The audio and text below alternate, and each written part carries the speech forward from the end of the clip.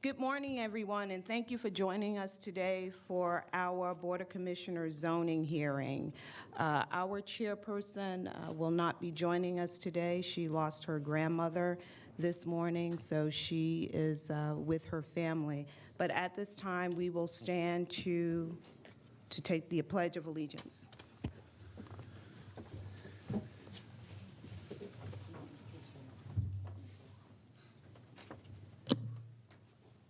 I pledge allegiance to the flag of the United States of America and to the republic for which it stands, one nation, under God, indivisible, with liberty and justice for all.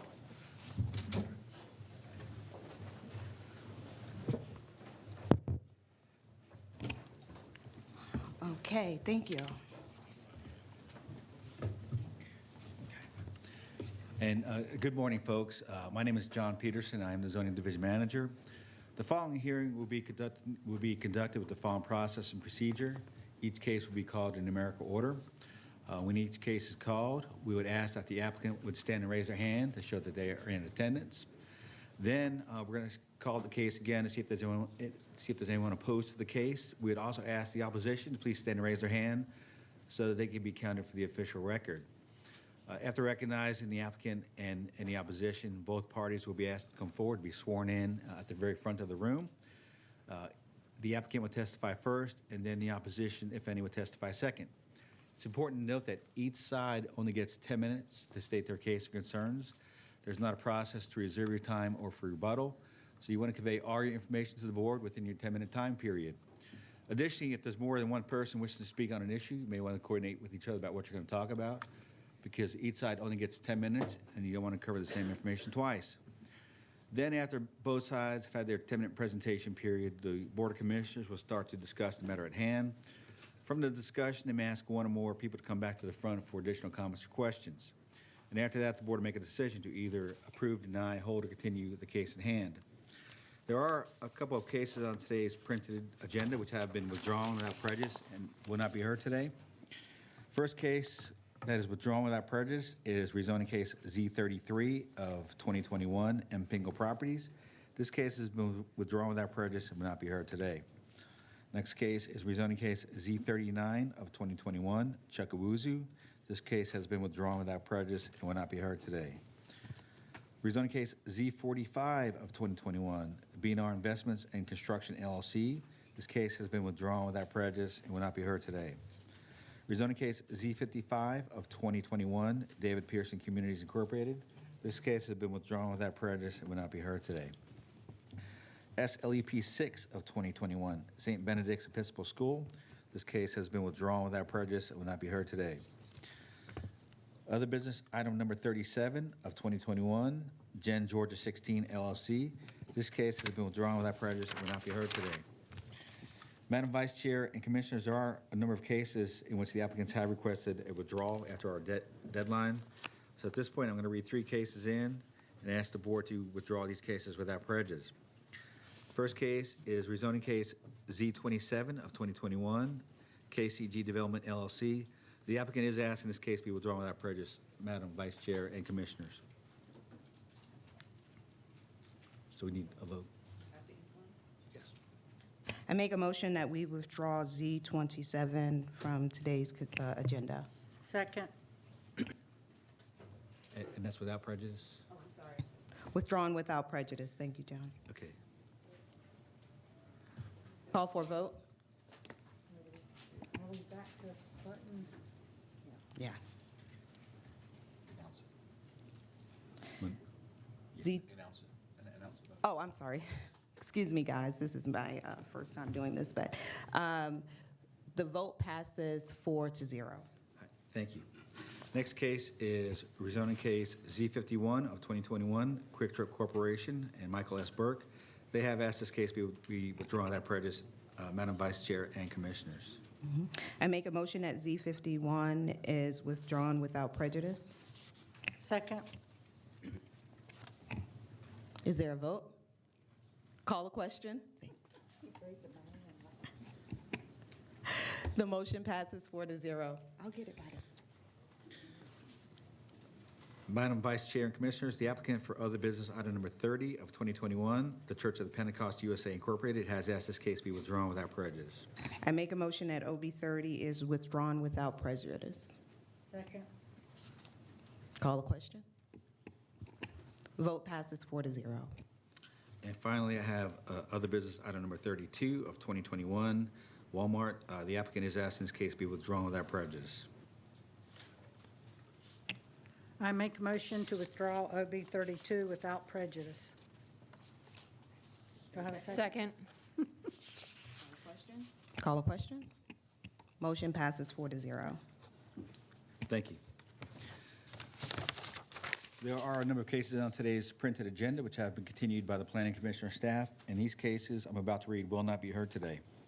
First case is rezoning case Z23 of 2021, 5912 Mapleton Parkway LLC. This case was held by the Planning Commission until the September 7th, 2021 Planning Commission zoning hearing. So Z23 will not be heard today. Rezoning case Z25 of 2021, the Furniture and Mattress Warehouse LP. This case was continued by the Planning Commission until the September 7th, 2021 Planning Commission zoning hearing. So Z25 will not be heard today. Rezoning case Z26 of 2021, Orchards Development LLC. This case was continued by the staff until the September 21st, 2021 Board of Commissioners zoning hearing. So Z26 of 2021 will not be heard today. Rezoning case Z31 of 2021, Pulte Home Company. This case was continued by the staff until the September 7th, 2021 Planning Commission zoning hearing. So Z31 of 2021 will not be heard today. Rezoning case Z38 of 2021, Winsong Properties. This case was continued by the Planning Commission, or excuse me, this case was held by the Planning Commission until the September 7th, 2021 Planning Commission zoning hearing. So Z38 of 2021 will not be heard today. Rezoning case Z40 of 2021, Brazos Hicks LLC. This case was continued by the staff until the September 21st, 2021 Board of Commissioners zoning hearing. So Z40 will not be heard today.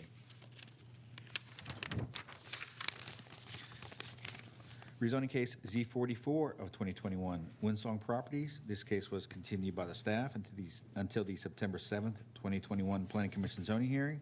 So Z44 will not be heard today. Rezoning case Z48 of 2021, Ray Murphy. This case was held by the Planning Commission until the November 2nd, 2021 Planning Commission zoning hearing. So Z48 will not be heard today. Rezoning case Z53 of 2021, Quintus Development LP. This case was held by the Planning Commission until the September 7th, 2021 Planning Commission zoning hearing. So Z53 will not be heard today. Rezoning case Z54 of 2021, Chuckawuzu. This case was held by the Planning Commission until the September 7th, 2021 Planning Commission zoning hearing. So Z54 will not be heard today. Rezoning case Z56 of 2021, Trayton LLC. This case was continued by the staff until the September 7th, 2021 Planning Commission zoning hearing. So Z56 will not be heard today. Rezoning case Z57 of 2021, Stacy Bagwell. This case was continued by the Planning Commission until the September 7th, 2021 Planning Commission zoning hearing. So Z57 will not be heard today.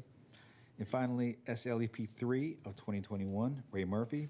This case was held by the Planning Commission until the November 2nd, 2021 Planning Commission zoning hearing.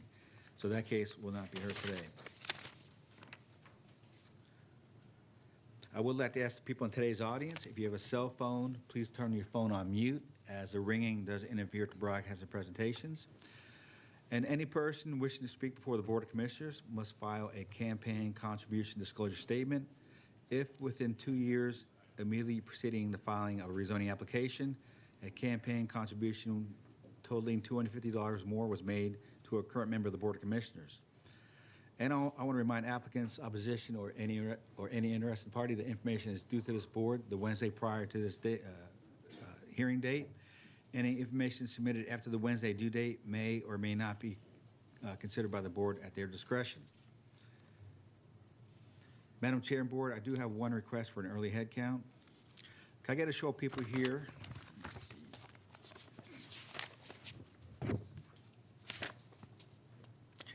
Can I get a show of people here who are opposed to other business, item number 38 of 2021, 6M Properties LLC. Please raise your hands.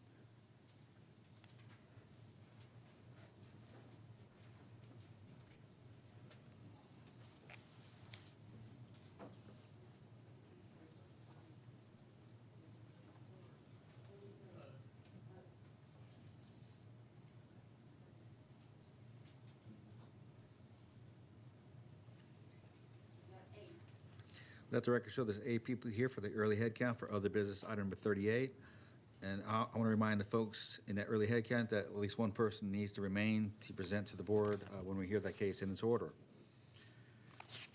And at this point, Madam Vice Chair and Board, I'm ready to start the consent agenda.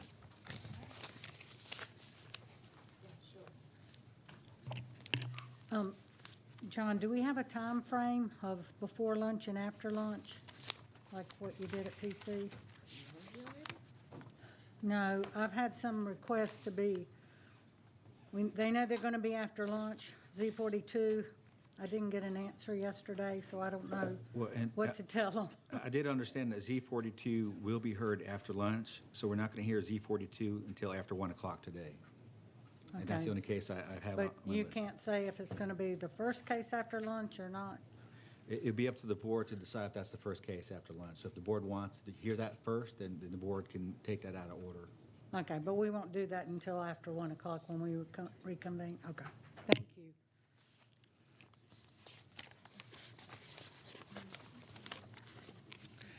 Okay, Cobb County Board of Commissioners, zoning hearing consent agenda for August 17th, 2021.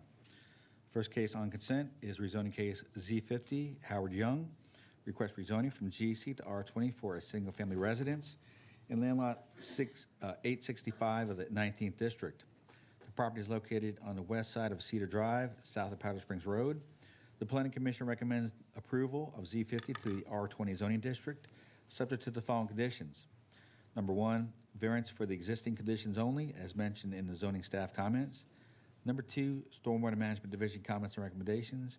And number 3, Department of Transportation comments and recommendations. Is there anyone here today opposed to rezoning case Z50? No. Let the record show there's no one opposed.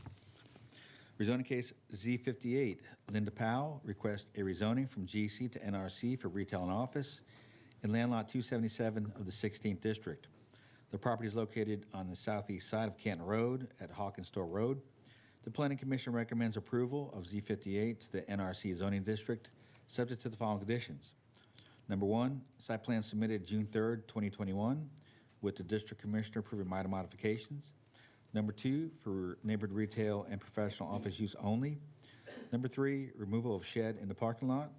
Number 4, no outdoor storage or outdoor displays of merchandise. Number 5, Canton Road design guidelines apply upon redevelopment of the property. Number 6, Fire Department comments and recommendations. Number 7, Stormwater Management Division comments and recommendations. Number 8, Department of Transportation comments and recommendations. Is there anyone here opposed to rezoning case Z58? No. Let the record show there's no one opposed. Rezoning case Z59, Fickett's Mill LLC, request rezoning from NRC to LI for office and specialized van storage in land lot 299 of the 17th District. The property is located on the west side of Old Concord Road and on the southeastern side of Clay Drive.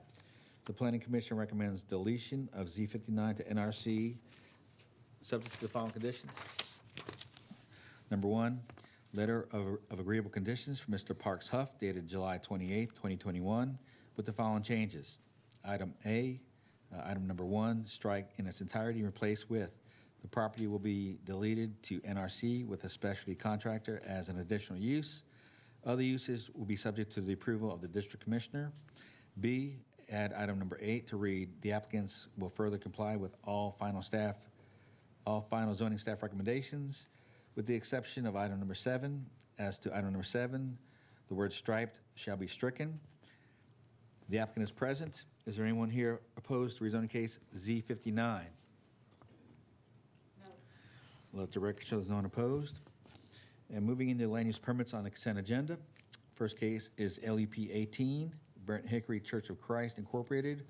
Request a temporary land use permit renewal for a daycare preschool facility in land lot 291 of the 20th District. The property is located on the north side of Burnt Hickory Road, west of New Salem Road. The Planning Commission recommends approval of Lot 18 for 24 months, subject to the following conditions. Number one, site plan received by the zoning division on June 3rd, 2021, with the district commissioner approved minor modifications. Number two, daycare-related banner signs to be no larger than 3 feet by 5 feet. And number three, Department of Transportation comments and recommendations. Is there anyone here opposed to LUP 18? No. Thank you. Let the record show there's no one opposed. And moving into other business items on the consent agenda for today. First item is other business item number 35 of 2021, which is to consider a stipulation of site plan amendment for Strategic Development Partners LLC regarding rezoning application Z22 of 2008 and rezoning application Z99 of 2007 for property located on the east side of White Road, north of Riverside Parkway, and land lots 777, 778, 789, and 790 of the 18th District. Staff recommends approval, subject to the following conditions. Number one, site plan contained in the other business packet. Number two, Cobb DOT comments contained in the other business packet. Number three, fire department comments contained in the other business packet. Number four, stormwater management comments contained in the other business packet. And number five, all previous stipulations not in conflict to remain in effect. Is there anyone here opposed to other business item number 35? No. Let the record show there's no one opposed.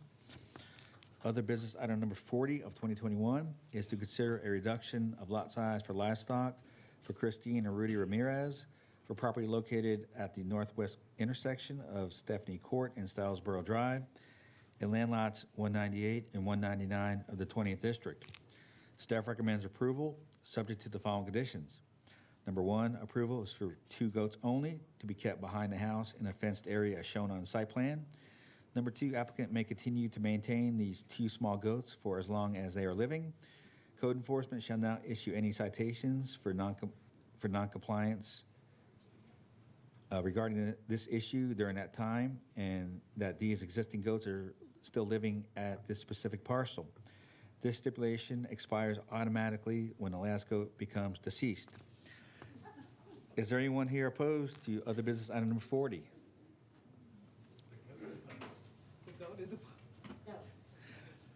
Let the record show there's no one opposed. Other business item number 41 of 2021 is to consider a stipulation amendment for Jason Francelis regarding rezoning application Z41 of 2017 for property located in land lot 1029 of the 16th District. The property is located on the west side of LaCroix Drive, north of Robinson Road. Staff recommends approval, subject to the following conditions. Number one, daycare use is allowed. Number two, new fencing is permitted to be approved by the district commissioner. Number three, Cobb DOT comments contained in the other business packet. Number four, fire department comments contained in the other business packet. And number five, all previous stipulations not in conflict to remain in effect. Is there anyone here opposed to other business item number 41? No. Let the record show there's no one opposed. Other business item number 43 of 2021 is to consider a stipulation amendment for South Cobb Redevelopment Authority regarding rezoning application Z120 of 2016 for property located in land lots 511, 512, 490, and 590 of the 18th District. The property is located on the east side of Factory Shaw's Road, the north side of Riverside Parkway, and the southeastern side of Cochran Road, and south of Richard Lane. Staff recommends approval, subject to the following conditions. Number one, the reversion clause is extended for an additional 30 months. And number two, all previous stipulations not in conflict to remain in effect. The applicant is here. Is there anyone here opposed to other business item number 43? We have one opposed, so we'll pull that off consent and put it in its regular order.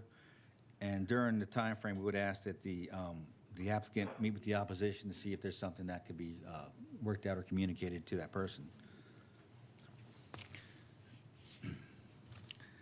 And that's all that's on the printed consent agenda, Madam Chair and Board. I understand there are 3 or 4 more things that the board would like to add to consent. Yeah, there is.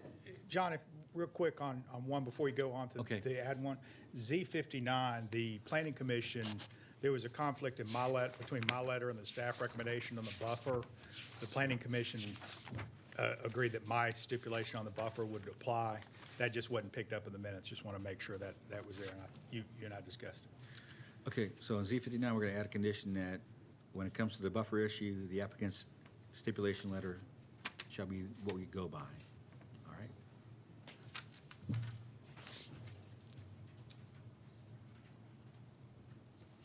Do I need to make a motion or anything? Okay, so At the end.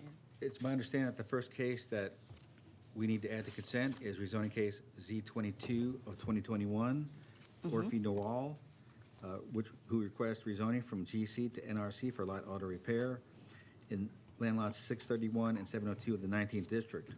The property is located on the east side of Austell Road, south of Milford Church Road. The applicant is present. Is there anyone here opposed to rezoning case Z22? Let the record show there's no one opposed. So at this point, Yeah, Bill, just- do we add it to consent and then add the stipulations? Okay, so add it to consent first. Okay, so we need a vote to add that one to consent. Okay, I make a motion that we add Z22 to the consent agenda. Second. Call a question.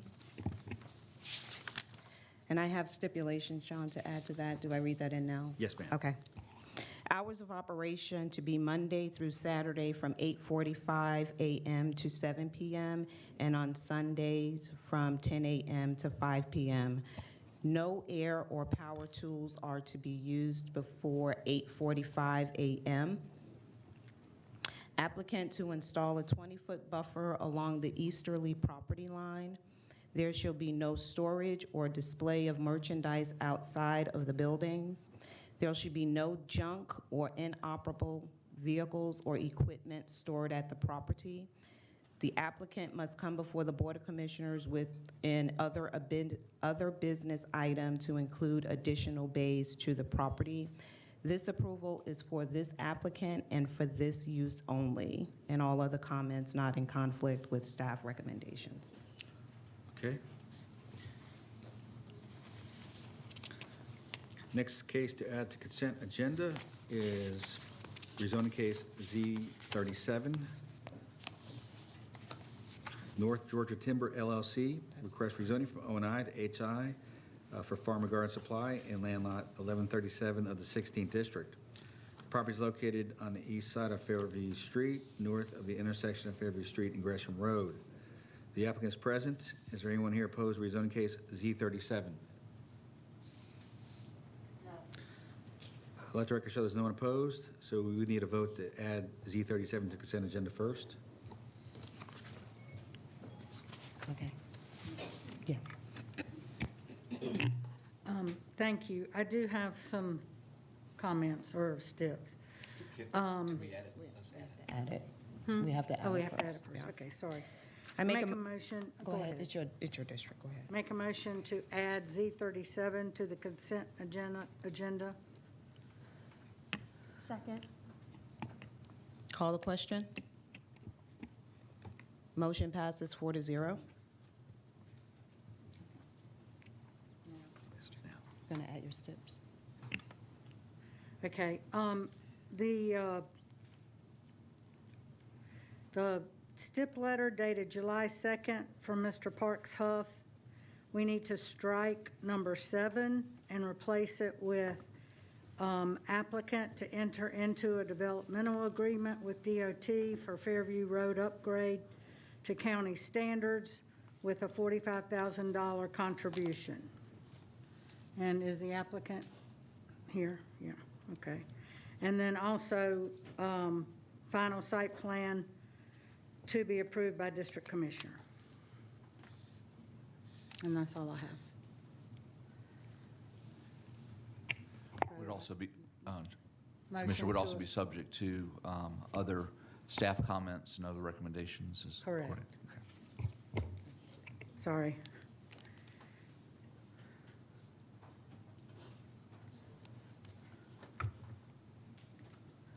So that would be my motion to approve Z37 with the following. Do we have a second? Thought we already did. Second. Call the question. Motion passes 4-0.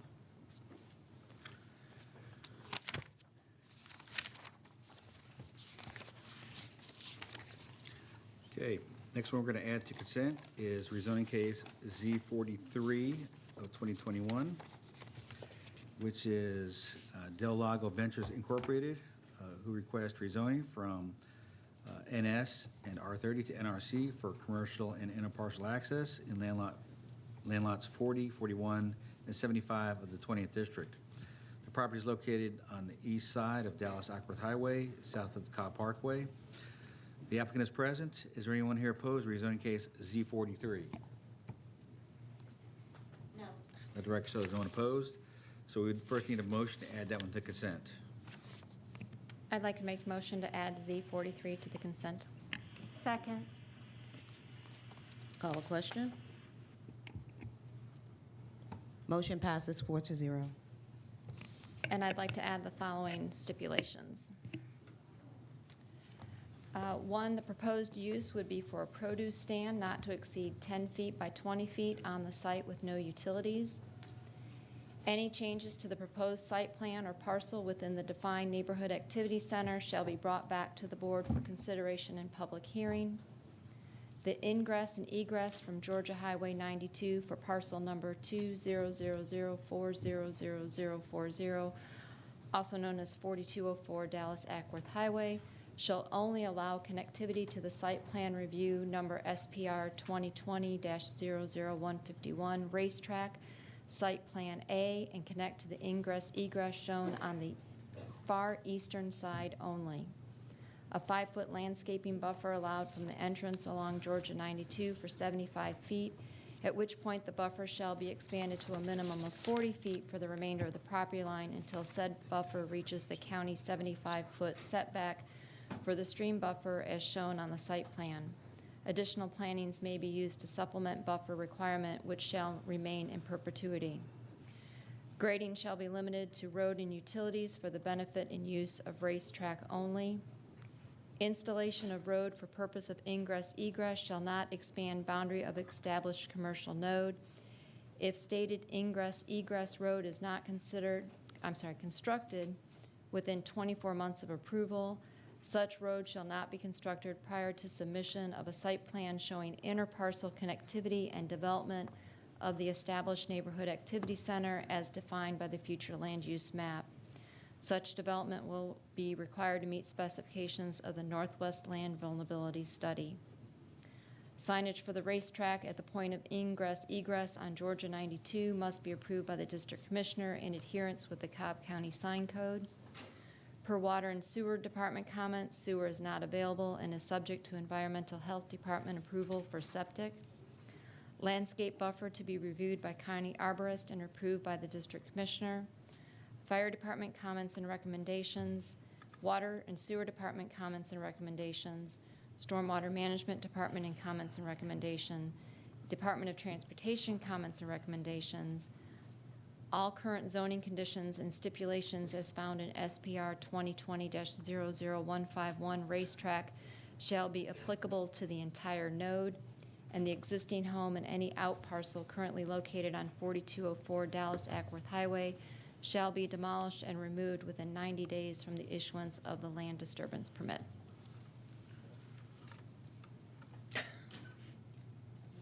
That's it.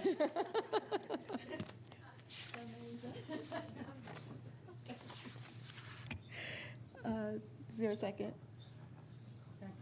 Okay. Oh, and for that one, you probably want to add all staff recommendations not in conflict with your motion. And then I'll also add all staff recommendations not in conflict. Thank you, John. Thank you. Okay, We got a second? Call the question. Motion passes 4-0. Okay, and the last case I have to add to consent agenda is other business item number 36 of 2021, which is to consider a reduction of minimum public road frontage for April Ingram from 75 feet to 0 feet for lots 1 and 2. The property is located off a private easement on the south side of Pebblebrook Road and land lot 466 of the 17th District. Is there anyone here opposed to other business item number 36? Let the record show there's no one opposed. So we first need a motion to add that to consent agenda. Madam Vice Chair. I make a motion to add OB 36 to consent. Second. Call a question? And John, I do have stipulations to read. Okay. The entire driveway to be fully paved and no further subdivision of this property and all other comments not in conflict with staff recommendations.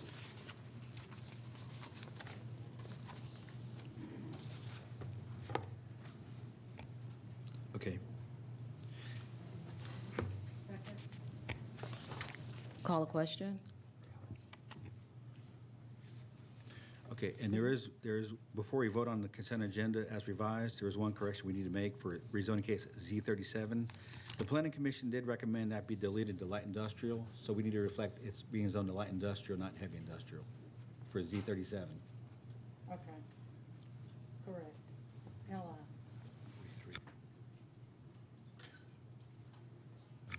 And it's my understanding, Madam Vice Chair and Board, that OB 43 no longer has opposition.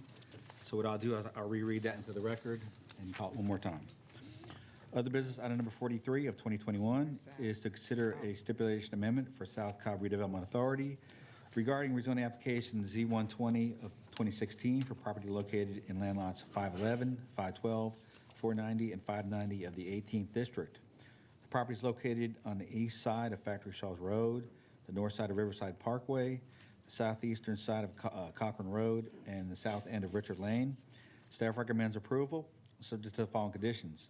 Number one, the reversion clause is extended an additional 30 months. And number two, all previous stipulations not in conflict remain in effect. The applicant is present. Is there anyone here opposed to other business item number 43? Let the record show there's no one opposed. And that completes the consent agenda, Madam Vice Chair and Board, as revised. John, if I can just, on OB 43, add a time frame rather than 30 months? Okay. Yeah. Can we do that? Can we add an expiration date? And I'm not sure if expiration is the proper word to use, but the expiration date of June 30th, 2024. It'd be the reversion date. Right, the reversion date. Okay, the reversion date of June 30th, 2024, which is essentially the same as the 30 months. I just want to have a date rather than just to have 30 months. Yeah, okay, that's good. Okay.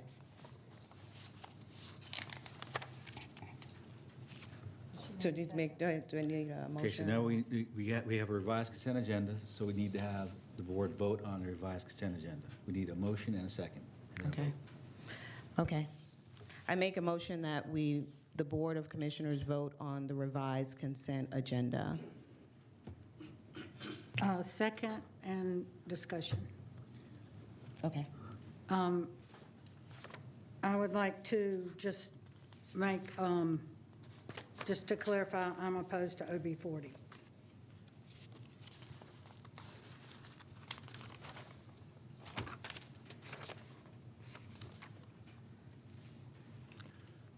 Where is OB 40?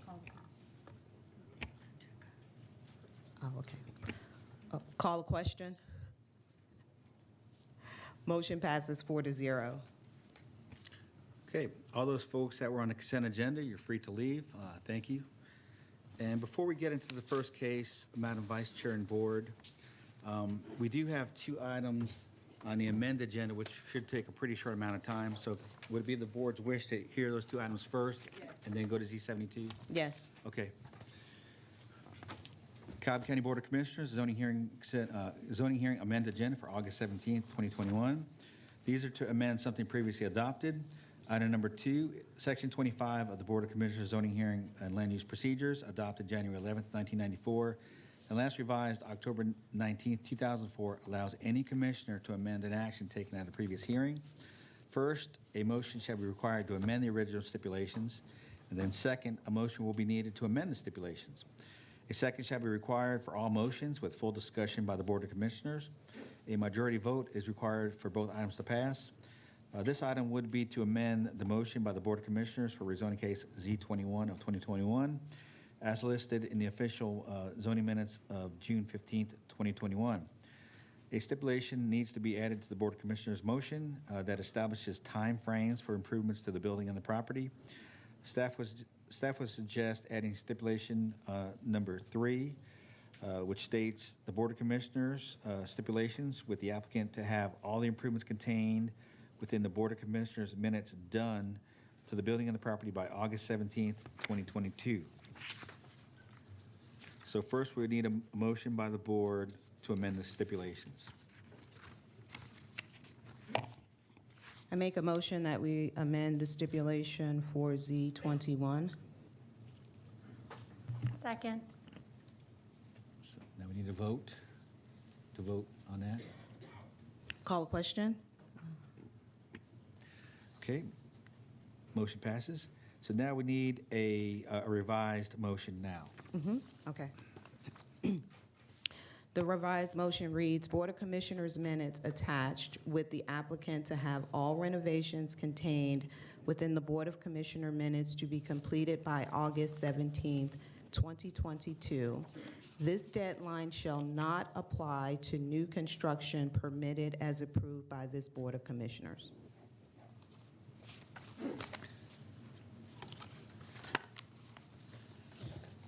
Do I have a second? Second. Call the question. Motion passes 4-0. Okay, thank you.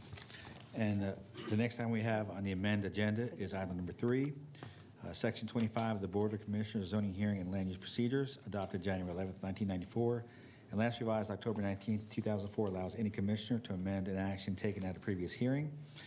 First, a motion shall be required to amend the original stipulations.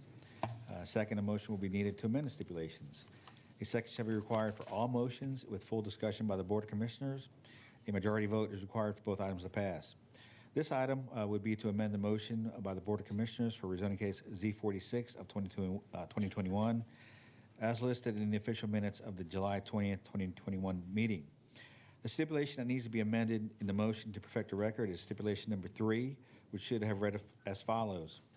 The access driveway to be the access driveway to be a fully hardened surface from Joe Jerkins Boulevard to the storage yard, as shown on the site plan received by the Zoning Division May 6, 2021. So we would need a motion first to amend the stipulations. I make a motion to amend the previously adopted approval of Z46 from the July 20th, 2021 BOC zoning hearing minutes. Do I have a second? Call a question. Okay. Motion passes 4-0. Now we need You have a a question? motion to amend with stipulations. All right. Excuse me. I make a motion to amend the following zoning stipulation of Z46 from the July 20th, 21 BOC zoning hearing minutes to read as follows.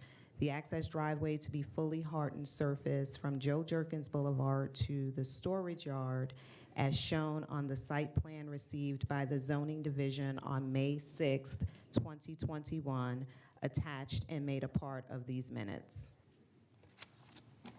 Is there a second? Second. Okay, call the question.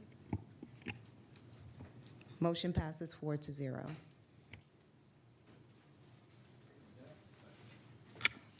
Okay, with that, we're ready to start our first case. Rezoning case Z72 of 2020, North Point Ministries Incorporated, request a rezoning from LRO, NRC, and R20 to LRO, NRC, and FST for a church, retail and restaurant, townhomes, and single-family residential in land lots 466, 467, 470, and 471 of the 16th District. The property is located on the south side of Shalford Road, the west side of Johnson Ferry Road, the north and south sides of Waterfront Drive, and the east side of Waterfront Circle. The applicant is present. Can I get a show of folks here who are opposed to rezoning case Z72? Please raise your hands.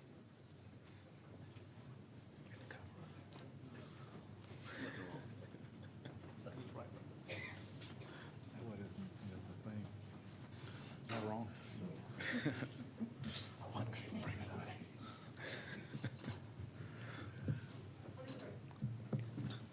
Let the record show there's 23 people here in opposition to rezoning case Z72. Can I also get a show of people here who are in support of rezoning case Z72? Please raise your hands.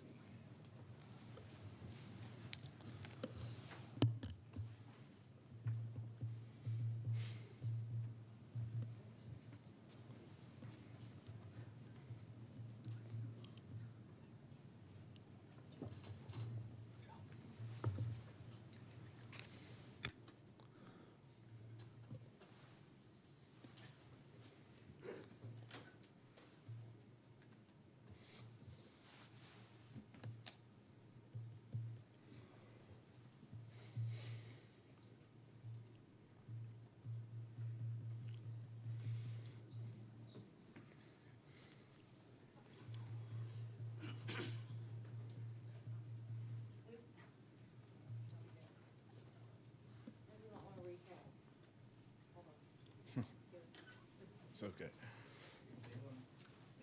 Can everyone keep their hands raised for the people here in support?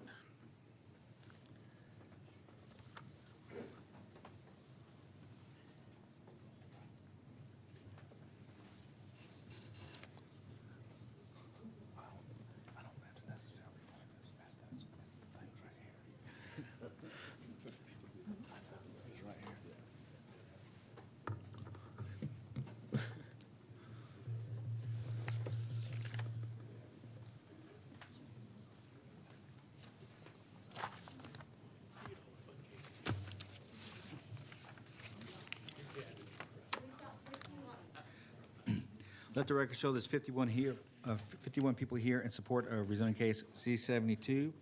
All those folks who wish to speak to the Board of Commissioners, please come forward to be sworn in.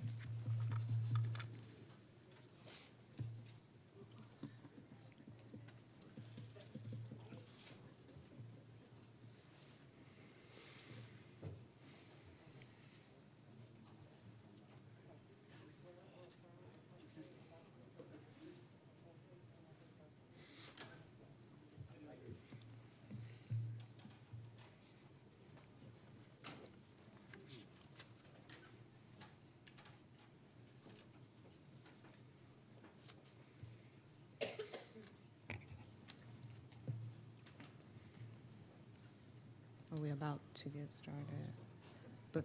Well, actually, before we get started, Commissioner Richardson has requested that we allow for 15 minutes for each side. I know you probably have your presentation condensed to 10 minutes, but in light of the opposition, we'd like to have the community have an opportunity to speak, so we're going to extend it to 15 minutes. Okay. Thank you, Commissioner. All right, As thanks. a lawyer, I'm certainly happy to talk more. We need to vote on that if that's approval with the board, so. Are you guys, Yes, you can make a motion for that. Motion to extend the speaking time to 15 minutes per the applicant and for the community or opposition. Second. call a question? Motion passes 4-0. Only 10 more minutes, it's not going to kill anybody. Ready? Good morning, Commissioners. My name is Kevin Moore. I'm here on behalf of and pleased to represent Point Ministries in this application for rezoning. This property is comprised of just over 33 acres located generally at the intersection of Johnson Ferry Road and Shallerford Road. The application seeks rezoning from its current classifications of NRC, LRO, and R20 to the classifications of LRO, NRC, and RA6. What we're seeing on the site on your screen now is the site plan, and to better clarify for you the zoning categories and to orient you with the site in general. Along your left-hand side of this screen is Shallerford Road. Along the top is Johnson Ferry Road. In blue, we have highlighted for you that portion of the property which is proposed for rezoning to LRO, low-rise office, which is just over 10 acres of the total of 33 acres, which will be the primary location for the Point Ministries Church, as well as a professional office, which is the Academic Solutions tutoring business, longtime business that has been located on this property, which will be relocated to that portion of the property which is zoned and proposed to be zoned LRO. Please note that section is also primarily zoned LRO today with some R20. Next, you see the pink at the top as you turn to Johnson Ferry.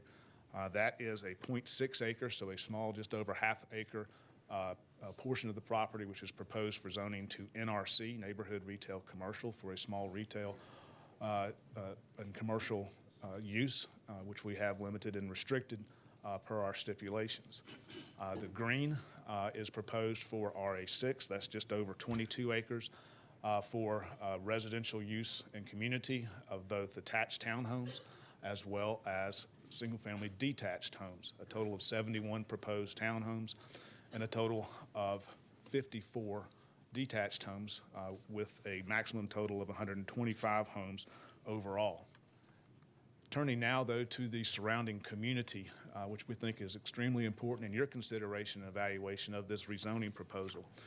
And that is, what is this community and how has it been developed and zoned over the years? And how would you define this community? Because we believe defining this community is not simply stating that this is a quiet suburban neighborhood of single-family homes on large lots. Quite the contrary. When you look at this area as a whole, that being the intersection of Johnson Ferry and Shallowford Road, you see our property highlighted in black. Johnson Ferry Road is running north to south through the middle of your screen, and Shallowford Road running east to west.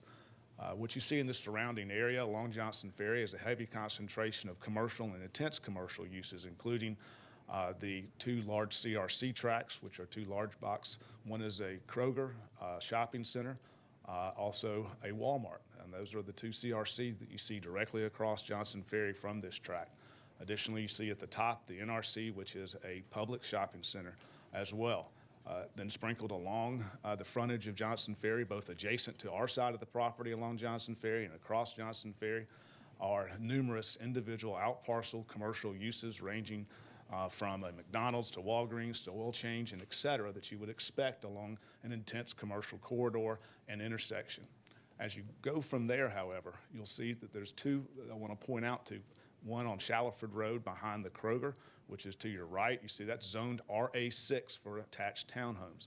That was done approximately just under 10 years ago, zoned RA6 for townhomes because it's a transitional piece between the intensity of the commercial intersection and node to the single family beyond, and it was zoned RA6 at 6 units per acre for attached townhomes.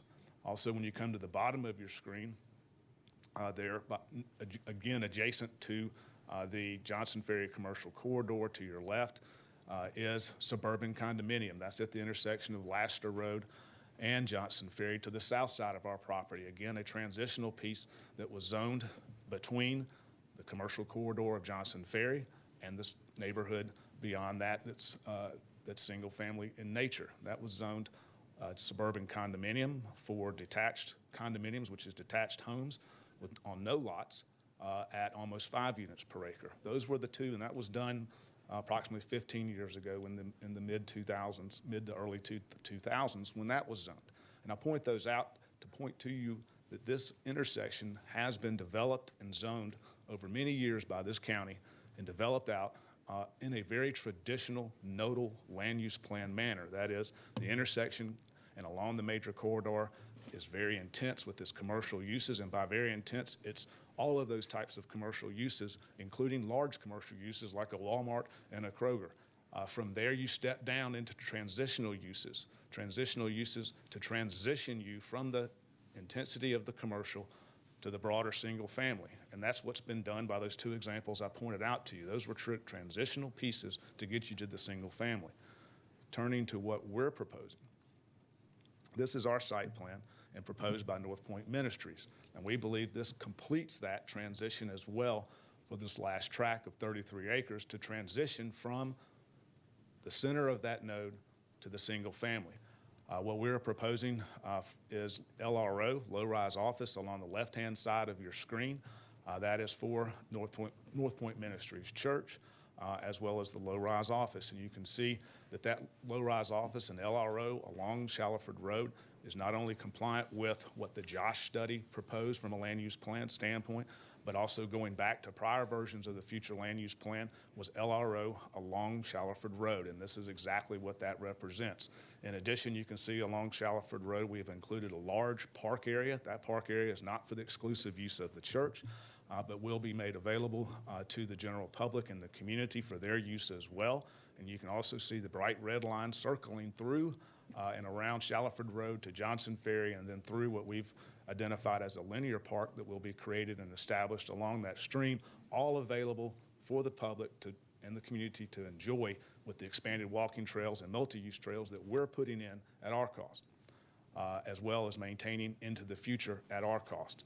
By having the parking available from the church, this is easily accessible for the community, and again, is providing elements of community, open space, and enjoyable space consistent with the Josh plan. As we turn to the residential itself, we have townhomes. Those are in the dark red. Those are townhomes that we are proposing. All of those are adjacent to existing commercial. On the bottom right of the screen and site plan, that is where the McDonald's is, and then you jump to the Walgreens and oil change on our side of the road. All of those townhomes are proposed adjacent to existing commercial.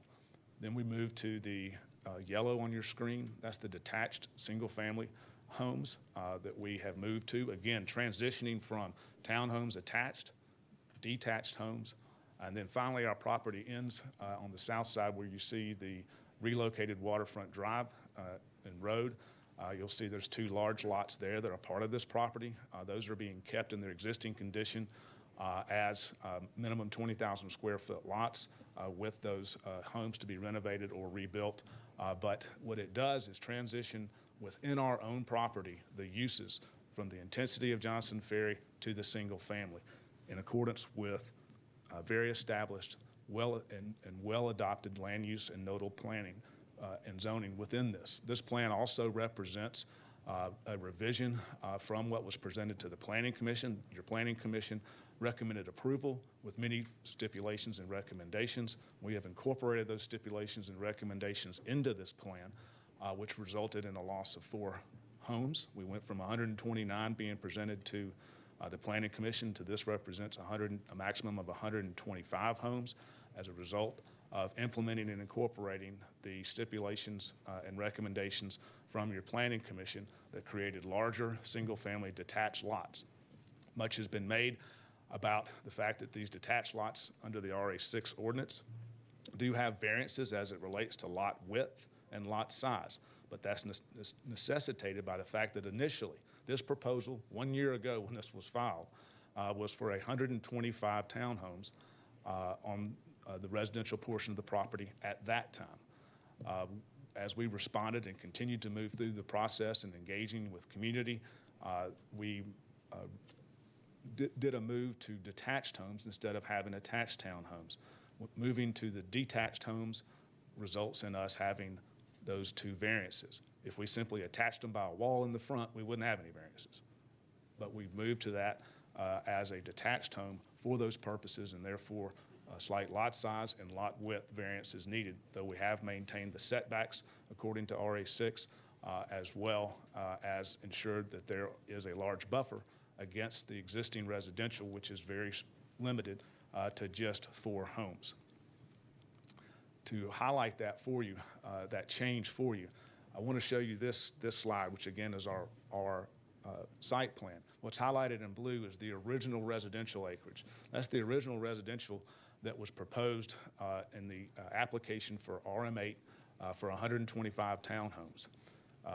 Repeatedly, we had been requested, and there was comments to have this residential property be below 5 units per acre.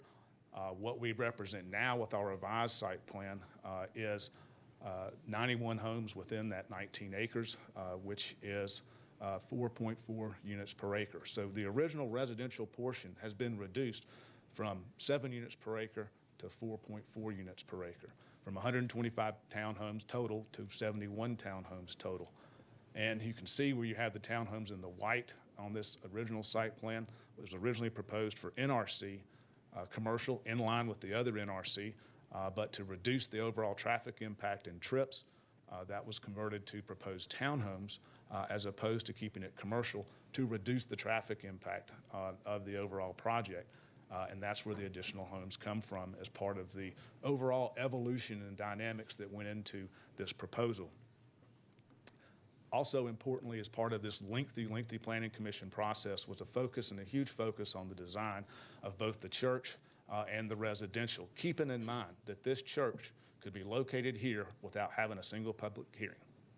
It is allowed in those districts and does not need to come in for rezoning, but the church, in its effort to have this entire property, which is being sold as one tract, has worked very, very diligently to design its building, its operations, and how it will appear and be welcomed by the community, even though it didn't have to. And I think that's important. You can see this is actually the church view from Shallerford Road, and you can see the type of architecture that they're employing so that it is indeed part of this neighborhood.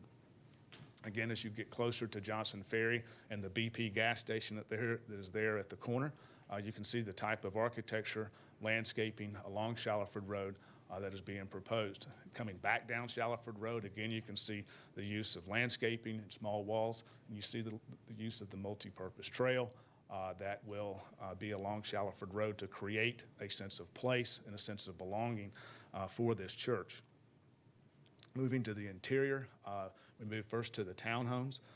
We have proposed these townhomes, so again, bringing that architectural detail and design and flavor from the church to the residential so that those are consistent with each other from an architecture standpoint and design standpoint. Now going out to Johnson Ferry with the townhomes, I want to give you a view of how Johnson Ferry and those townhomes will interact in that one section. So instead of having individual NRC out parcels, what we are proposing is a decorative brick wall along Johnson Ferry with landscaping and the townhomes beyond that. To get you a better sense of it as well, you can see how that looks looking back down Johnson Ferry, and importantly, you can look and see exactly how this orients with the intense commercial across the street. You can see the Kroger sign, you can see the Papa John's, you can see what is there in terms of the commercial intensity with which we are transitioning from and to. Turning also to the single-family detached homes. Again, this is inspirational in terms of how they would be detached, though now these homes will be further apart. All homes are, however, limited to no more than 35 feet in height, which is consistent with the maximum allowed under RA6. The maximum allowed under R20 and R15 even is 35 feet.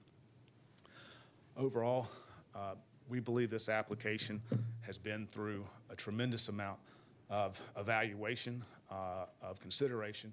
Ultimately, through all of this, both your professional staff and ultimately the Planning Commission have recommended approval. We think this application, and certainly from North Point's perspective, has been one that has involved a tremendous amount of community input, which has been incorporated where it can. Did we get all the way there to have giant community support? Obviously, we have not, but it wasn't for a lack of effort or trying.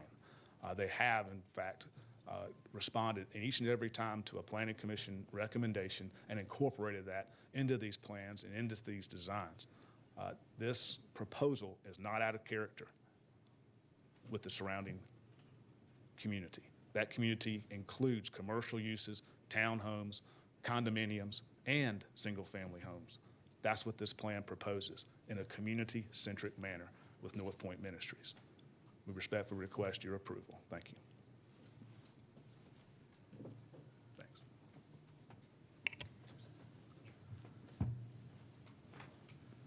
Thank you. Has the opposition been sworn in? Yeah, the opposition's been sworn in. There's 15 minutes. The timer is on the podium. Be respectful of the other people who wish to speak. I'll stop the And clock just when you also as a note, with the 15 minutes, that will be divided among the people that need to speak, so please be mindful of that. Excuse me, what Yeah. was the time that the presentation took? He spoke exactly 15 minutes. He's watching the timer. And if You you gave a would, lawyer 15 minutes. He's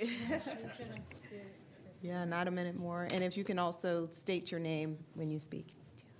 Thank you. Good morning. My name is Ruth Michels, and I'm a longtime resident of the Marlanta subdivision and also represent the waterfront subdivision, the estates of Chimney Lakes, and Chimney Lakes subdivision. We do not support the development proposed by North Point Ministries and reserve our constitutional rights as property owners to challenge any approved rezoning as infringing upon our rights as property owners. This application has been in the planning stages for 8 months. We have met with Planning Commissioner Waybright and the applicant several times at our request.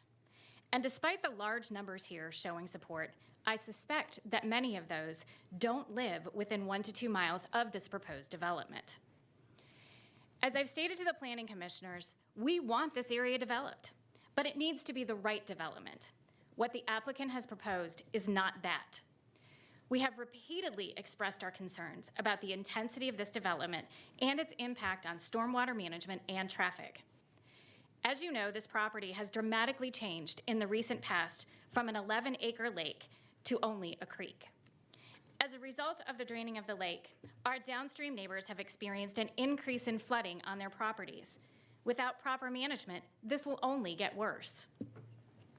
At this point, none of us can have an accurate picture of how this property can and should be developed, and more importantly, how it will impact the surrounding and downstream communities in the Chattahoochee River Basin, including how the construction of the new roadway, including a bridge or a culvert, will impact the floodplains and wetlands. It also appears that the new roadway running parallel to the creek encroaches into the 75-foot impervious buffer.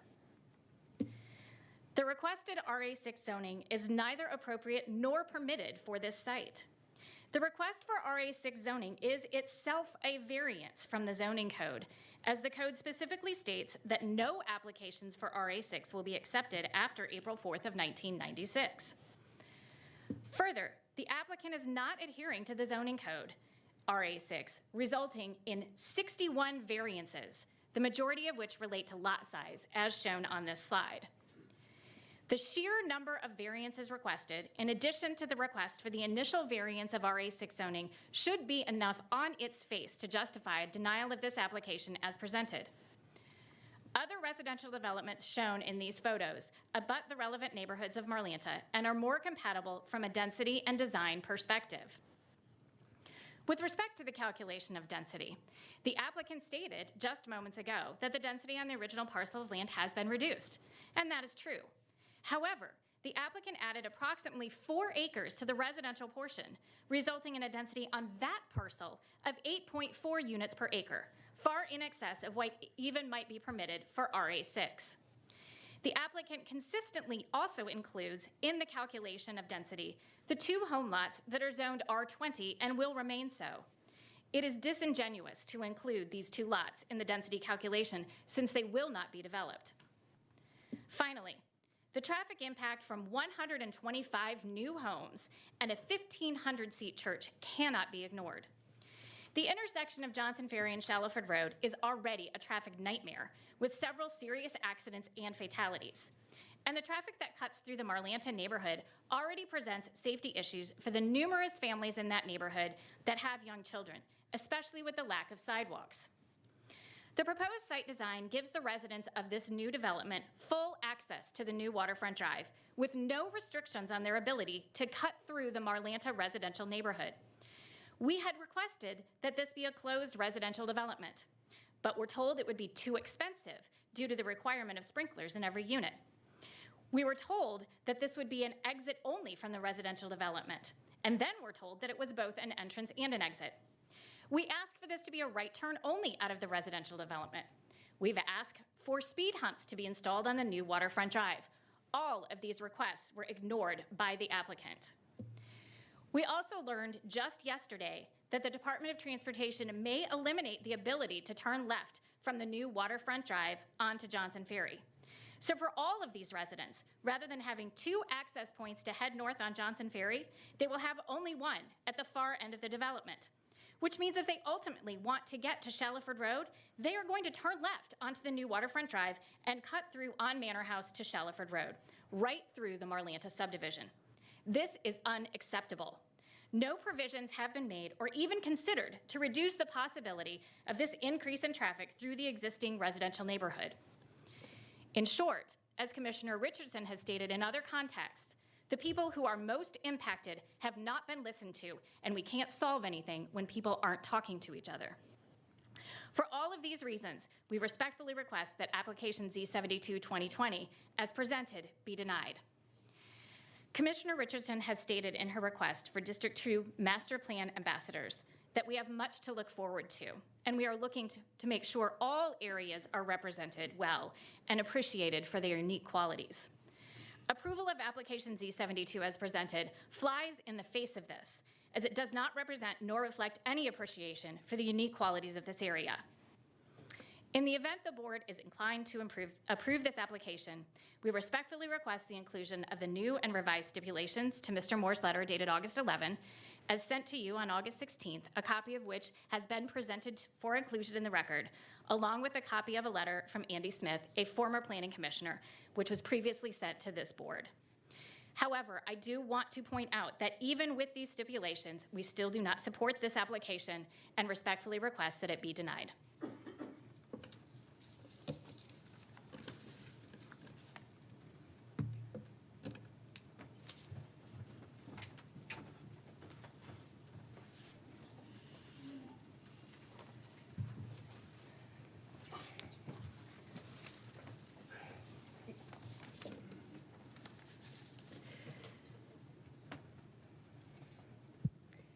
I'll reach for that when I'm ready. Thank you. Good morning, Commissioners. My name is Jill Flam, and I am East Cobb Civic Association's case manager for Z72. This zoning has taken a long time. It is unlike anything in the area, and various elements of it were not contemplated by the Josh Plan, but like the Josh Plan recommended, it is an all-or-nothing proposition for the development of the area. The applicant has tried to compare this project's density with the RA6 on Shellifer Road and Childers Road as setting precedent for the area. However, this property has different issues. It is up against CRC, not our NRC, which includes a Kroger store that has a 24-hour service driveway running along the side of the property. The service driveway is used by Kroger's semis to deliver food. They idle back there. There are refrigerator trucks. There is noise possible 24 hours a day. In addition, the neighbors had fought several battles against proposed commercial on this site. The SC zoning off Lassiter has been brought up too. The property was zoned over a decade ago, but the density is 5 units per acre, medium density. Both properties are shown correctly on the future land use map as medium density residential. We do not believe a precedent has been set for the area regarding density. There remain some unanswered questions with the site plan with the RA6 portion. What variances will be required? The minimum land lot size is stated as 4,200 square feet on the site plan. RA6 requires 6,200. How many lots are undersized? The applicant refuses to supply this information and has been asked repeatedly. And what other variances will be needed on this project besides lot size and front lot width? Guest parking on this project is not evenly distributed throughout the subdivision. Up here, where 47% of the townhomes are located, there is no guest parking. We recommend that this be remedied on the site plan. And then, has DOT looked at the current plans since the left turn lane into the subdivision has been added and the separate driveway into the NRC parcel has been removed from the new waterfront drive? How about the fire marshal? No new revised comments are shown on the website. Commissioner Waybright thought this was to be an exit-only access. We'd like this clarified. In addition, ECCA has some recommendations on changes to the stipulation letter, which we have spelled out in the document sent to you on Friday, August 13, and also supplied to you this morning. I will highlight some of these for the sake of time. With the RA6 townhomes and homes along New Waterfront Drive, all townhomes and homes along New Waterfront Drive and Johnson Ferry will have rears composed of 50% brick or stone that match the composition of the facades. The sides of the single-family lots 18 and 19 will also have this composition. The stipulation for rear composition of the townhomes along Johnson Ferry was made by the Planning Commission per their minutes.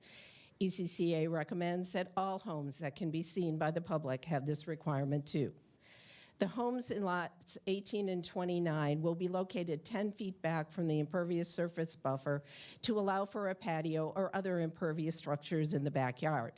When building permits are pulled for these lots, they will be reviewed by Cobb County staff on an individual lot basis for compliance. On these lots, the impervious surface buffer is their backyard, and this is highlighted in yellow on this map. This stipulation will eliminate a lot of variances in the future for people wanting to use their backyards. 3, garages will be converted into living space or used solely, or garages cannot be converted into living space or used solely for storage, as parking is at a premium in the subdivision. 4, existing homes along Waterfront Circle will be secured within 1 week of the sale of the property, and within 1 month, the houses will be brought up to the Cobb County Code standards and maintained accordingly by the applicant until it is determined whether they will remain. Right now, one of the houses has gutters falling down upon it. And 5, final renderings to be approved by the district commissioner. The additional stipulation we are asking for in the LRO development is the district commissioner have final approval of those renderings. And for the NRC, we recommend an additional stipulation that the church will maintain the parcel and the existing trees until this lot is developed. For the overall development, we are requesting additional stipulations for no stacking of construction equipment or vehicles on Johnson Ferry, Shallowford, or nearby residential streets, modified construction hours, tire washing stations, and a 24-hour contact number to report any problems. In addition, we recommend that all existing homes and businesses, except the Waterfront Circle homes, not currently occupied, be boarded up, secured within 1 week of the sale of the property, and demolished within 1 month for safety and security reasons. And finally, that the park area in Linear Park be added to the list of items to be reviewed by the Landscape Committee. So what is our final recommendation? At this point, ECCA recommends holding this application until modifications can be made to the site plan concerning guest parking and additional information supplied on the variances needed on the RA6. However, if the BOC feels that a hold is not necessary, then we recommend approval of the application subject to the stipulation letter dated 8/11, site plan, renderings, and all recommended changes to the site plan and stipulation letter listed in our email on August 13, as well as staff comments. Thank you.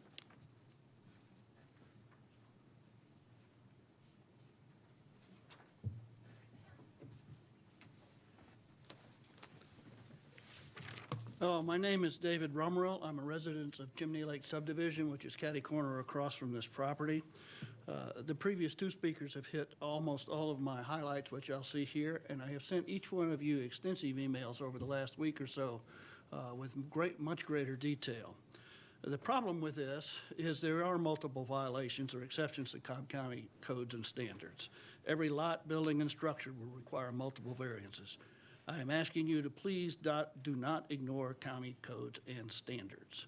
Just because the applicant wanted to put 2 bushels of potatoes in a property doesn't mean that you should modify your county codes and standards to allow that. The guest and amenity parking. Nobody's mentioned amenity. If I read the fire codes properly and the county development codes properly, when you have an amenity in this zoning district, there is to be separate amenity parking. It's not included as guest parking. They have shown none and do not plan on including any that I know of. Second, if you stay with the reduced setback that the applicant has asked for, the driveways are shorter than 22 feet, and therefore the amount of guest parking necessary will double if you meet the code, from 60-something to 120-something, and it's not evenly distributed. I want to remind you that Josh and both county zoning analysis recommended low to medium density.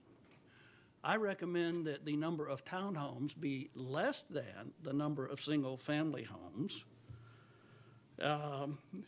And I also am concerned about townhomes being immediately downstream of an impoundment structure. If that structure should fail in a storm like we're having today, it would put lives in jeopardy. So I would like to see a revised site plan that also does that. And like I said, reduce the number of townhomes to be less than the number of single-family homes. To the church folks that are here, or I assume most of the opposition was from church, we are really not opposed to the church locating there, and we've worked out most of the details. What we are opposed to is the nature, character. Sir, I'm sorry, your time is up. Unless the board wants to give additional time, all 15 minutes has probably been not. allotted. You've all gotten my emails, so thank you very much. So that's a total of 15 minutes, so no more speakers.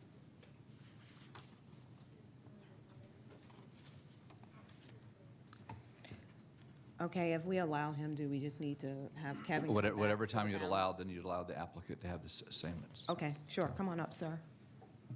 How much time? 2 minutes. 2 minutes, that's all I got. Okay.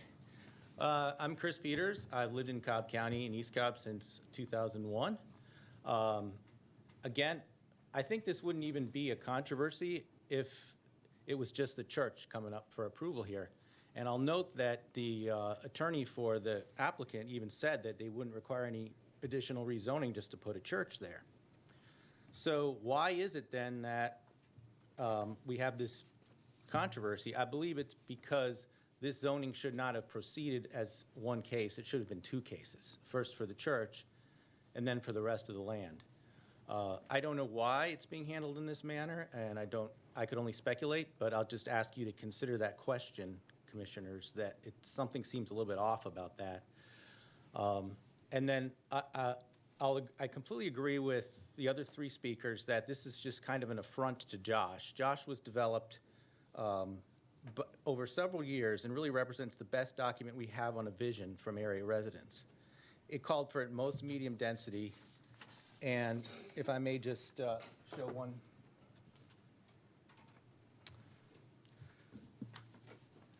Yeah, that's upside down.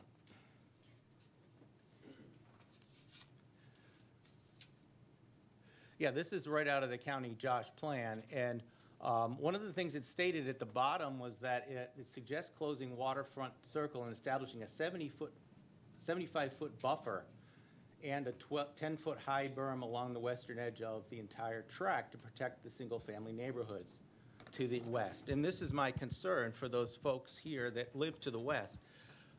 They're going to have traffic. They're going to have property encroaching right up against their backyards. And this is not what the community wanted. I've lived here in Cobb for 20 years, and I've seen way too much intense development going on. But this project in particular strikes me as just too intense.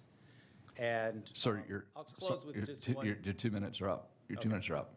Yeah, please deny the petition respectfully. Thank you. Thank you. Kevin?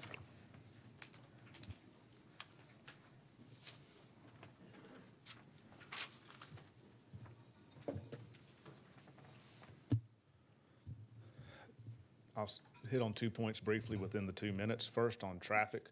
The proposal that we have made constitutes 86% less traffic trips than what Josh proposes for this tract. 86% less traffic trips Monday to Friday, because we're including a church on over 10 acres of the portion of it, which has basically minimal trips during the week, which Josh didn't contemplate.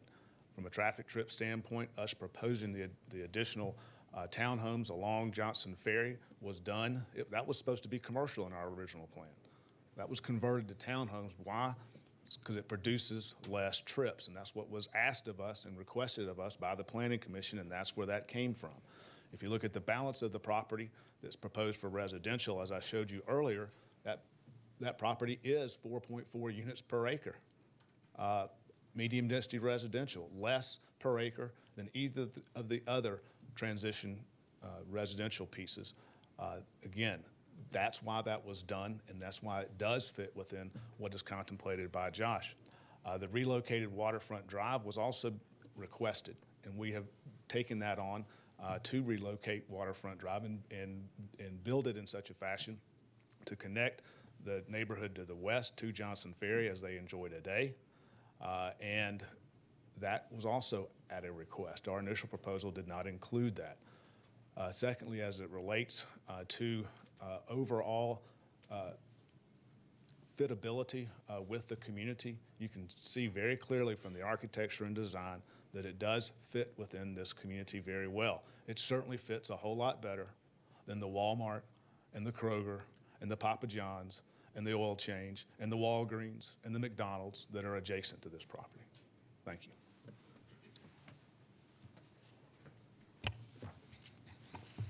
Thank you. We have concluded hearing from the presenting attorney and opposition, and I will turn things over to Commissioner Richardson.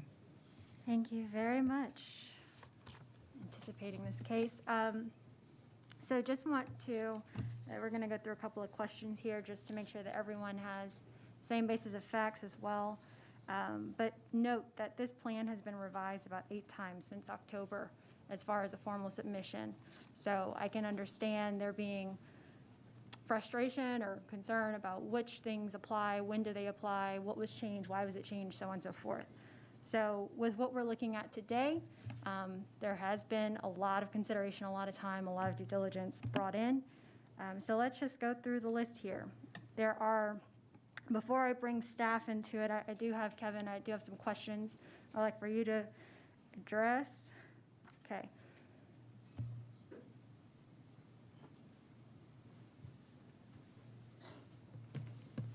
So the first, regarding properties 3080 and 3090, can you share with everyone what the restrictions are on those properties as it stands right now? Yes.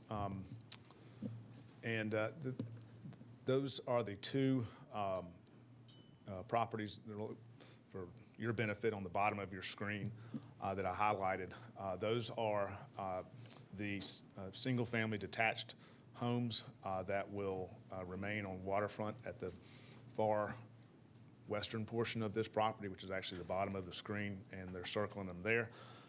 Those two lots to transition within our property are essentially being left as is. Those are two R20 lots today. They're part of this property and part of this tract and need to be part of this development. We are relocating and kind of rerouting a waterfront that exists today between those two lots. It comes in today between those two homes. We will be kind of rerouting that, but otherwise leaving them as is. Those two homes will be either renovated or they'll be torn down with new homes built. But we included in our stipulation letter that those have to remain as those two essentially are 20 or half-acre plus lots. Okay, thank you. Second question for you. So it was mentioned that the community was expecting this to be closed residential, and there had been a change to add in this road. Can you just kind of share what's being accomplished there and how it has been contemplated to make sure that there is less cut through? Certainly. And I'll go back, the initial proposal, Waterfront Drive connects and comes through that neighborhood to the west and then connects to Johnson Ferry at the kind of the right-hand location of this plan. Our initial proposal, as shown just a minute ago, was to close off Waterfront Drive and be abandoned and incorporated into this project, so it would be a enclosed type of residential community. The discussions that ensued from there were some in the neighborhood that liked the idea of closing it off and not having any availability for quote cut-through traffic, but there were others that very much wanted to continue to have access to Johnson Ferry. What was requested of us was to look into actually relocating and rebuilding Waterfront Drive in this location, which it was believed would actually reduce the cut-through traffic that exists today because of where it is located. In addition, The Planning Commission recommended that the church traffic on Sundays would not be able to, and restricted and prohibited traffic from exiting the church onto the new waterfront and turning right, which would be coming down the new waterfront drive to eliminate cut-through traffic. As far as the proposed new residents, new homeowners for this area, their use of waterfront drive it would be just like any other homeowner if they can, as far as access to it. But certainly their primary access is to Johnson Ferry in 2 locations. Okay. And then there was a mention about the left turns being available, and there's the thought that it was exit only coming out of that road by the townhomes. Right, and my answer to that is I would have to turn that over to DOT. We believe what is reflected on this plan with the multiple lanes at that access point of the new waterfront drive to Johnson Ferry, we have dedicated left turn lane, right turn lane to go on to Johnson Ferry. But to the extent that is our access or how that would be dictated, it's up to DOT. And we've reflected on the plan what we understand to be the result of our traffic study and DOT's review. If, however, DOT restricts that in some form or fashion, then that's what we would do. Okay. Next question. So given the thoughts around speed humps and speed mitigation techniques, what have you, decreasing cut-through, has that been contemplated, and is that something amenable to the applicant? Yes.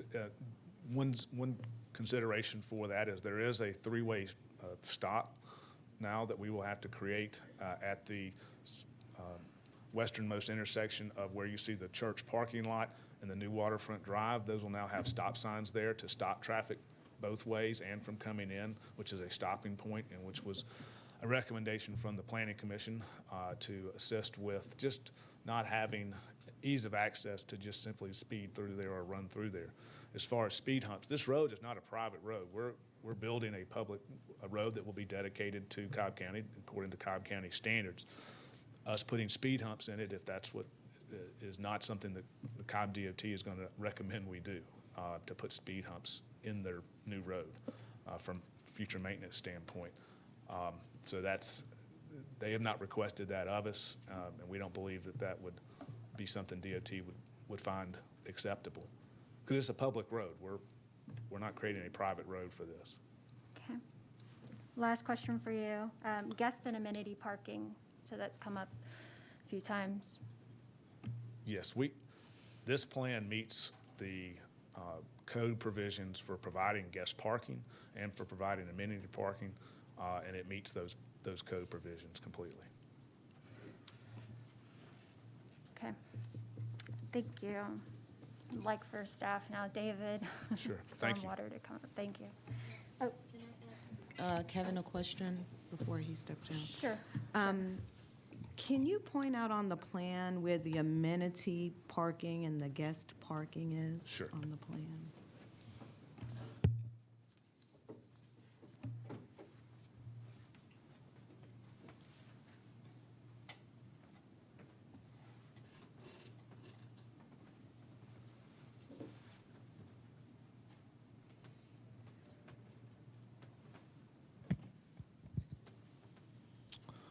Commissioner, the amenity center is here, full amenity for the residential.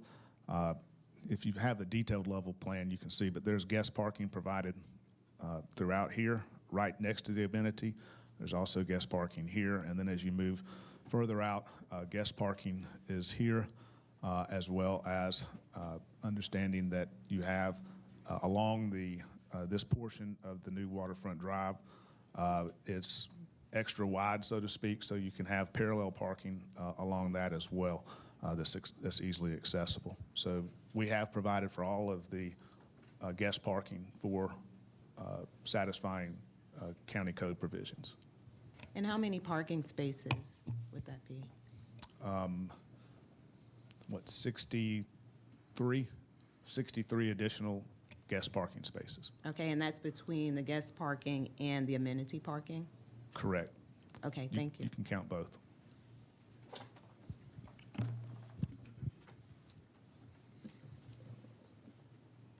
Any other questions for Kevin?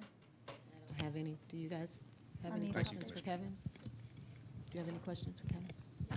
Okay, go ahead. Okay, go ahead. Commissioner? Kevin, just hold on. Someone tap- I understand the speed humps wasn't an option. Have you looked at either doing the chicane or the choker to help mitigate speed? Maybe you want to, can you clarify what those So chicane are? and chokers are where they use decorative landscaping to essentially narrow the road and then widen the road to naturally control speed. Is that something that your applicant would potentially be willing to consider to help mitigate speeding that could be through here? Because, you know, we do have long stretches of road. Yes, absolutely. Nobody has brought that to our attention as something to look at, but those are, we would absolutely consider doing those types of things in conjunction with DOT. I mean, that understanding it's a public road. So And then my other question, you said that the church wasn't meeting except for like on Sundays. So are they going to do any after-school programs or daycares, because that will generate additional trip? right, no, this church does not have those types of functions as you're thinking. Going back to the land use permit that we approved earlier today for Burnt Hickory Church, Burnt Hickory Church, they do not operate daycares or schools like that. They do have a smaller function of daycare for their employees that are there, Monday to Friday, but that's not the traditional daycare. They also, their only, say, during the week activities are limited to small group activities in the evening. Is how they operate. They don't have the traditional, sometimes, we have churches that will have, Wednesday evening services or other types of things, and North Point doesn't operate in that manner. They have some small group meetings from time to time during the week, but not, those are in the evening, for example. Thank you. All right. Thank you, Commissioners. David.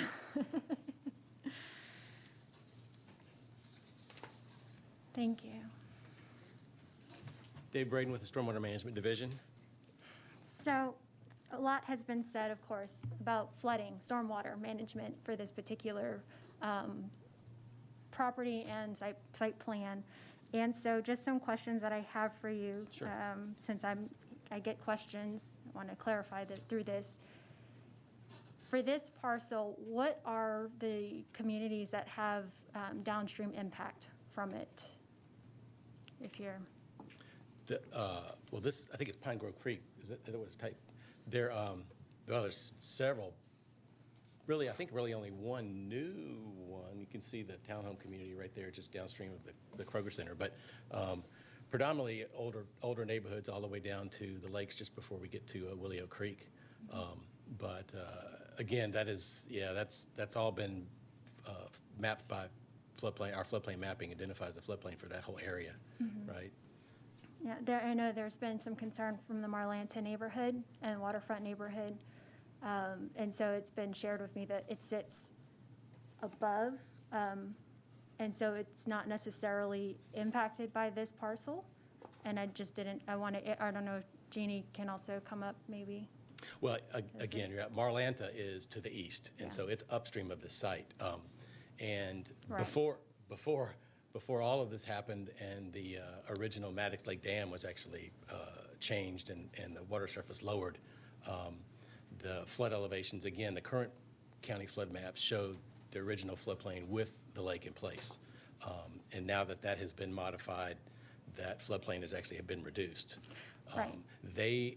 We have not required a revised flood study yet because we need to make sure what the final site plan is going to approve. But they are going to be required or have been required to do a letter of map revision to FEMA Right. for the final site plan. So, and it will be less by our code, it'll have to be less than the original floodplain to begin with.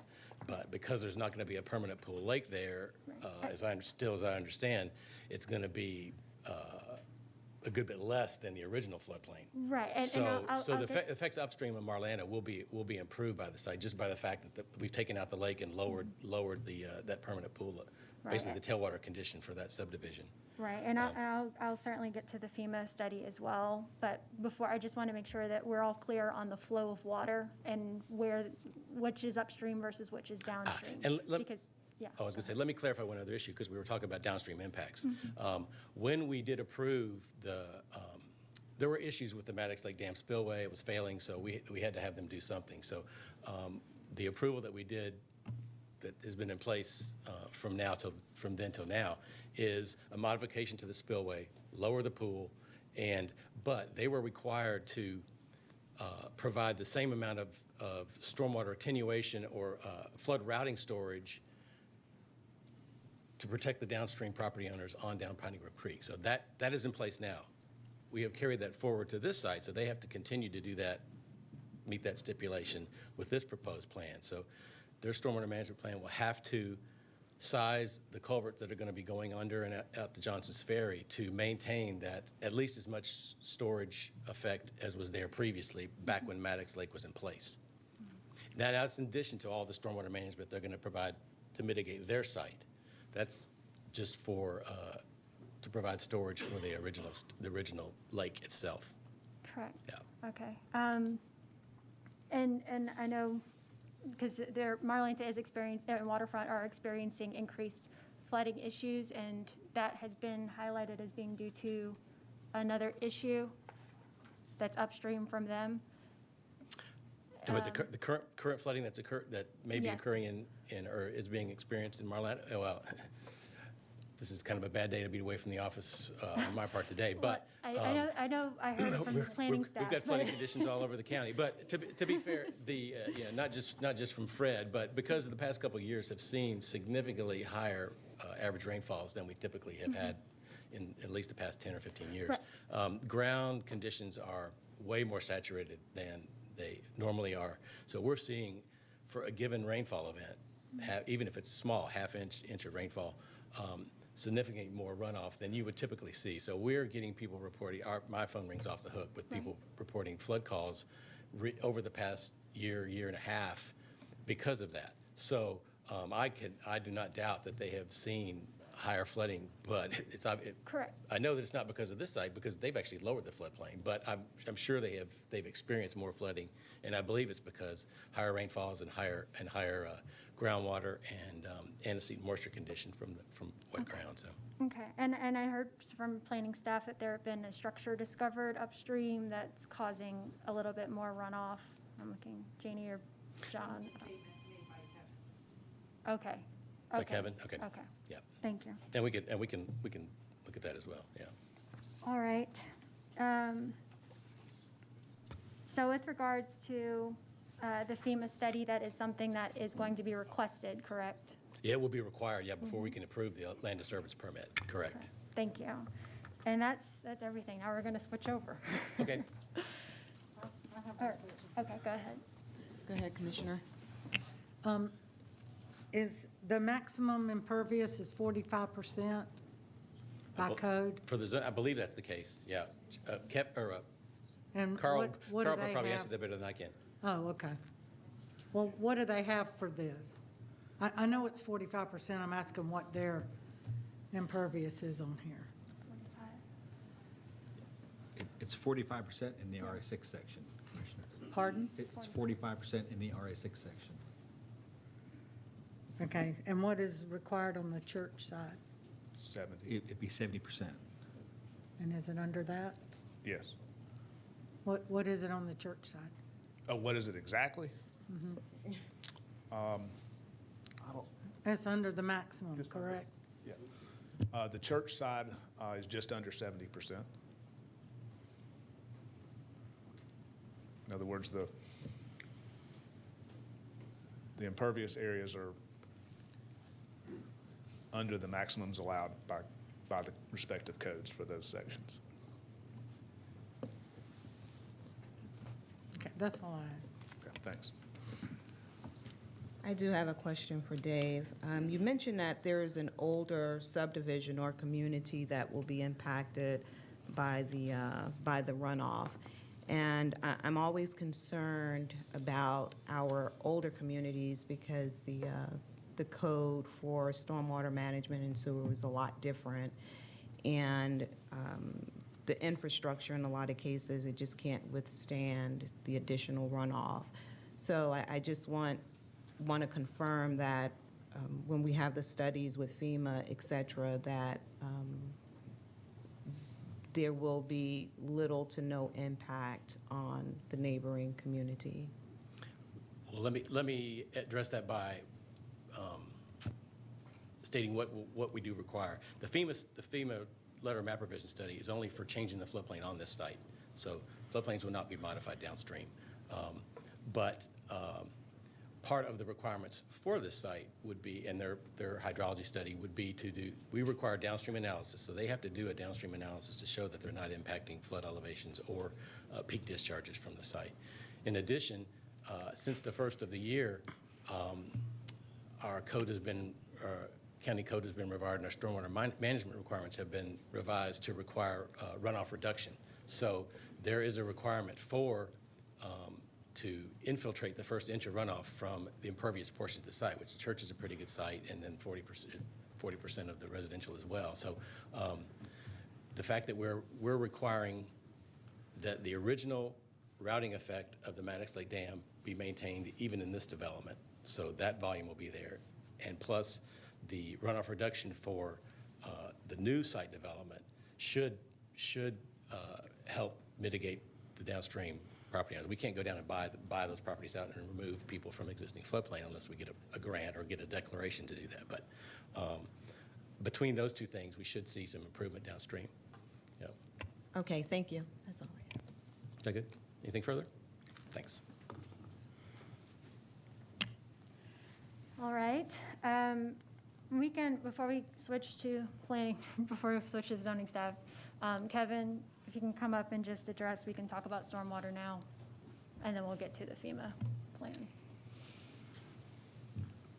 So which is the downstream subdivision, and what are some of the considerations and provisions there that you're making? Yes, I don't believe Mr. Braden was just able to recall which one it was, but the downstream subdivision is called East Springs subdivision, which has a lake.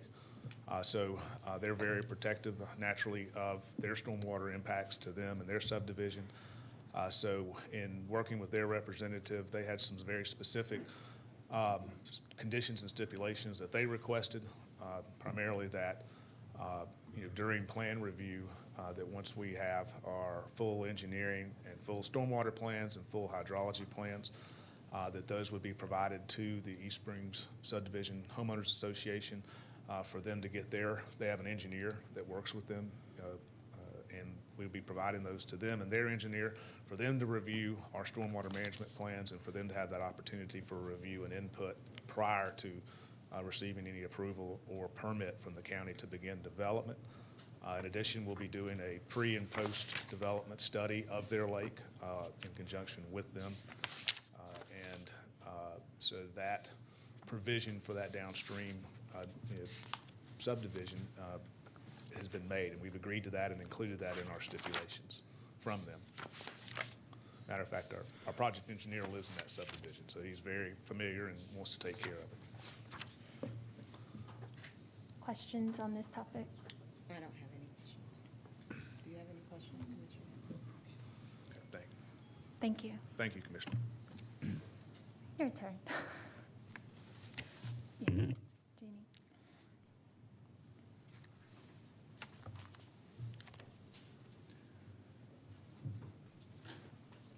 Jeannie Payton with the Zoning Division. Thank you. So with regards to the different revisions that have come through and Sure. the numbers and density numbers and how those calculations work, I know we spent a considerable amount of time reviewing it as well. And just for clarity's sake, so that we all know what we're talking about here, If you can just kind of describe in that first analysis, when this was initially brought to, what considerations were taken in place for the density calculation with regards to the floodplains? In that first analysis that came through with the initial application, an estimation was made by measuring the FEMA floodplain on our GIS mapping. It was established at 11.28, and that number we've consistently considered as the existing floodplain. During the first analysis, we split it in between what we considered to be on the residential portion and the non-residential portion, and came up with numbers of, I think, 6.14 and 5.14, which is a division of the 11.28. So that's the number that was reflected, and those floodplains and wetlands are removed from density calculations. Upon analyzing it further and finding further information that they were working with FEMA to establish a new floodplain map, we estimated that the floodplain area would go to 0. We have no idea what number in between the initial 11.2 and what the new numbers would be. So our estimation is 0, and those density calculations were based on the gross square, or the gross acreage of the residential portion. And we're anticipating a worst-case scenario analysis on that, because the applicant... At the very beginning, yes. Correct. And so for the subsequent reviews, by taking the 0, we're saying this is the max density that could be represented on that property. Correct. So what happens if FEMA comes back, and I will ask the applicant as well, what happens if FEMA comes back and they say it's not 0, it's Sure, and if the board caps the density at a certain point, then that density would then be recalculated by removing the floodplain from the new acreage, minus the floodplain numbers. Okay, thank you. Kevin, if you take a moment here.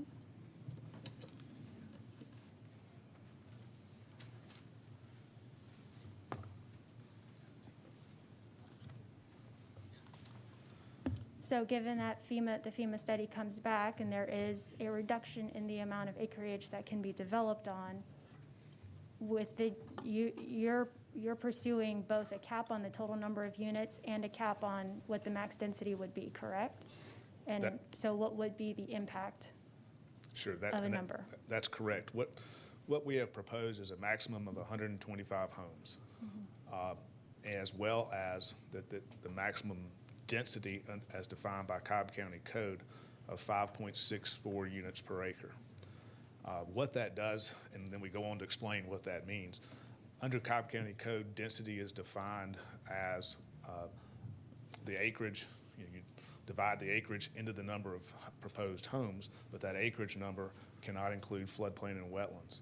So to the extent that there is floodplain determined to be within the site, the residential portion of the site, which is what we've got, that is netted out or deducted out, and therefore your 5.64 units per acre, if to the extent there's floodplain, would reduce the total number of homes. And the example I would give you is this. If there's an acre of floodplain that's determined, 1 acre of floodplain that's determined based on the FEMA review and all of that engineering that Mr. Braden explained, we would have to delete 6 homes from this proposal. And we've agreed that deletion would come from the townhome section of the proposal, and that's in our stipulations. So that's the effect of what that does, is that we've capped it at a 5.64 units per acre net density as defined by Cobb County Code, so that to the extent that there's floodplain determined here by the review by Cobb County and FEMA, it simply reduces the number of homes. And we've already agreed to that right now, so that it would be consistent. Thank you. Thank you. Any questions? I do, but I think it's more from staff, but I don't know. Let me ask. Okay. The current zoning on here that is R20, is that just the 2 lots on waterfront? No, the current zoning of R20 Is all where the townhomes are going? is in Or the the church? A portion of it's in some of the R20s where the church LRO is going, and then the remainder of the R20 is where the proposed FST. residential is going, as well as the NRC is zoned as well, where we're already there. Okay, and then the land use is NAC and LDR? Or was that changed to MDR? Because I'm hearing conflicting. It's with as you see on your map now, that's the future land use plan, is a neighborhood activity center, is what this plan, Even the residential? yes. It's all Okay. within a neighborhood activity center. So the only R20 is the 2 lots on Right, which we're keeping waterfront, and which we're keeping as is. right? But you do have the Josh plan, is that what you're referencing? But, or John Okay, so there's Peterson no wants to say something. LDR or MDR in the townhome area? No, it's neighborhood activity center, which would It's all recommend NAC. up to 5 units per acre under neighborhood activity centers. And that's what Okay. we've done. We've just converted instead of having commercial along Johnson Ferry, that's where we put in proposing for townhomes to reduce trips, to counterbalance that. Okay, and DOT's recommendation to close off waterfront? As far as relocating waterfront, I just want to make sure I answer the right question or direct it to DOT. Well, your proposal shows it relocating, but it's all the way up to Shallowford. Correct. Correct. We've done an extensive traffic study and worked with DOT on that traffic study, and so that has studied that in detail. But will that not be a cut-through for waterfront in Marlanta? But there's a cut-through now for the existing waterfront drive cuts through to Johnson Ferry. From Johnson Ferry? Right. That's how people race to the McDonald's. And that's what we want to mitigate with Yeah. the traffic calming measures. Okay, so the acreage of just the townhomes, do you have that divided off? Yes, the acreage for just the townhomes portion. Well, you've got the darker Sure. and the lighter, but you have some attached and some detached single family. Correct. So what is the total acreage of all the residential? The residential is just over 22 acres, like 22 point, I didn't bring it with me, but. And like you said you were at 5.46 units per acre? But again, The density's 5.64 units per acre for the Okay. residential.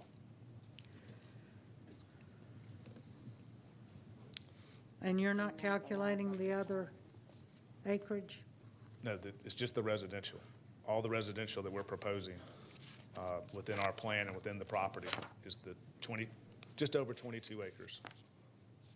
Well, I know there's been a lot of work and changes and meetings and all revisions to this, but I know at the Planning Commission, I believe the chairman's recommended 5 units per acre max, and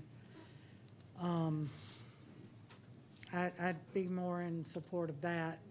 He didn't get the votes to do that. He had 2, and then he and one other, so.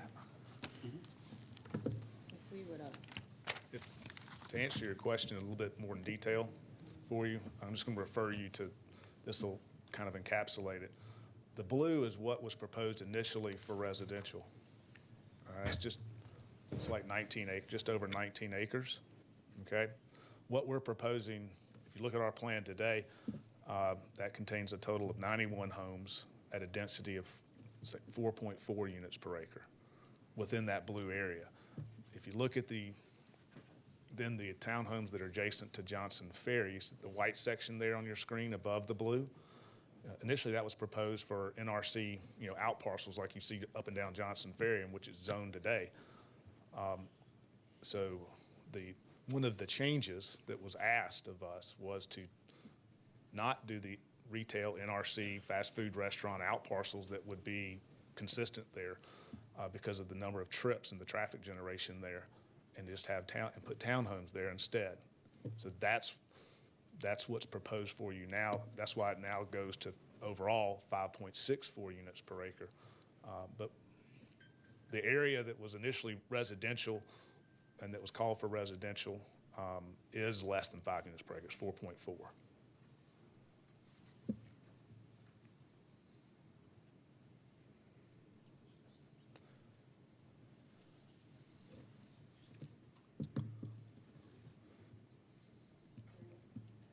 Is there anything else, Commissioner? Okay, thank you, Kevin. Oh, I'm sorry. Go ahead.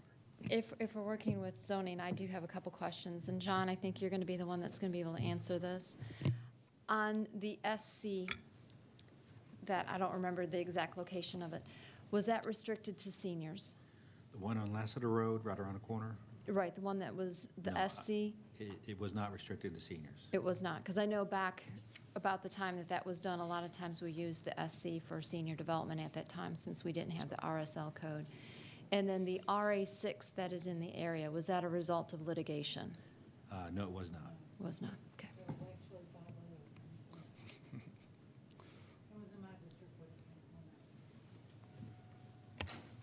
Okay, we'll turn it back over to Commissioner Shea. Okay. Well, I don't have any more questions for you. Thank you, Commissioners. Nor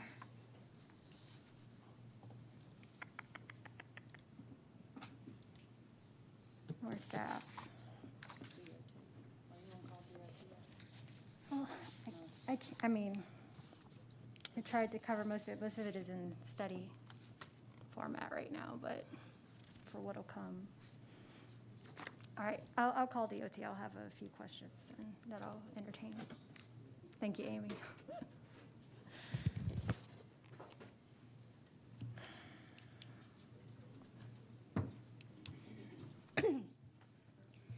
Amy Diaz, DOT. Thank you, Amy. So, of course, there were some questions around, the biggest thing is the cut-through and the left turning lanes with those different entry-exit points. And so maybe if you can share some information with everyone on those topics. Certainly. So the left turning lane, let me address that first. So what it has, if you can put the site plan back up. Yeah, his.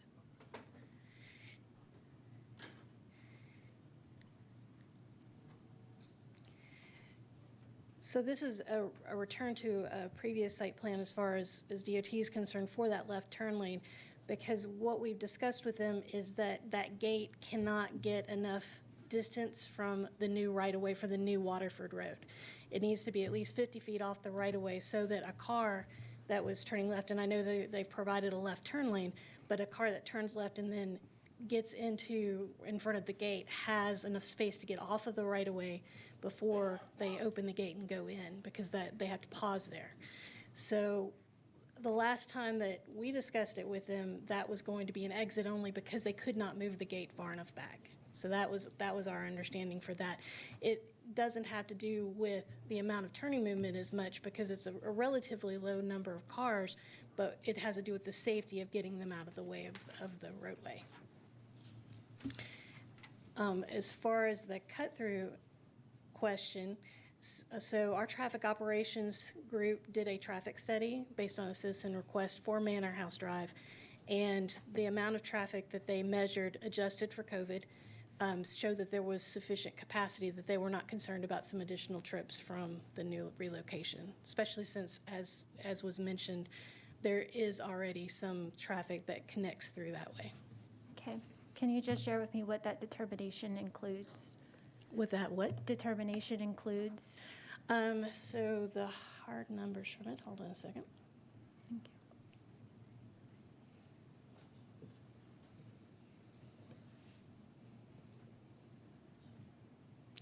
So the count was that once they adjusted it, was 580 vehicles per day that were going on Manor House Drive.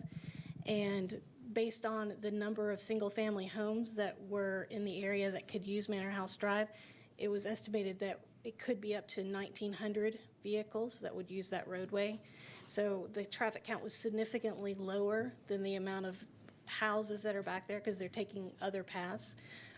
So what that meant is that it's already lower than we anticipated, so there's capacity in there for additional vehicles. That there's not concern that there's a high cut-through traffic at this point. Thank you.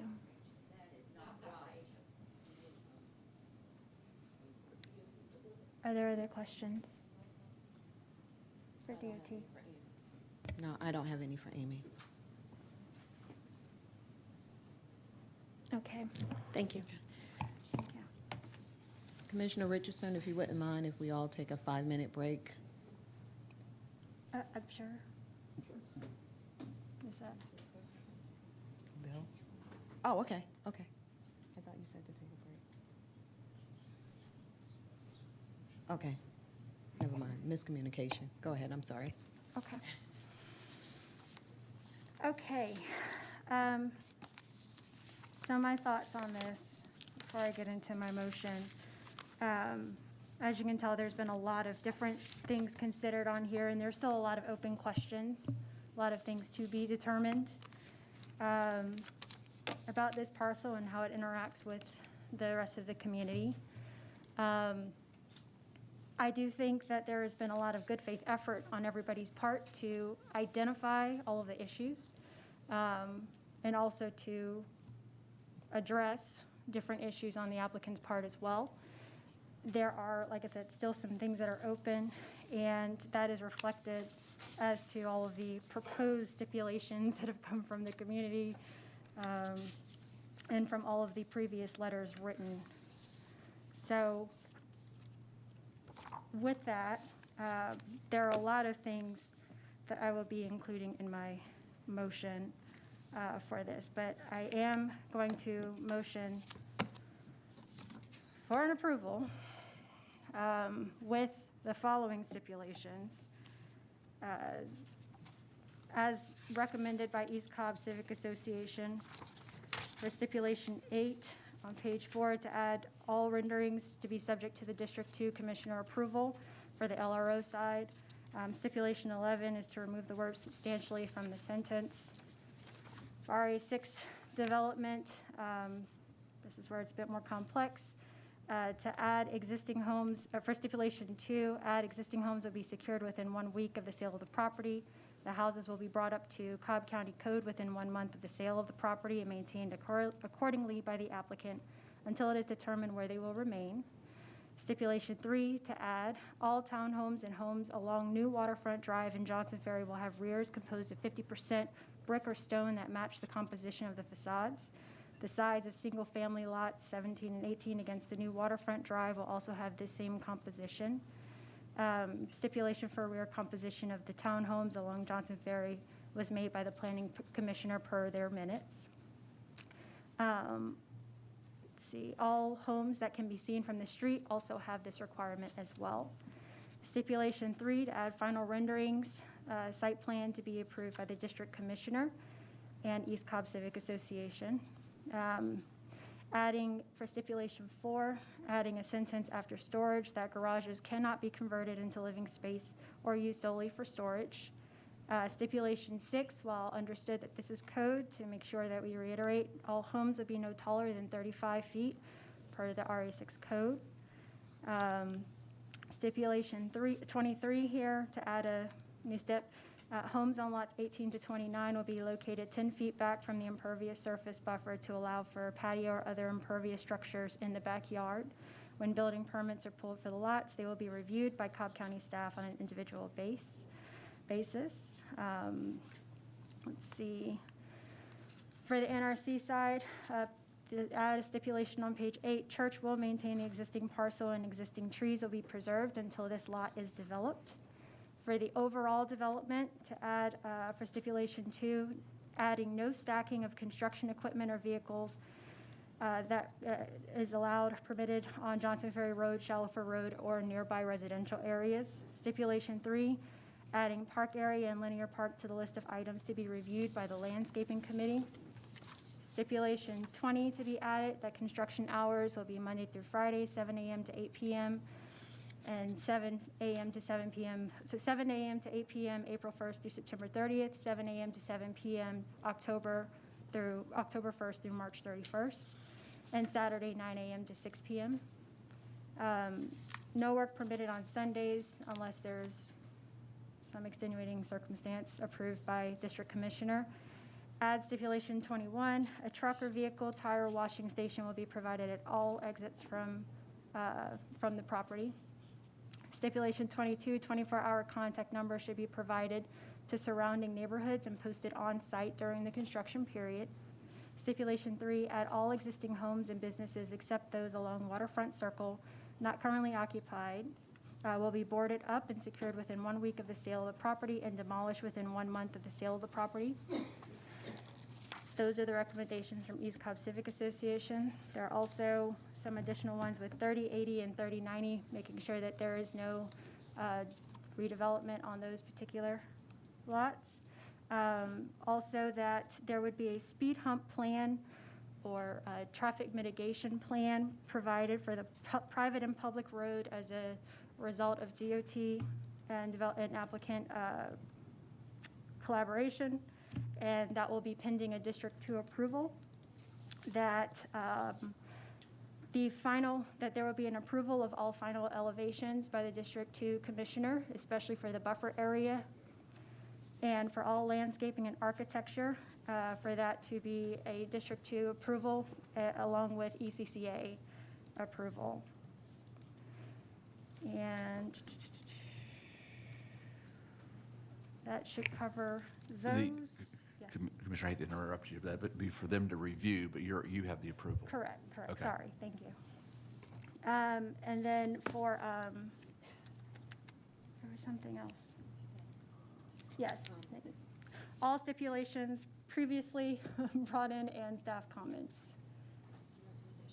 Which are And not in recommendations conflict? Not in conflict thereof. I don't know what the right word is there, but yeah.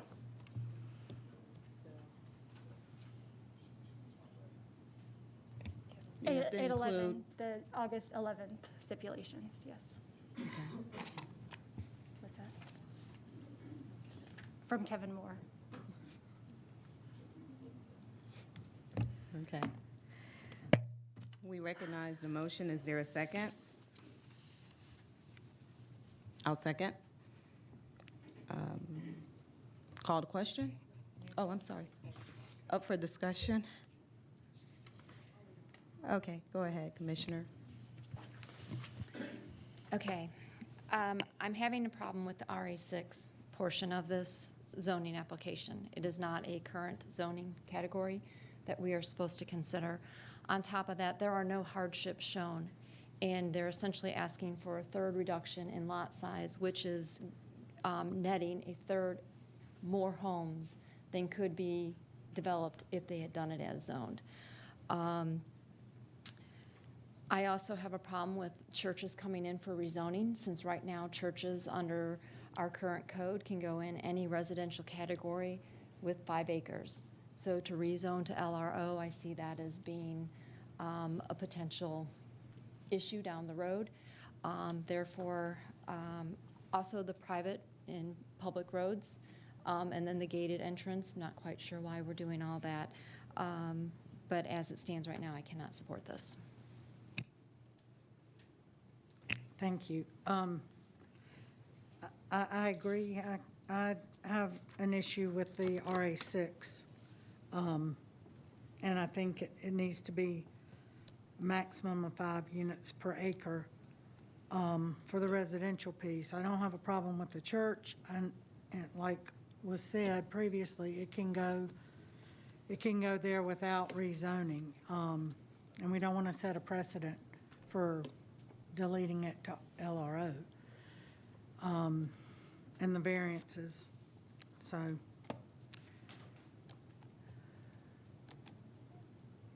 So I guess we need a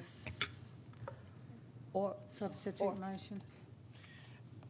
Or if I can add, it seems that the issue is with the zoning category, and the recommendation was made for an RA5. I understand that this application has gone on for almost the length of a pregnancy, but. But we haven't heard it. Yeah, we haven't heard it, but nonetheless, for the public, it's gone on very long. I know. So, Commissioner Richardson, would you recommend that we have another site plan submitted to consider in RA5? I would be amenable to holding this for a follow-up hearing if the board is amenable to that. Right, right. And one other thing, we're not going to have a resolution today if, even when the chairwoman comes back, Right. if she's recusing herself, it could still be a 2-2 tie. So we need to, we're going to have a third vote to pass it. Well, I understand that it might be a 2-2 vote, but based on the comments that you shared, and Gambrell shared with respect to the zoning category, perhaps with a new plan that would reflect an RA5, which seems like you would be more comfortable with, then perhaps the vote might be different. Right, but I'm saying today, even with the chairwoman coming back next month, we're still going to have 3 votes. Right, to my pass point is. anything, but yes, Right, my holding point it is. would be my. Right, my point is, we suggestion. might have 3 if we change the category and submit a new plan, Okay. is my thought. So, Kevin?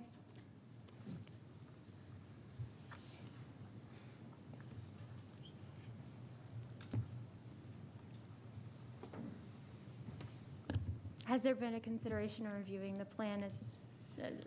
Do we have an idea of how that impacts the plan? Yeah, we would certainly be happy to take a look at anything we're directed to take a look at. That's what this applicant has done the entire time. So we're happy to evaluate that if that's the direction provided by this board. Certainly, that's what would appear to be what's necessary at this point in time, and so we're happy to undertake that. Thank you. Okay, so if I were to make that recommendation, make a make a motion to motion. hold it. Okay, If I could ask, yeah. if it was, I mean, we've heard what the comments that have been made. If there's a motion to hold it for next month, that's would be our request, that it just be that. I think we've heard the comments, and let us go work and see what we can do, as opposed to specific direction. okay. You'll need to amend your motion if you want to hold it. Yes, I think he's trying to. Or if you can just withdraw your motion, but I think it's also, if we can hear from Mr. Peterson regarding the particular classification as well. Yeah, I did want to address the RA6, because there is a misconception about it. You know, it is a category that's a current category. The board put it back in the code back in February 2013 as a usable category. What's happened is, in the very front of the code, there's very short general descriptions of each category. That one part was left in that one, but it was the board's intent in 2013 to take that one sentence out, and in the current code, it's not in the code. So it's my opinion the RA6 is a good category right now.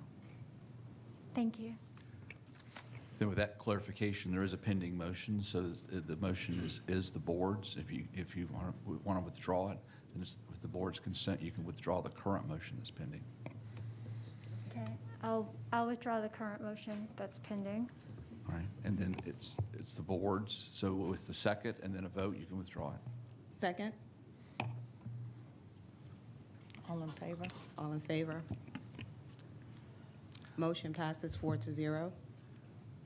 To withdraw. I'm sorry, To withdraw. to withdraw. Yeah. Okay, and then the new motion would be for me to continue this case, or hold this case? Hold this case. You need to hold it to a time specific. Till the next 30 21st. days. 30 days. The September 21st hearing. Thank you. Second.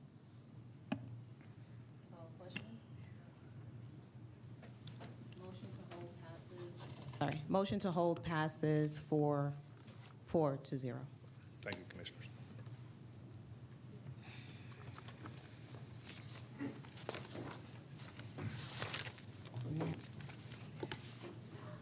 We'll take a 5-minute break at this time and resume at 11:20.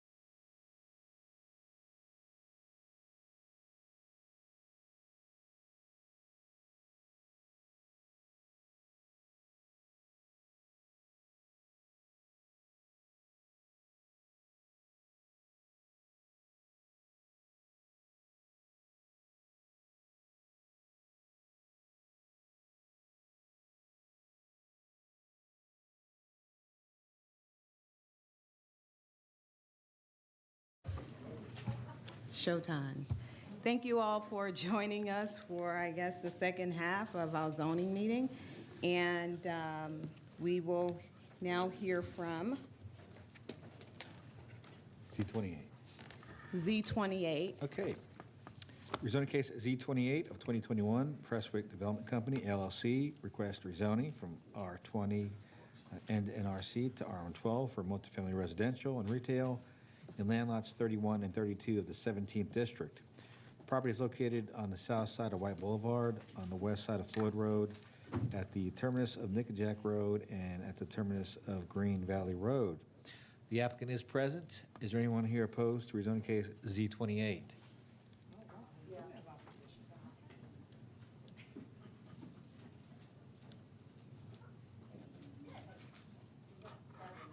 Let the record show there are 7 people here in opposition to rezoning case Z-28. All those wishing to address the board, please come forward to be sworn in.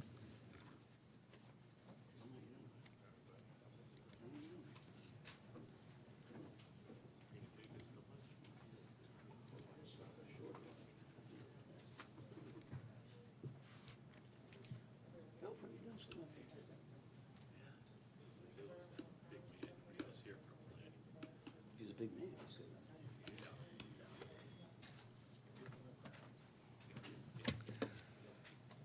So I'm gonna start with that. That's where you start.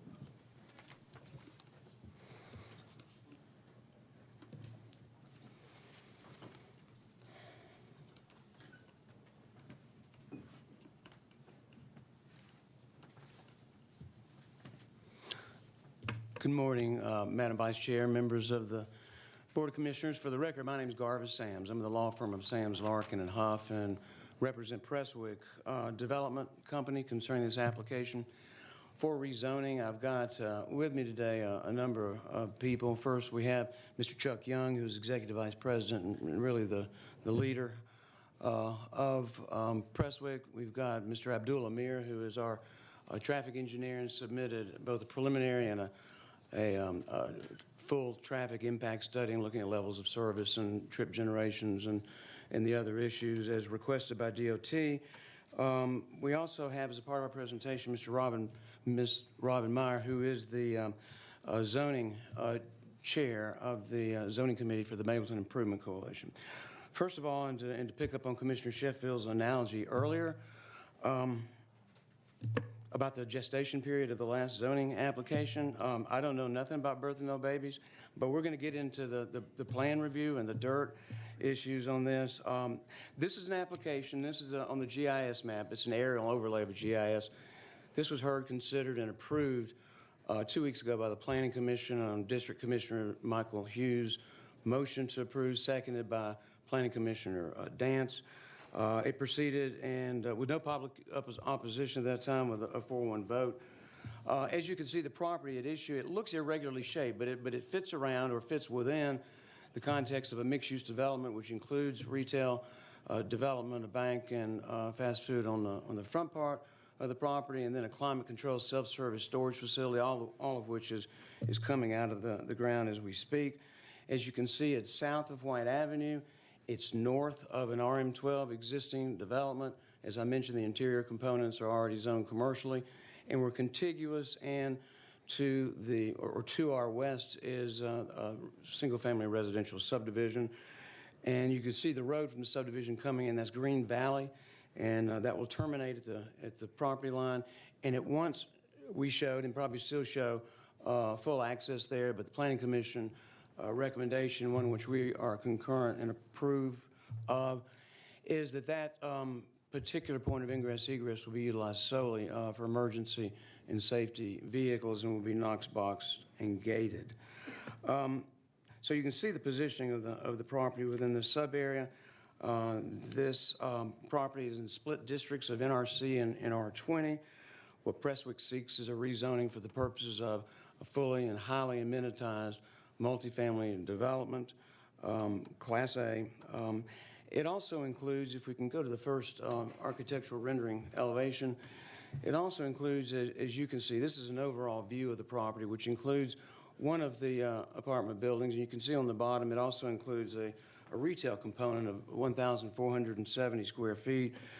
So it's ground level ancillary retail. It may seem a little unusual to see residential level retail, particularly if it's embedded within a project, but we think this serves the residents. We think it serves the other people in this mixed-use development. And also, quite honestly, it was a request from representatives of the Mableton Improvement Coalition, and there's no pushback from staff with respect to that particular issue. Before I get into my presentation in chief, what I'd like to do at this time is incorporate Ms. Meyer into my presentation. So this time I'd like to introduce to you Robin Meyer of the Mableton Improvement Coalition.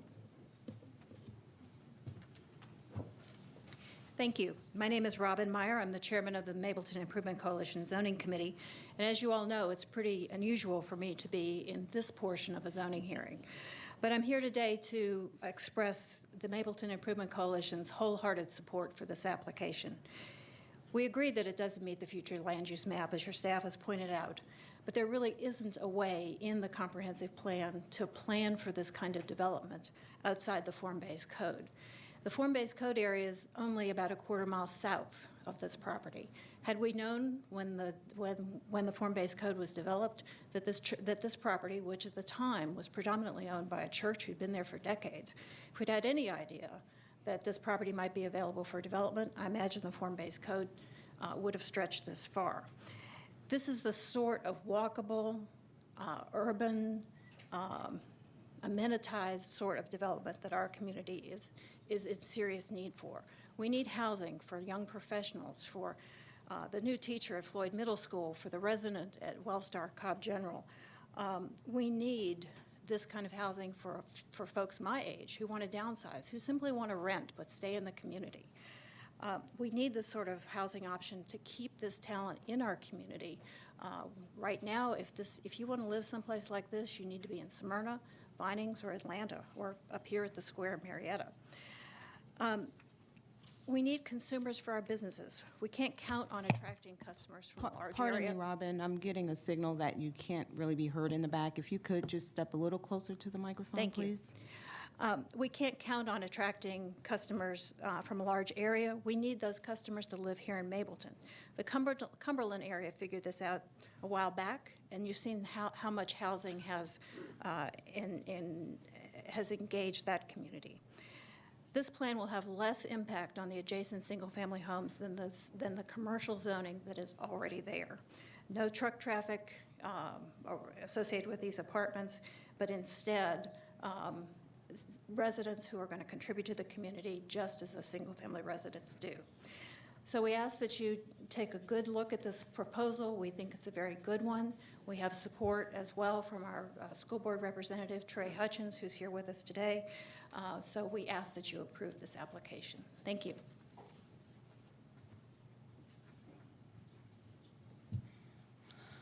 Thank you, Robin. I appreciate you adding that. And she is absolutely correct. Mr. Hutchins is here today.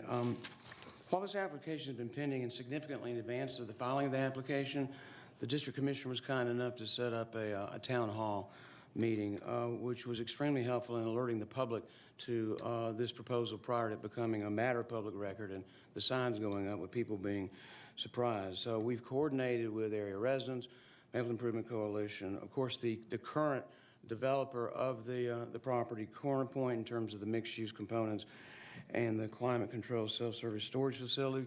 As I mentioned, our latest traffic impact study is dated June 24th, which was the time we submitted our revised stipulation letter.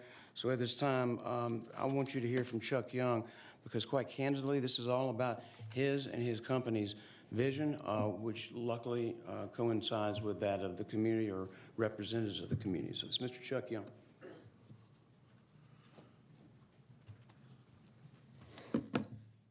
Thank you, Garvis.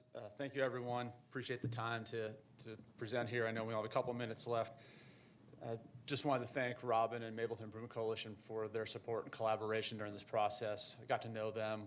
Prestwick developed Riverview Landing. Some of you may be familiar with it in the southern part of the area. We've been able to do some great placemaking things, some great public spaces there. The community's really embraced that. We want to do similar work here on this site. Just a quick note, I'm a local resident. I live under 3 miles from the site. I'm actually in District 2, but it's right on Cooper Lake, right between District 2, District 4. appreciate all that you all do to help make our community great. Really excited about being able to bring small, little commercial corner retail to this community. We've got plenty of grocery stores, have plenty of national chains. The opportunity to bring something fun, interesting, neighborhood-driven, cool community gathering spot really excites us. And by allowing us to do the things we want to do with some of our densities and things on site, that allows us to be able to put some resources towards that space. And just really, again, appreciative for the community's buy-in. I look forward to answering any questions you may have as the discussion continues. Thank you.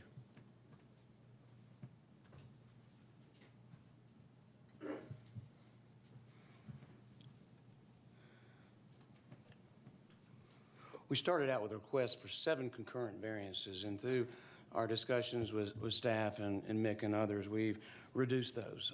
We've eliminated them, actually, all but 2. One is for the parking. We're asking for a reduction from 1.75 to 1.5, and the stipulation letters and all the information that you've had from an empirical viewpoint over the past 24 months, certainly with respect to both urban and suburban multifamily, it's just 1.75 is overparked at that. So we have, as I said, Mr. Amir here that can go towards the issues of traffic generation and what's needed in terms of parking. We don't have time to cover the totality of it, but it is, I think Chuck used the word cool, and this really hits the cool factor in terms of the state-of-the-art appointments, the recreational facilities, the clubhouse, fully equipped fitness center. All the interior appointments that you've come to expect, but we've beefed those up considerably in terms of this. So I know it may be a cliche in other parts of Cobb County, but it's not a cliche in this area of this district.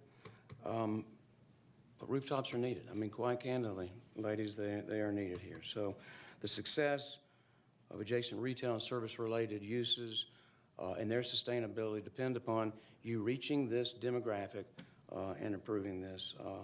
And for those reasons, we do respectfully request that you follow your Planning Commission's recommendation for approval and that you, as the Board of Commissioners, approve this as we present it to you today. Our time's up. Thank you. Thank you. We have opposition to approach.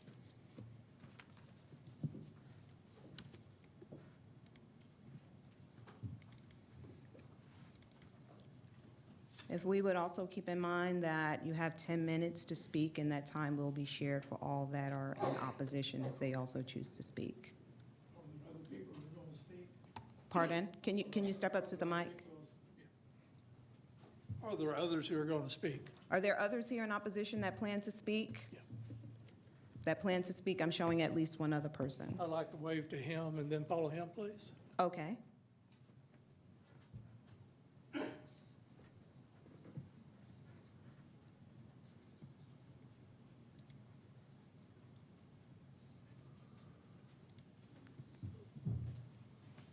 And if you can state your name for us, sir. Travis McComb, Cobb County School District.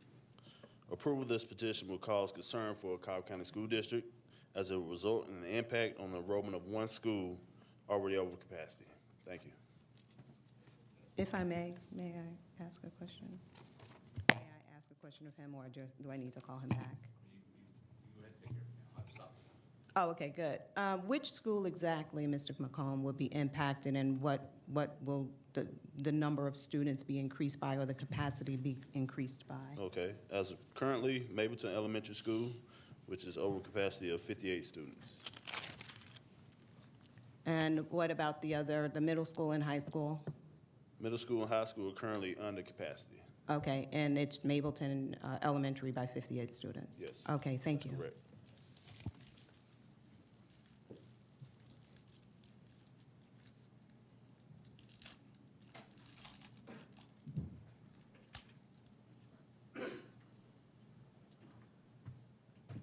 Good morning. My name is Roy Wilcox, and I have been a resident of the Nickajack, Mableton area since '77.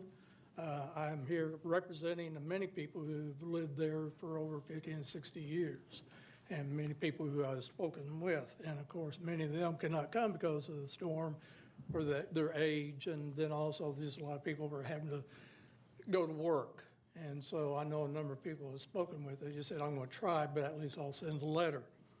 I am here and speaking in opposition. I know that the planning committee approved this, but there is no opposition there for the very same reason. It was brought up by the attorney that it must be that people want it because there's no one there in opposition. But there, excuse me. There are 3 reasons why this rezoning and development should be rejected. The proposal's one too dense, and this is confirmed by the zoning commission. The cumulative impact of this development, if it should go forward, is too dense. The cumulative impact of this development would increase intensity of traffic and negative impacts on road safety, air quality, and the environment. And they speak of mostly of Floyd Road and White Boulevard, but Nickajack is not included in this, which is a well-established old neighborhood with a number of stop signs.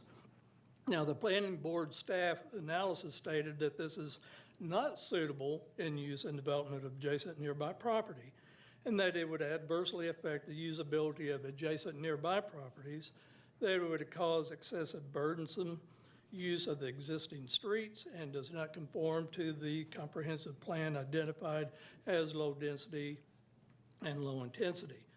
The site is currently designated as low density residential LDR and NAC.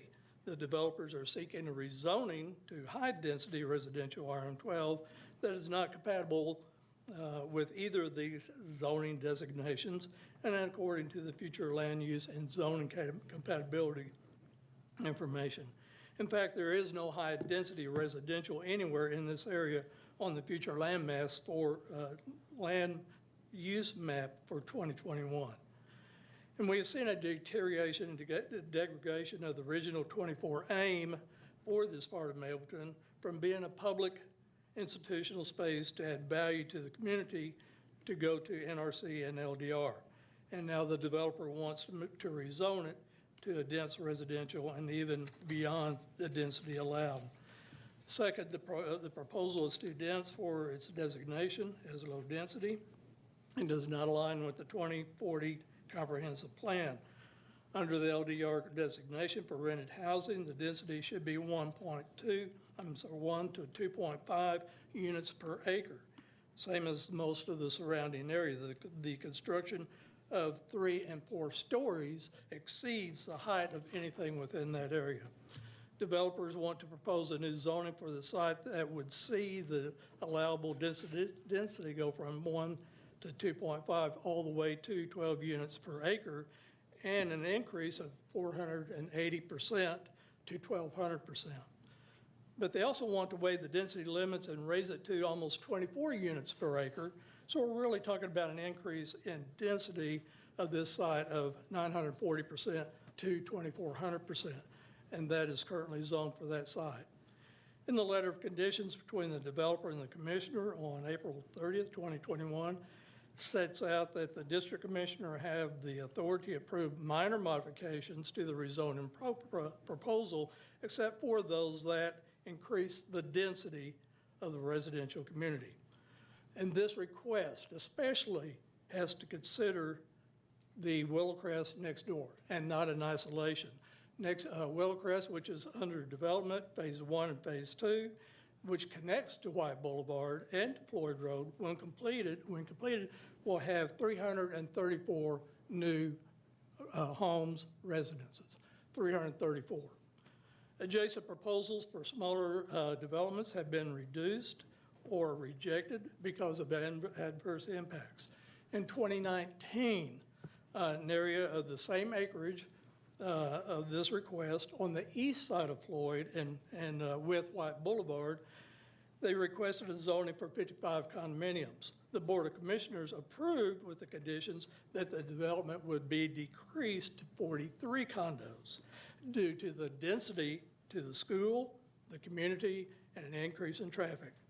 So if commissioners required a reduction of units to 43, This request is 196, almost 5 times that amount. The density and intensity of development can be harmful for traffic, road safety, and the environment. The Brookings Institute report states that rapid increases in development density lead to an increased traffic density, and that as traffic increases, the number of accidents is constant with that increase. This area also suffers from intense traffic congestion, especially during rush hour, high numbers of traffic accidents, and the negative impacts of overdevelopment. The 2 intersections at Floyd Road and White Boulevard and Floyd Road at Nickajack is congested and dangerous, especially during rush hour. In 2020, there were 31 crashes combined, and we have had 12 crashes combined of those 2 close signal lights in areas. The traffic study for Floyd Road near White Boulevard in 2007 was 35,200 daily trips. And at Floyd near Nickajack in 2016 was 34,750 daily trips. When I shared that with my neighbor, he said that's not true. And I had him look it up, and he said, I cannot believe there's that many people. The proposed development also feeds directly into what the DOT classify as a stretch of the east-west connector further down Nickajack, which has been found to have the most accidents from Fontaine to South Cobb Drive of any place on the east-west connector.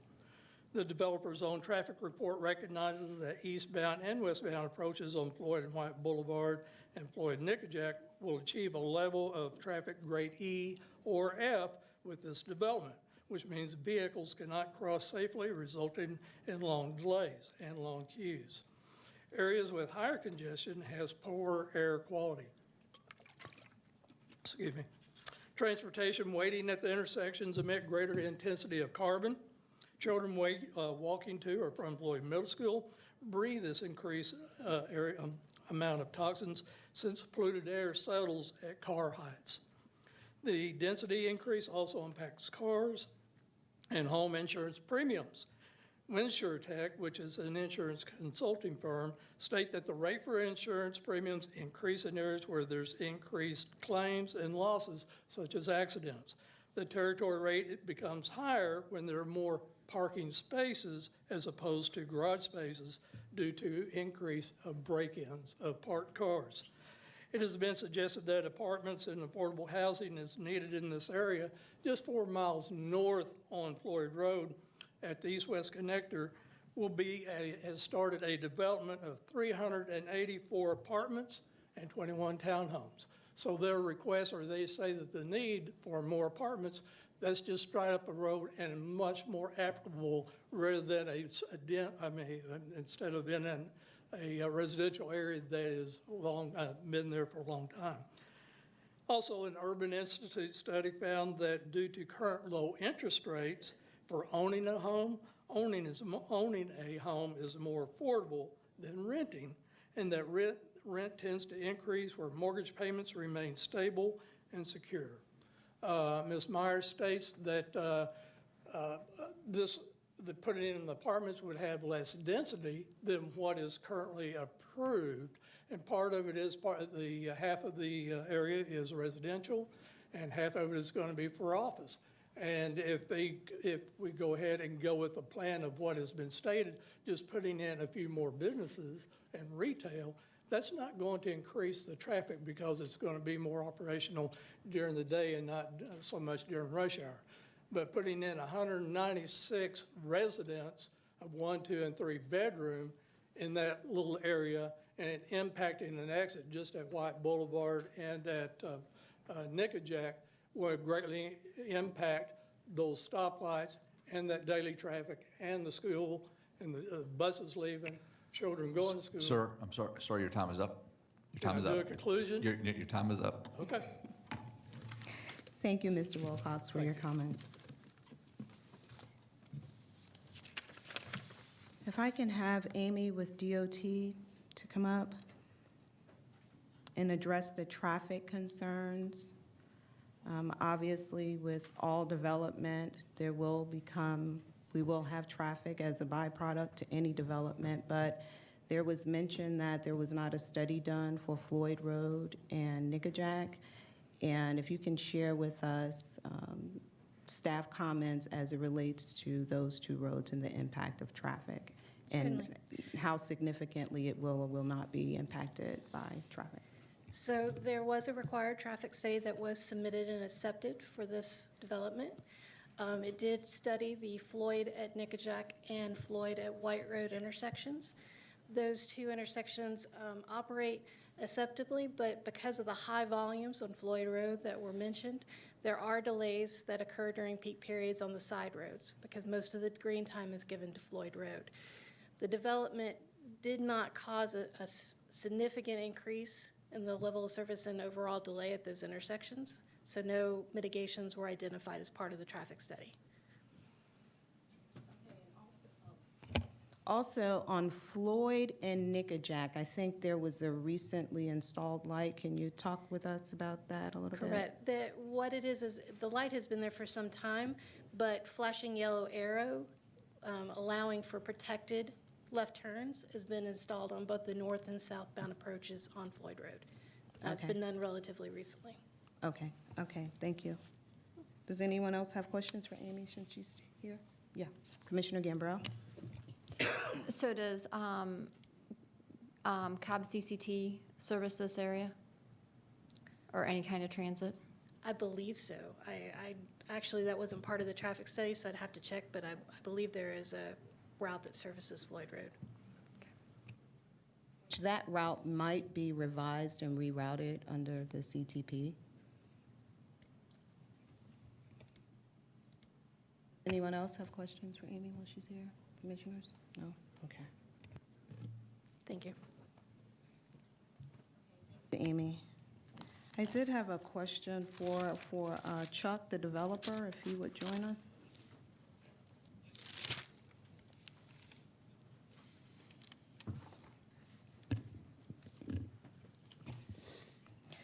You mentioned earlier that you had similar developments in the area. Can you talk to us a little bit about that development, where it is, the number of units for that development as well?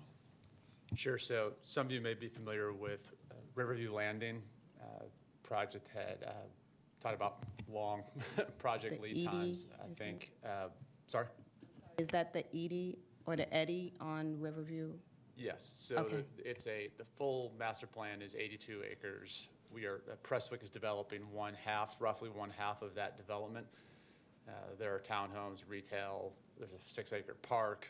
We completed the Eddie at Riverview Landing, which was 310 units, 4-story buildings at a density north of 30 units per acre, but very similar product type, aesthetically, quality. We are currently developing phase 2 out there, which is another 270 units. Combined, both phases will have roughly 15,000 square feet of retail between the two. But all the retail was we set up to attract small businesses. The largest space we have is 2,400 square feet between those two. If anyone's been to Reformation Brewery along the river, that's what we have there. We have a barbecue restaurant, we have a coffee shop.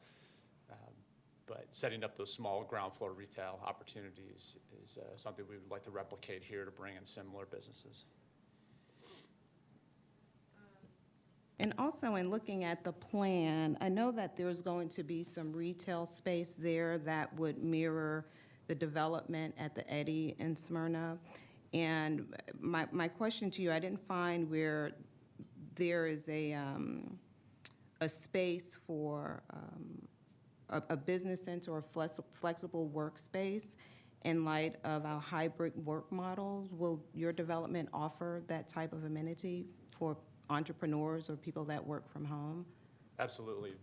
So the whole property, inside and outside, will have great Wi-Fi and everything, and comfortable, smaller spaces. If you're looking for something a little more formal, in our leasing spaces, we will typically have anywhere between 3 and 7 little rentable offices. If you do a little more formal space, little conference room, things like that. We did it at the Eddie. It was very successful. We do it in most developments we're working on, and that's separate from the retail, but is usually adjacent to the retail. So here it would be the corner retail, leasing office, management office, and some of those co-work units. Okay, and just to touch on traffic a little bit, the original application was for 196 units, which nearly doubles the category for RM12. And that has been reduced to 188 units. So obviously, the thought is that, you know, when you hear the number of units, the brain defaults to all of those units entering and exiting a development at once. And I know that you guys also had a traffic study. If you can just share with us a little bit about your findings with your traffic studies and talk a little bit about the patterns or when people enter and exit and things. Generally, we have so 2 exits, which is great. One's out onto White, one's out onto Floyd. I think specifically, and so that I don't butcher it, I would love, if it's appropriate, have our traffic engineer come up Sure. and discuss that. Sure.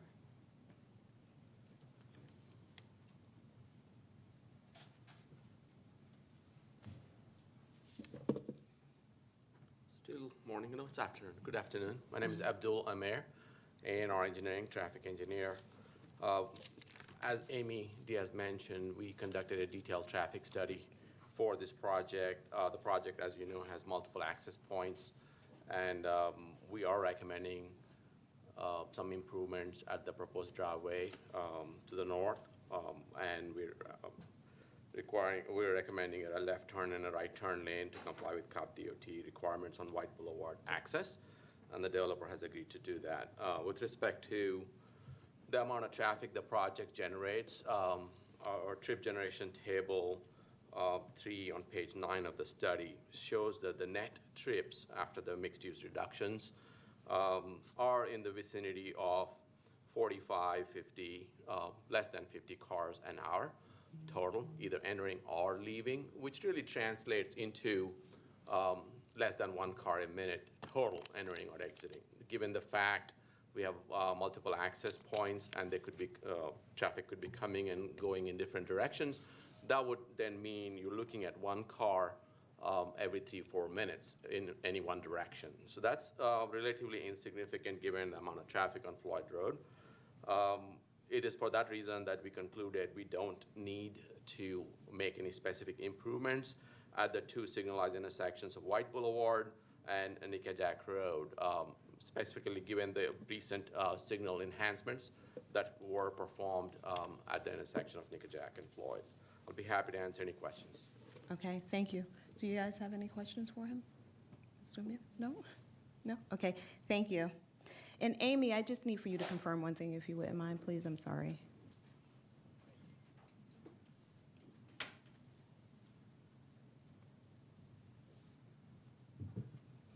Yes, ma'am. Fire's comments is to have a secondary entrance for fire. Can you confirm if Green Valley Road to the west of the development would satisfy the requirement for the second access for fire? Well, I would defer to fire to actually answer Oh, I'm sorry. that. So, We were but just talking about it yesterday, so Yeah. I'm sorry if we can have fire to come up. Certainly.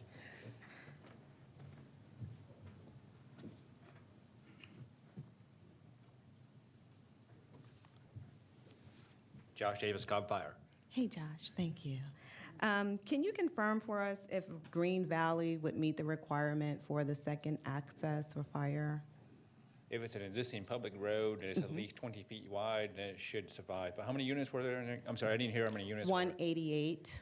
Was less than 200 units, so Yeah. actually, two road wouldn't be required, actually.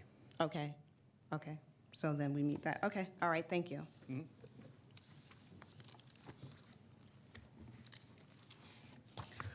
Okay.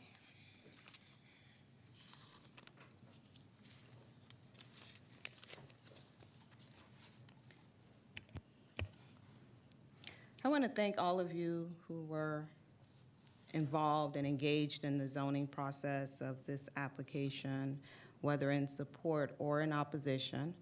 Both has been taken into consideration. On May 4th, I hosted a well-attended community roundtable virtual meeting for the luxury residential flats application and was joined by the developer and his representative, Garvis Sams. The development was well received by those in attendance with the primary concern of traffic congestion. I received 3 emails in opposition to this development, and while I have not received an overwhelming number of emails in support, the support has outweighed the position. So we touched on traffic a little bit, but let's just talk a little bit more about the traffic. For those that travel along Floyd Road, myself included, will find that traffic obviously slows down during peak hours, and it's also one of the main corridors that serves as a conduit to the retail along East-West Connector and in the Wellstar Hospital. There was concerns that traffic will increase on Nickajack, which naturally it would because we're bringing a new development into the community. But as was shared with DOT, it will not be a significant impact on that road. The development type, the proposed community is one of residential flats or apartments. Some of the opinion that apartment homes will bring tenants that will engage in nefarious and unsavory behavior. But the residential flats offer a different style of living to the community for those that are perhaps recent graduates or young in their careers or not quite ready to purchase a home. There is legitimate concern that although the development may start out as Class A when it built out, what happens in 5 to 10 years, will it still maintain that Class A status? Well, that's a question that is a shared answer between the owner and the county, with the county implementing measures to ensure that maintenance is not deferred for extended periods, as deferred maintenance is a major driver of the decline of apartment communities. With respect to the density, the applicant has requested to rezone to RM12, which is 12 units per acre, but seek to nearly double that at 188 units. While the proposed density does not conform with the future land use, the area has changed remarkably. Commerce has also changed with respect to renting retail space, and there is an appetite in the community for live, work, and play housing options. During the past 5 years as a Mableton resident, I have attended town halls, community and zoning meetings, and residents have echoed and expressed their desires for something different in those various forums. There have been countless posts on social media with respect to the desire to have a Trader Joe's, better retail, and healthier eateries, and of course the frustration of driving to Smyrna to indulge in those niceties. This proposed development is one that will offer the rooftops that we are often told by developers when retail locations are considered. It is my opinion that the Prestwick development will complement the lifestyle that is found in many downtown areas, including Smyrna. As the desire for community connectivity increases, the walkability factor to the Mabel House, the Silver Comet Trail, grocery stores, and the urgent care medical office would prove to be a community asset for future residents. The development will also offer an opportunity for future residents to invest in and become stakeholders within the community, with the likelihood of purchasing a home in the same community, particularly considering Mableton's close proximity to Atlanta, the airport, and just being 5 miles away from the new Microsoft campus. Careful consideration has been given to opposition and support of this proposed development. And an equal amount of consideration has also been given to future development in this immediate area. This development will present growing pains, and it presents something new to the community that will require adjustability from its residents. I believe that the Prestwick residential flats has the potential to be the catalyst of the long-awaited redevelopment along Mableton Parkway as well as Veterans Memorial Highway. Development that will offer a variety of neighborhood amenities that I've been hearing about over the past 5 years, such as retail and restaurants, and of course, the need to no longer drive to our neighboring Smyrna to access. And with that, I am prepared to make a motion.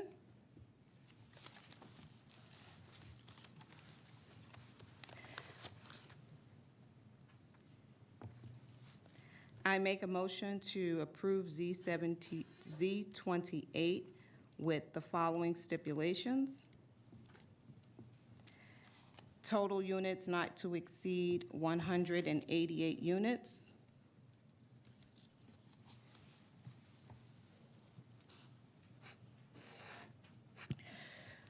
Move the existing water line under the stormwater pond located at the south of the property.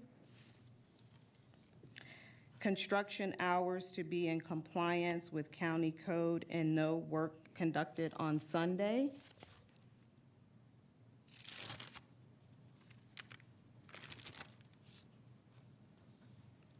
And I think that was my last stipulation.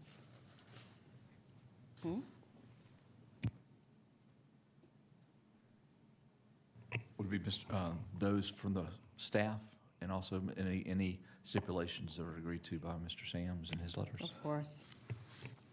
And all of the comments that are not in conflict with staff recommendation, and to also include the stipulation letter from Garvis Sams dated June 24th, 2021. Is that June 24th? Yeah, June 24th, 2021.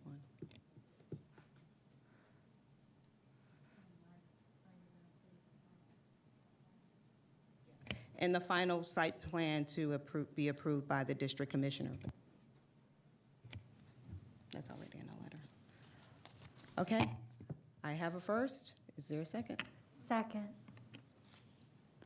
Open for discussion?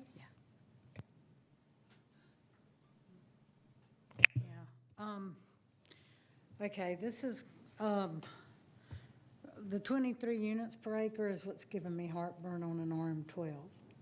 And I like the project, and if Robin Meyer from the Mableton Improvement Coalition, which has a good pulse on the community, is in favor of this, you know, I don't want to not support it because of that, but I also don't want it to set a precedent for other areas. So how do you deal with that, John Peterson or County Attorney? You know, as far as setting a precedent with this large jump in units it can't, you know, it can't be avoided. You know, if you do it here and you got a property that comes in with similar circumstances and where it's located, then the board may have to consider something else, and more than 12 units per acre. So there's no way to get around setting a precedent for the amount of density they're asking for. I think that with any application that comes before rezoning, we're asked to do something different. And in that, there will always be a chance that someone will come back and ask for something similar.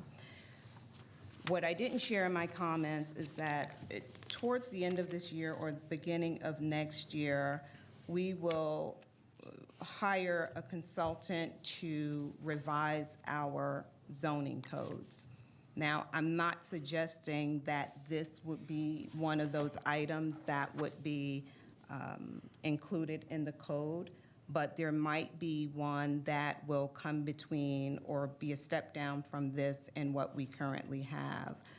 But as I mentioned earlier, there is a desire for this type of development to complement our downtown Mableton area. And while originally it was 196 and it was reduced to 188. In all candor, when I initially reviewed the application, it came as a sticker shock to me as well. And I can be candid with you guys and share that. But as I gave more thought to how it would impact or the landscape of once it's completed, I don't think that the number of units will be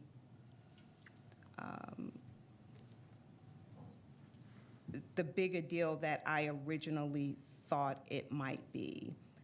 While it may sound like it's a lot of units, when you look at the category, when I look at the development itself and see that there's 188 units, that's not a terrible amount of units.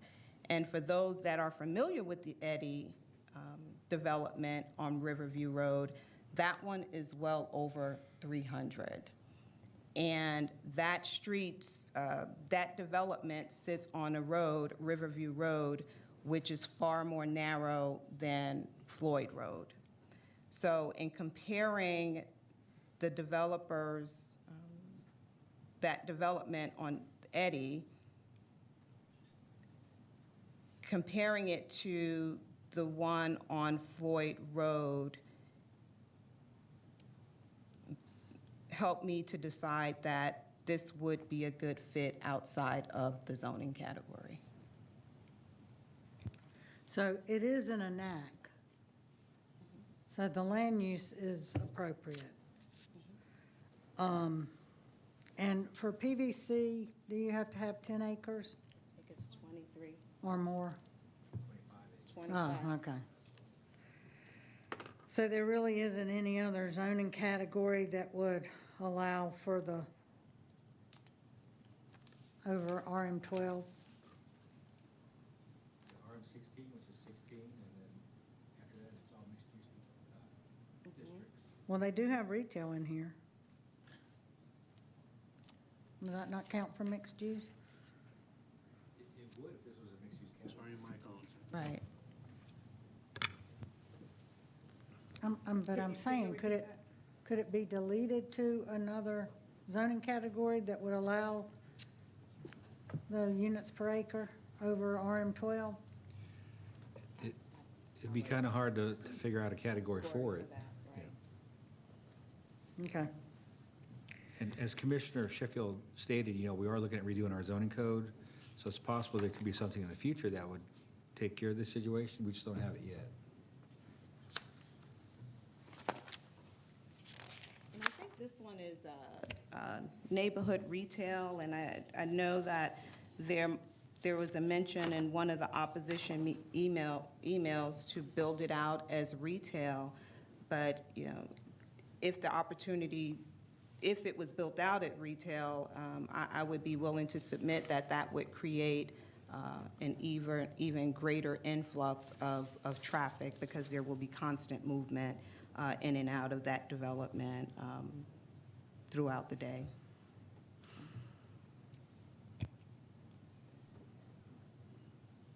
Any discussion? I'm done.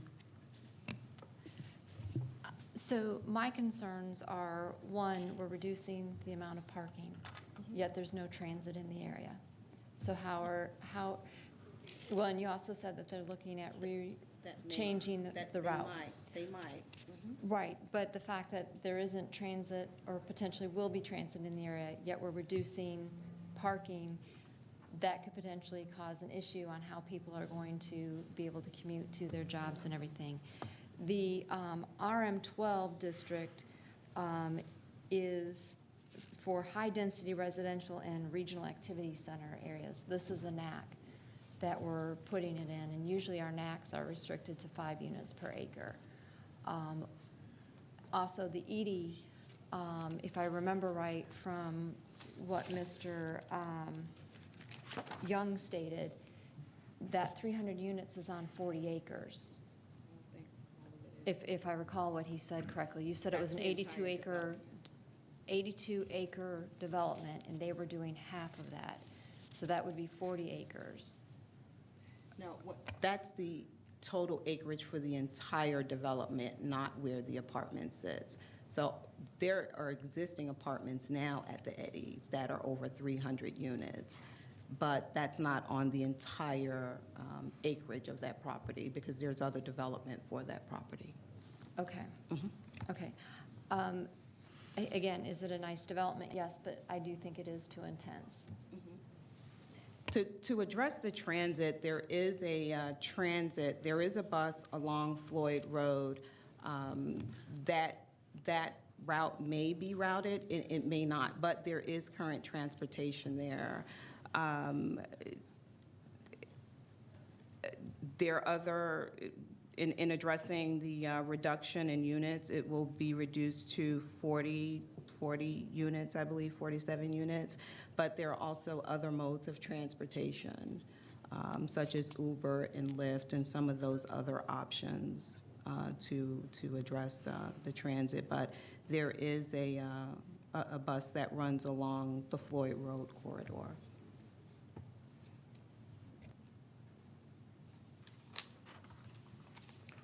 Is there anything else? Well, would this set a precedent for all of Cobb or just the surrounding area?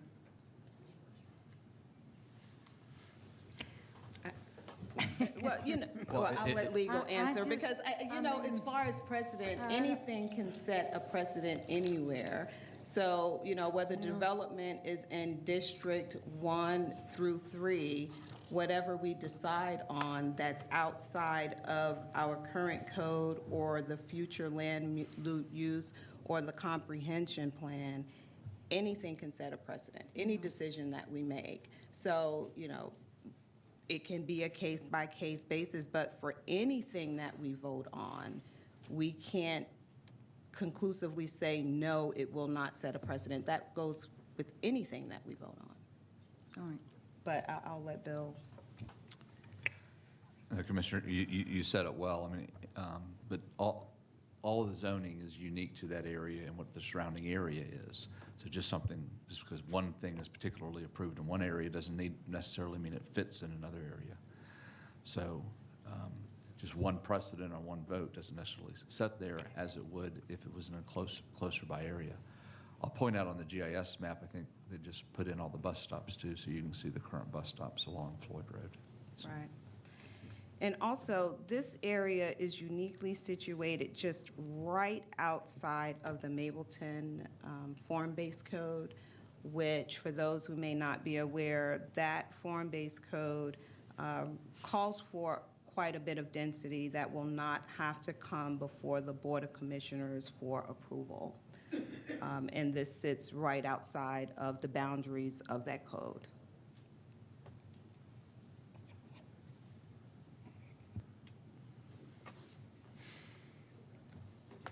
I want to support you, but I'm really struggling with that. Would you hold it till Chairwoman comes back? And you have three.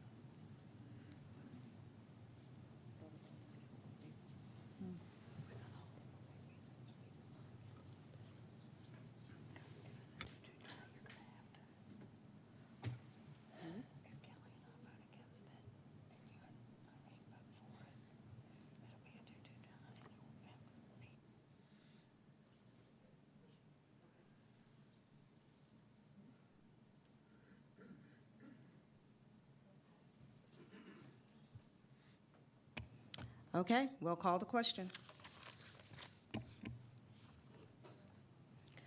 There is a split vote with two in support and 2 of opposition, supported by Commissioner Sheffield and Commissioner Richardson, and denied by Commissioner Burrell and Commissioner Gambrell. So, pursuant to the rules, this will come back for the next zoning meeting. the absent commissioner would be able to watch the hearing and then vote at that point in time, so. Okay, thank you.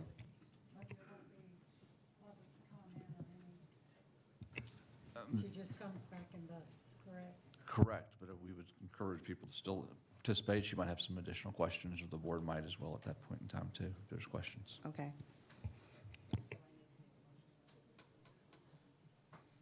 That's what happens.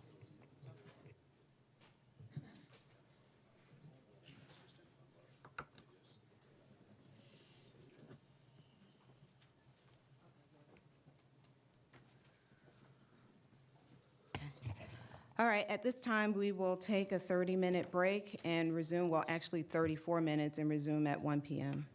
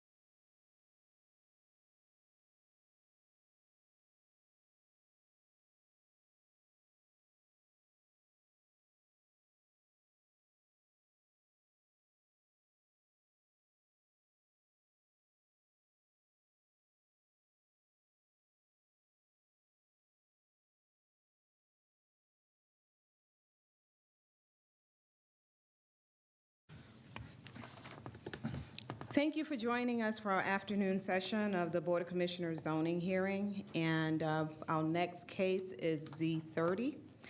And we will allow you to get started with your presentation. Okay. Rezoning case C30, Bonaventure Investments LLC, David F. Cooper, request rezoning from R20 TS NS and LI to RM12 for multifamily residential in land lots 593, 594, 603, and 604, and 605 of the 18th district. The property is located on the south side of City View Drive and on the north side of I-20, northeast of Riverside Parkway. The applicant is here. Is there anyone here opposed to rezoning case Z30?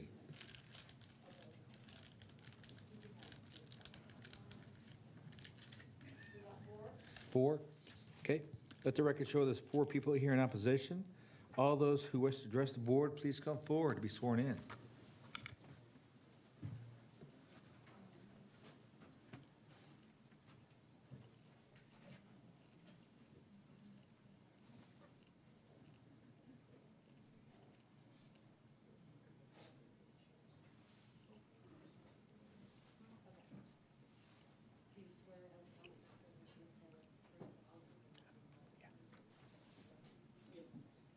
I do. Yeah.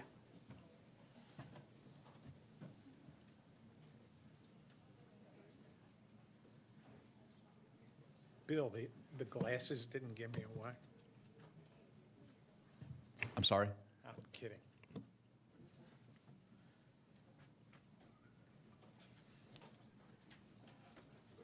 Okay, you can go ahead, David. Thank you. Commissioner Sheffield, members of the board, good afternoon. I'm David Cooper here representing Bonaventure Investments. Bonaventure, who we are, is a very experienced, responsive development company moving into Georgia for the first time, and we're hoping you'll give us this opportunity to do it proud. But rather than toot our own horn, if you've got questions about who we are, please ask Commissioner Sheffield. We've been working diligently with her over a good period of time, and I'd like to move on to the merits of the project, which I know you're more interested in. This property is a 26-acre property bounded between I-20 on the south and City View Drive on the north. It is in the Six Flags Special Service District. It is part of the South Cobb Revitalization Area. It is an area as to which the county has for a long, long time been trying to generate developer interest and investment in new projects. We are proposing to take this site that has sat fallow for decades despite efforts to try to develop it under its current zonings of TS, NS, LI, and R20 and rezone it to RM12 for 303 multifamily units and 3,000 square feet of commercial space. The land use plan category for this property is CAC, which technically does not permit RM12 high-density units. However, your comments that planning staff offered indicate that this is in an overlay, which is part of the 2012 implementation strategy for the Six Flags District. And I've shown you the map, and you can't see it, but there's an oblong blue and sort of amber area along this property, which is mostly multifamily use, and that is what is slated for the implementation of the revitalization of this area in the Six Flags District. So the point of telling you that is that the county, working with its consultants, has identified this area, this particular property, for multifamily uses. And so from a policy standpoint, the table really has been set by the county itself for approval of this application and a change of the categories to enable this use. The county did a market study of the Six Flags Special Service District. It was updated in 2020. Well, let's see. The market study itself reflected factors indicating that multifamily is not just the only reasonable economic use of this property, but also the only practical one. The consultants hired by the county reported back to the county and told you that the demand for multifamily is high, The demand for retail or medical office buildings is low, if not non-existent. And this site is in sort of no man's land between the medical parts of the community that are being developed. So if there is serious interest in revitalization, the approval of multifamily is a very sound and compliant way to move forward as a first step and as a beacon for South Cobb in the Six Flags District. Speaking to density, I know that was a topic of your last application. We are not trying to fit 20 pounds of sugar into a 12-pound bag. We are under 12 units per acre and compliant with the RM12 density in that respect. We are asking for some concurrent variances. And we do have on this site undeniable hardships. You'll see that the site slopes off from City View at the top down to the I-20 access road at the bottom. There is approximately 178 feet of drop. The site includes wetlands and streams, a couple of acres. There is a gigantic sewer easement that the owners of this site, present owners of this site, gave to Cobb County years ago. It's a 50-foot easement. There is floodplain, and there is high rock on the upper left-hand quadrant of the space, all which translates to about 25% of the site being undevelopable. What that has translated to in terms of planning is you can see on your image here that the actual buildable area has been pushed to the core of the site. And for those reasons, and so that we can preserve the stream buffer setbacks and the wetlands and not ask you to approve variances and encroachments into those, we have asked for a height variance, and we have handed to you one of the, as a schedule for height variances because Commissioner Sheffield wanted to tie it to a specification on the height of the actual buildings. But the height variance has very little impact. We've submitted height studies to the county, and they show that there's very little impact. And as you can see, the site is heavily tree-lined, and because of the slope of the property, it puts the buildings lower so that the residents along City View who may be living nearby have very, very little impact, if at all. There is a concurrent variance request for a commercial use. We met in long meetings with the community with the help of Commissioner Sheffield and Planning Commissioner Hughes. And as a result of that, we were asked to include a commercial component into the project. We've added 3,000 square feet at the right, and you can see it in the red box on the plan, which will be open to the community. We're hoping that there will be an operator who wants to use the space for a small coffee shop or what have you. That's what the community asked for. We were happy to include that. So we're asking for that approval.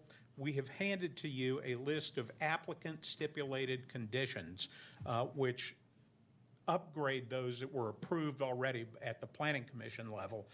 To those, we just we sort of reformatted it, but we are willing to abide by each and all of these conditions, which were developed in tandem with Commissioner Sheffield, Planning Commissioner Hughes, the community as a result of our conversations. So we feel like we've put together an application that you can very readily support. It can be a beacon as you travel west along I-20 and look to the right and see what's happening in the Six Flags Special Service District. We've got just a great-looking project that is embedded in the hillsides, and we just think it'll be outstanding as a project. I don't want to take too much time, but it's going to stimulate some solid economic development for the Special Service District. We've done visual impact studies to move you along, so I don't want to speak too much. I know Mr. Moore was up talking about how lawyers like to talk. I'm going to try to sit down and let y'all ask questions if you've got any at all. We would very respectfully request your support on this application. Thank you. If the opposition can approach.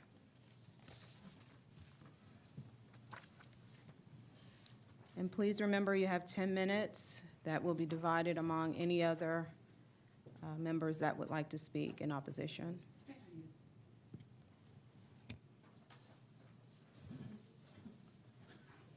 Monica Delancey, We Thrive in Riverside Renters Association. First, I just want to say that the real concern that I have about this development is the price points. Right now, we have price points in the Riverside community at other apartment complexes, have 3-bedroom apartments at about $1,200 a month. And so what I'm seeing is that the apartment complex, City View apartment complex, will be $1,200, $1,300 for 1 bedroom. So I'm concerned about the price points because the people that currently live in the Riverside community, as we know, they're paying price points for apartment complexes that are falling down, right? And it's not to say that if this new apartment complex that's being built, that people automatically could be able to qualify and move there. No, they're going to have some other strict qualifications. So those other apartment complexes that's in existence right now in Riverside community, they're not going to decrease their rent.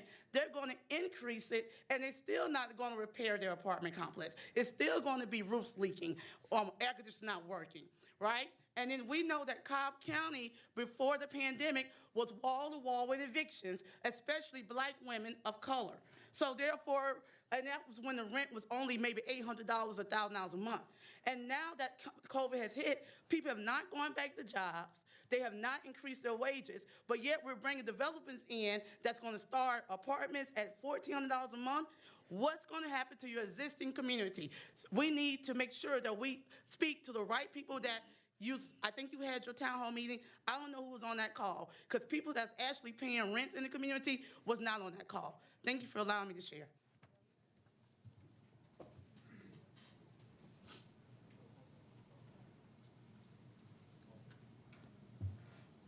Good afternoon. I am Tiffany Ragland, and I have resided in the park at Silver Creek Townhome since 2005. Our neighborhood of 64 townhomes is directly across the street from the proposed development.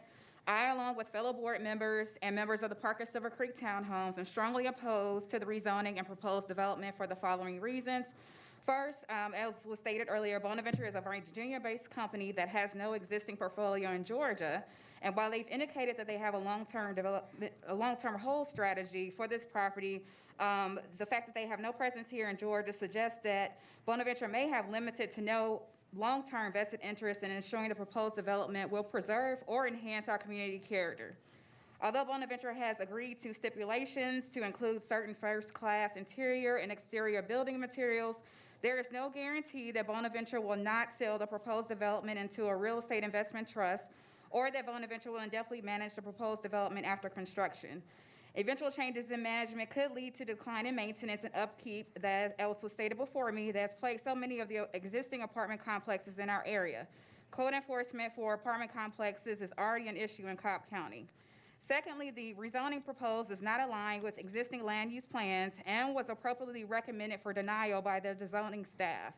The property on City View Drive has been identified as being in an enterprise zone, community activity center, and eligible for incentives through the commercial and industrial property rehabilitation program.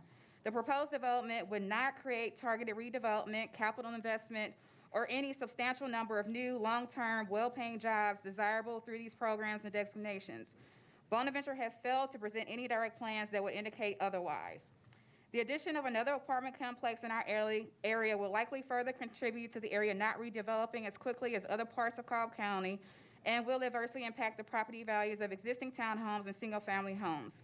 Although prior Six Flags Service District market studies may suggest that there's a need for multifamily housing, there is already a substantial supply of apartment complexes in the Six Flags corridor.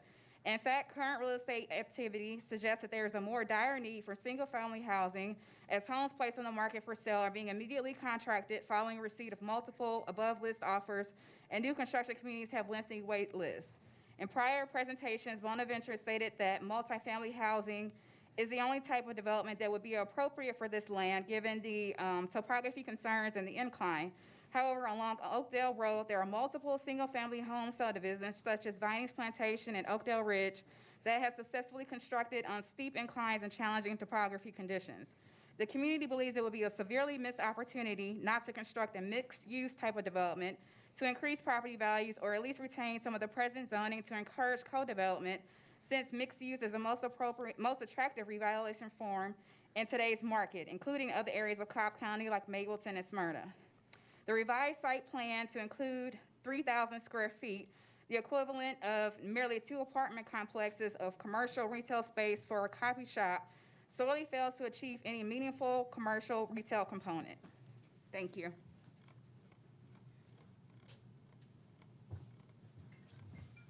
Good evening. I'm Bert Bertzel. I'm a board member of the Park at Silver Creek. We oppose this rezoning because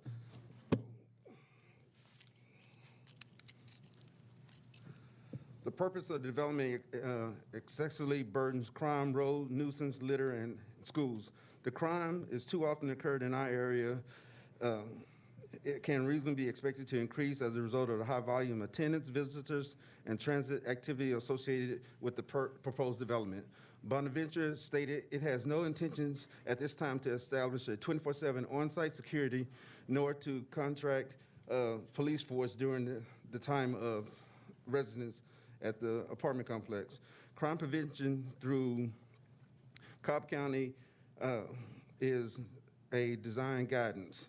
The proposed development is alone established to add approximately 2,378 daily trips, which further growth of 1.5 to 2.5 estimate in the future. Despite DOT's comments and Bonaventure estimates in the commission traffic study that the level of service C or better will be operated from neighborhoods driveway, the volume is not insignificantly increased for residents actually in the area and impacted daily. Increased traffic would further burden road conditions, traffic, and the probability of accidents, particularly consider that there are limited visibility eastbound on City View Drive and between Gold Mine and Gold Pine Road, where the entrances for the proposed development will be developed and freight trucks frequently travel on City View Drive. Given the high density of the proposed development and estimate removal of roughly 8 acres of trees, which to some degree serves as a natural sound barrier from Six Flags and Interstate 20 traffic activities, noise nuisance would be enhanced both during and after construction, making it difficult for residents to work remotely from home, sleep comfortably, and otherwise contain the quiet enjoyment of our community. Also, our community currently natural landscape view will be compromised as the apartment buildings proposed are stated to include bright security lights and the visibility from City View Drive and the park at Silver Creek. Litter is already a problem along City View Drive. Bonaventure will not construct a sidewalk along the full frontal of City View Drive along the same side. And beyond the forage of the proposed development, Bonaventure will not place trash receptacles along City View that will be maintained by its maintenance crew. Simply, there has been no indication that Cobb County intends to construct a sidewalk along the full frontage of City View Drive on the side of the proposed development or place trash receptacles on with the regular empties and maintenance. The increase of likelihood there, the litter will become more problematic given the high density associated with the proposed development. Pembroke High School is already over capacity. City View Elementary School and Lindsay Middle School are currently under capacity with less than 25 students and will easily become over capacity based on the 303 units used for this proposed development.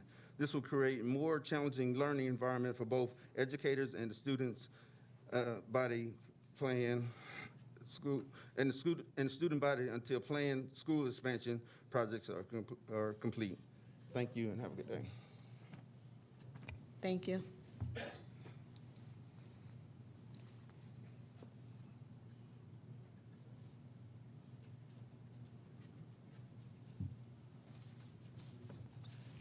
Travis McComb. I did, yes. Travis McComb, Cobb County School District. Approval of this petition will cause concern for Cobb County School District as a result in the impact on enrollment of one school already over capacity. And can you, oh, I'm sorry, go ahead. And that school is Pebblebrook High, currently over capacity, 763 students. And is pardon? Is Pebblebrook currently under construction for expansion? Currently are, yes. Okay, and how many students would that expansion accommodate? I don't, let's see.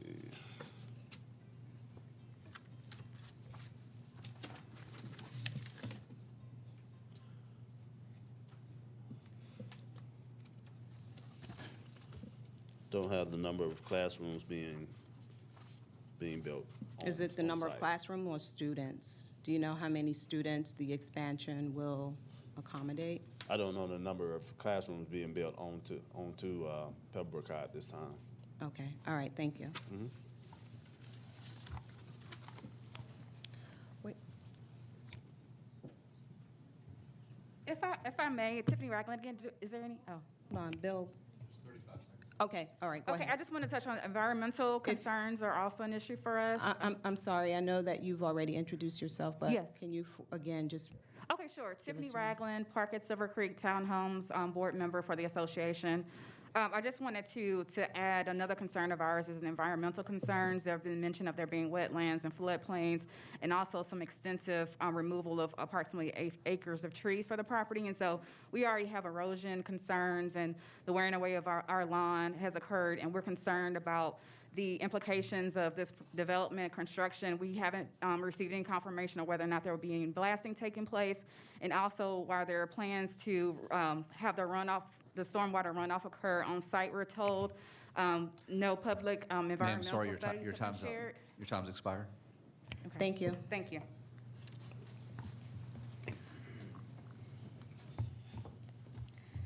Okay, there were several issues addressed concerning environmental, traffic, and stormwater. And at this point, I will rely on staff to fill in the blanks or to kind of go into further explanation and detail on those items addressed. And if I can start with traffic, Amy, if you would join us. And if you would share with us a little about staff findings and DOT findings for traffic, please. Amy Diaz, DOT. So staff findings were the traffic study that was submitted did not identify any mitigations that were necessary for the roadway network. We do recommend a deceleration lane and a left turn lane at any driveway entrances that are going to be used by the resident traffic. I know that there's a discussion of a second entrance to satisfy fire requirements. I know there's some discussion of that being an emergency-only exit or entrance. It does not have to have the turn lanes provided if it is only going to be used by emergency access. Okay, and for that emergency access, if it's not going to be gated, can that also be utilized by the residents? If it is not gated, so that then we would not consider it limited to emergency only. So if it's only signed, then we would still need to have the deceleration lane and the left turn lane there. Okay. And of course, they have to make site distance at both locations, both entrances. Okay, and in our community meeting, there was concern that there is you see the townhouse community that's directly across the street. There's concern that the traffic backs up in that community in the morning, and I understand there's a two-way stop there, and there's a light on Riverview Road and City View. But if you can just kind of talk to us a little bit more about how traffic will impact this particular street. Well, traffic will, of course, come in and out of the development on City View, so it will add some traffic to the through volumes of City View for that adjacent development. If there is an existing problem with delay there, then that's something. Basically, when you have a residential development, then they experience delays during peak hours because there's no signal, no control to let them out. and that's a pretty small residential development compared to some of the others in the county. So it wouldn't warrant a traffic signal light or anything like that. So delays are something that unfortunately are part of their experience. And it will increase them somewhat to have more traffic, but not substantially. Okay. And also, there is a bend near Gold Mine Avenue to the top left, which provides for a limited sight distance. Yes, sir. And that was also a concern of the residents on the call. Can you talk us through that and what will happen? Because it is pretty much of a steep turn as you're driving down City View. So for the exit, the one that's on the current site plan that is going to be used by their main development, they have to meet the site distance requirement.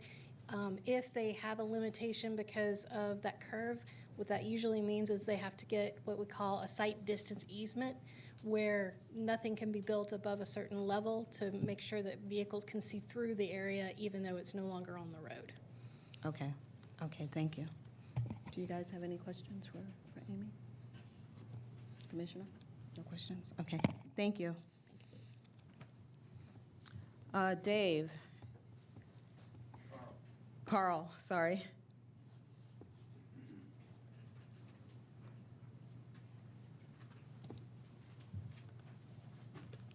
Carl Carver, Cobb and Stormwater. Thank you, Carl. If you can speak with us a little bit, there's been some concern shared today and also at the meetings regarding the erosion, because as the applicant mentioned earlier, this is a very challenged lot, and there are a lot of topography challenges, which is, as you can imagine, will also create erosion. But can you talk to us a little bit about the stormwater findings? Certainly, yes, it does have some topography that is steep in some areas, and during the plan review process, they'll have to follow the Georgia Stormwater and Erosion Control Manuals, to identify and provide controls of erosion during construction until the point where they have it stabilized. Their current site plan does not show any encroachments into the buffers, stream buffers, or the floodplain. Their stormwater management pond is outside of the floodplain and outside of the buffers. Okay. I think that was the only stormwater question that I had. Do you guys have any questions for Carl? Stormwater?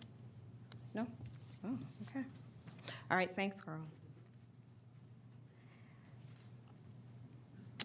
If I can have or ask the applicant to come up.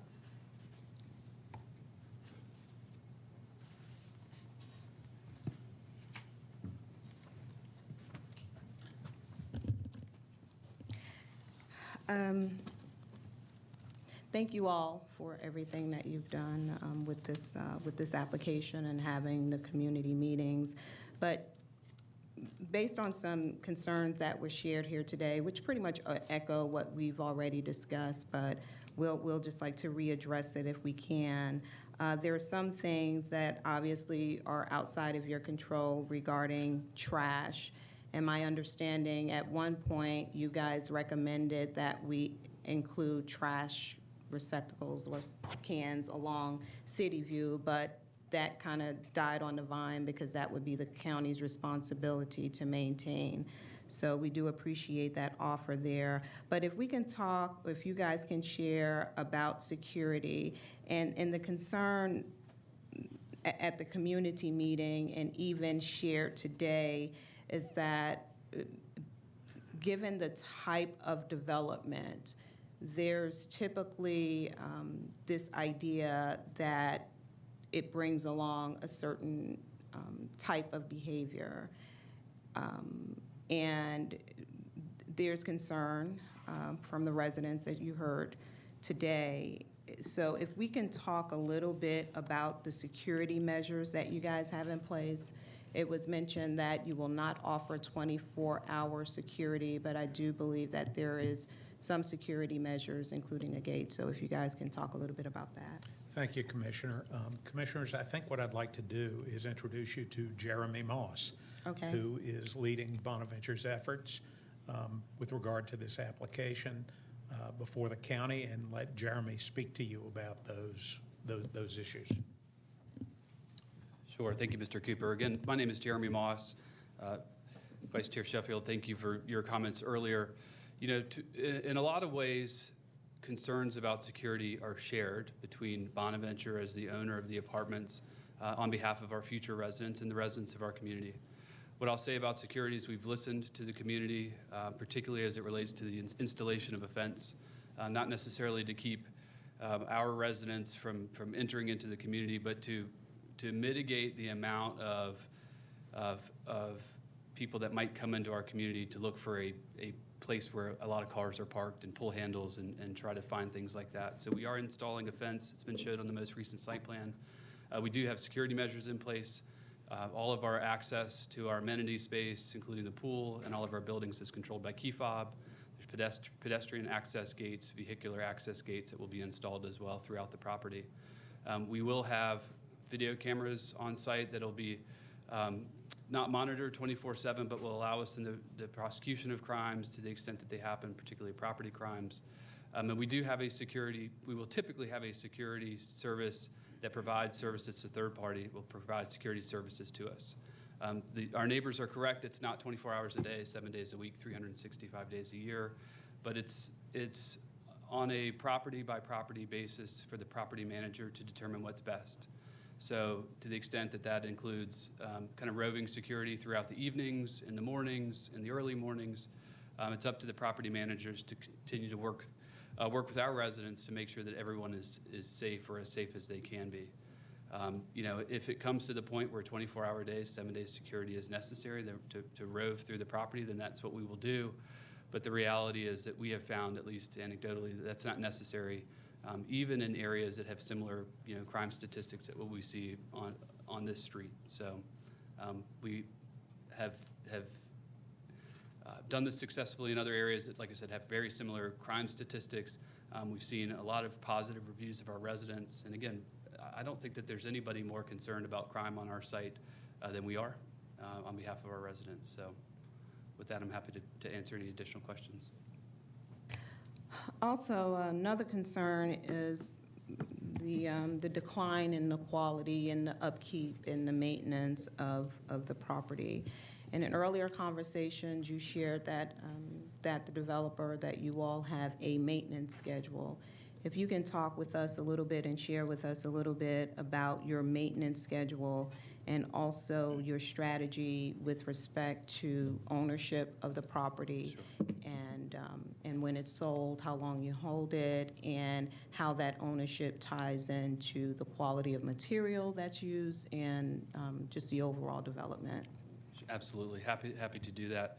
So what you've heard earlier is that Bonaventure is a long-term hold company. That means unlike some apartment developers that come in and focus only on the development phase, and then once the apartments are rented or stabilized, they get sold, it's been Bonaventure's business model for the last at least 12 or 13 years to develop properties from the ground up and hold them for a long period of time. We have found that real estate, because it's cyclical, the only way to avoid the ebbs and flows of the market is to hold it for a long period of time. The way that our financing structure is typically in place, it's usually 40 years amortized, which means that we tell the bank very early on that we intend to hold it for a long period of time.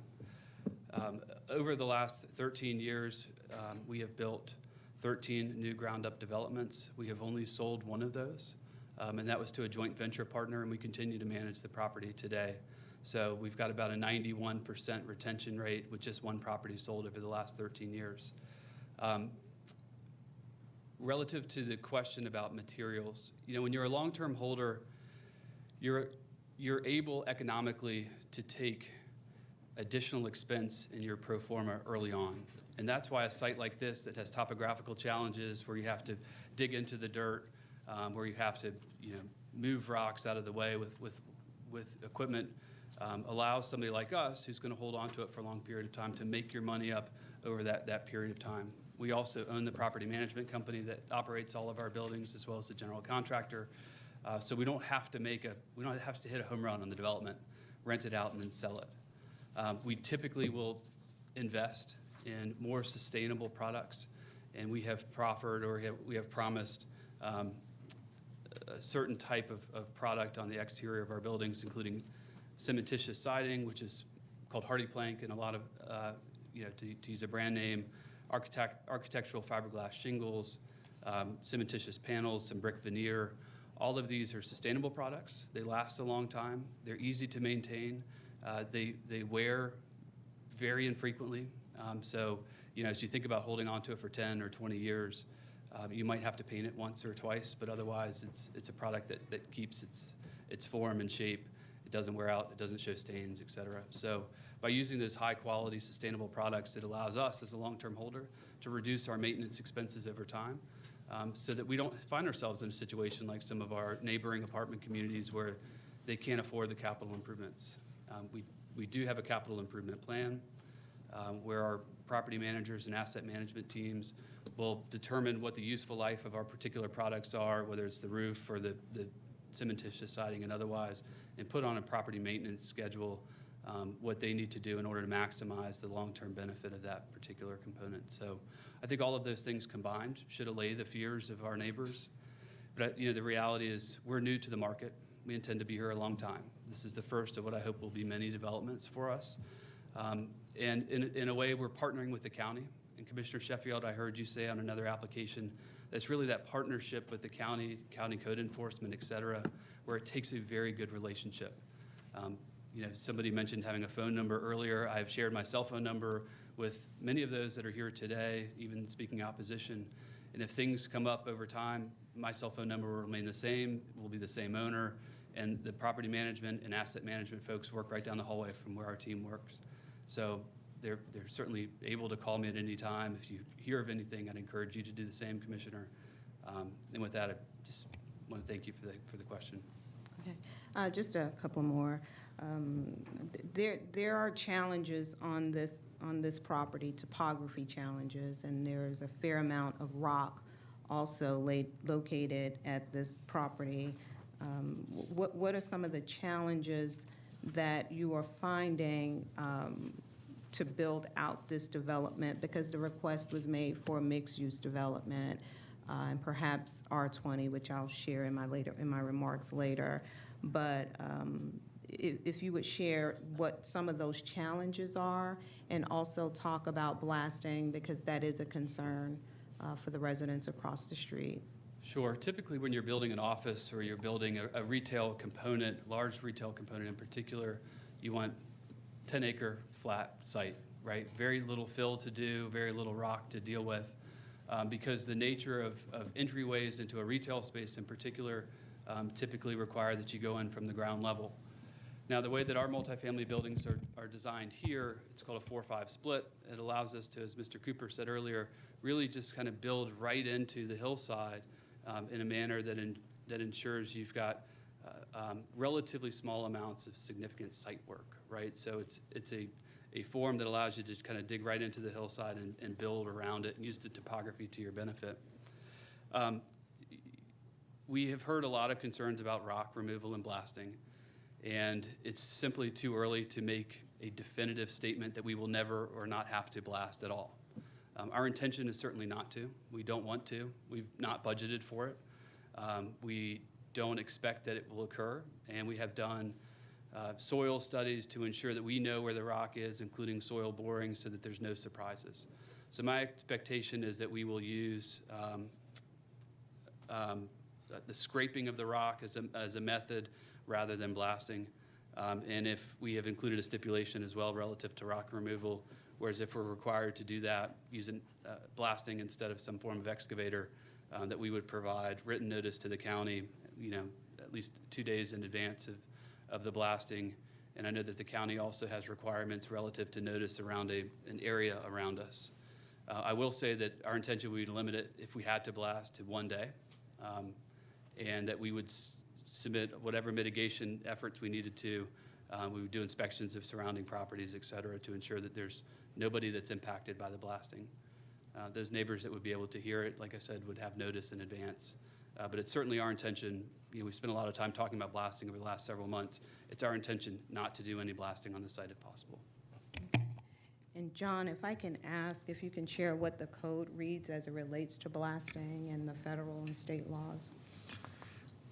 That I'm not 100% sure of because I don't deal with that, Madam Vice Chair. Okay. I do know that they do have to, if they are going to blast, they have to notify the adjacent property owners. They may have to do some kind of monitoring with devices that measure how much the ground shakes.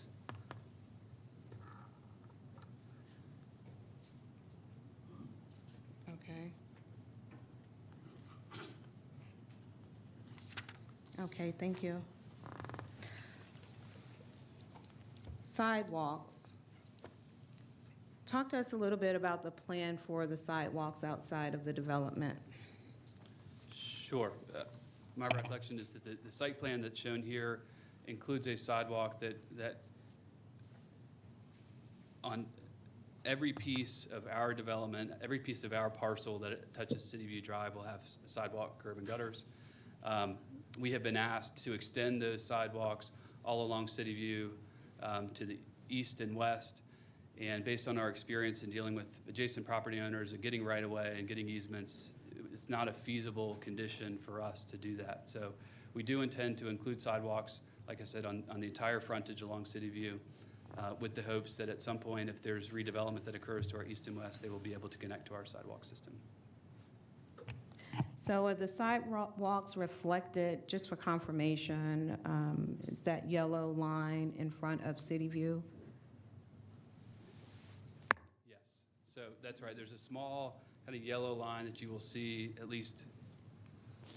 Is that where the Yes. mouse is pointed? Okay, That's so correct. all of that will consist of We'll sidewalks? include a sidewalk. That's right. And up on the north side of it as well, Correct. over there, okay. Right there.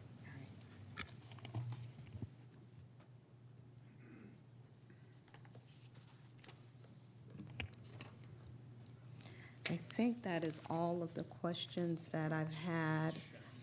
If you guys have the renderings I see you have here, if you have any slides that you would like to share with us. But before doing that, does any of the commissioners have any questions for the applicant? I do. Okay. Your variance for 4 stories to 5 stories, is the hardship the topography or what? Yes, Commissioner Burrell, we've got, as I indicated, let me see if I can find the slide to help guide us. If you start with the slide, you can see that at the peak of the site, you're at an elevation of 920, and it slopes down to 800 feet at the bottom. So you've got a terrific amount of slope on this site. And what happens is the point of noting the slope is that it softens substantially any impact that would be felt by going above 40 foot, which is your limit in the RM12 district. I don't know that I included a copy of the survey in our deck here, but let me just see if I can find it. I don't have it, but what you can see on the rendering that we've got is that you have substantial stream buffers and stormwaters. Those little dashed lines in the open area on the interior side of the property by the number 4 is all stream buffer and wetland area, and you've got wetland area down below the stormwater facility that's shown on the rendering. Below that, Commissioner Burrell, below buildings 1 and 4, you have a 50-foot easement that was granted by the owners of the property to the county, which makes that area and below it towards I-20 undevelopable. And then you've got up in the area by number 1, high rock on that on that part of the site. And so what that has forced us to do, Commissioner Burrell, is push buildings to the center, and that's why we're at, and those are the hardships factor, and those are classic hardship factors under any variance analysis in every jurisdiction where I've done this kind of work. Okay, thank you. Thank you. Any other questions for the applicant? And they are under the 12 units per acre. They are under the 12 units per acre. Okay. Thank you.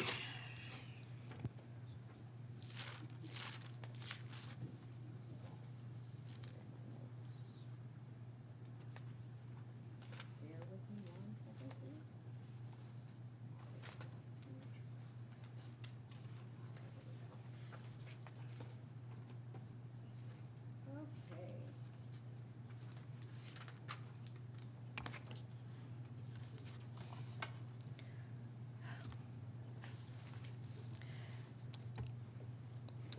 Okay. Thank you again to the applicant for your presentation and the due diligence that you put into this development to ensure that the community is presented with a quality product.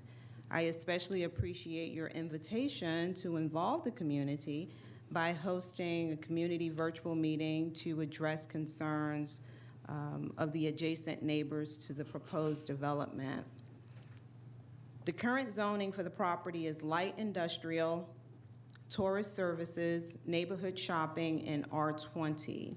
And while R20 would be the most compatible category to the neighboring townhouse community and single-family homes nearby, it would be the most challenging to develop because of the topography of the site. Some of the concerns raised today and also on the call includes traffic. And the traffic studies were conducted, and the finding is that it will not adversely impact traffic. Granted, there will be an increase in traffic with the new development, but again, it will not have a major impact on traffic congestion. There are 2 signalized lights as well as two-way stop signs on City View Road that will aid in any future traffic congestion. And as Amy indicated earlier, if traffic congestion increases over time, the timing of the signalized lights will be adjusted to improve traffic congestion.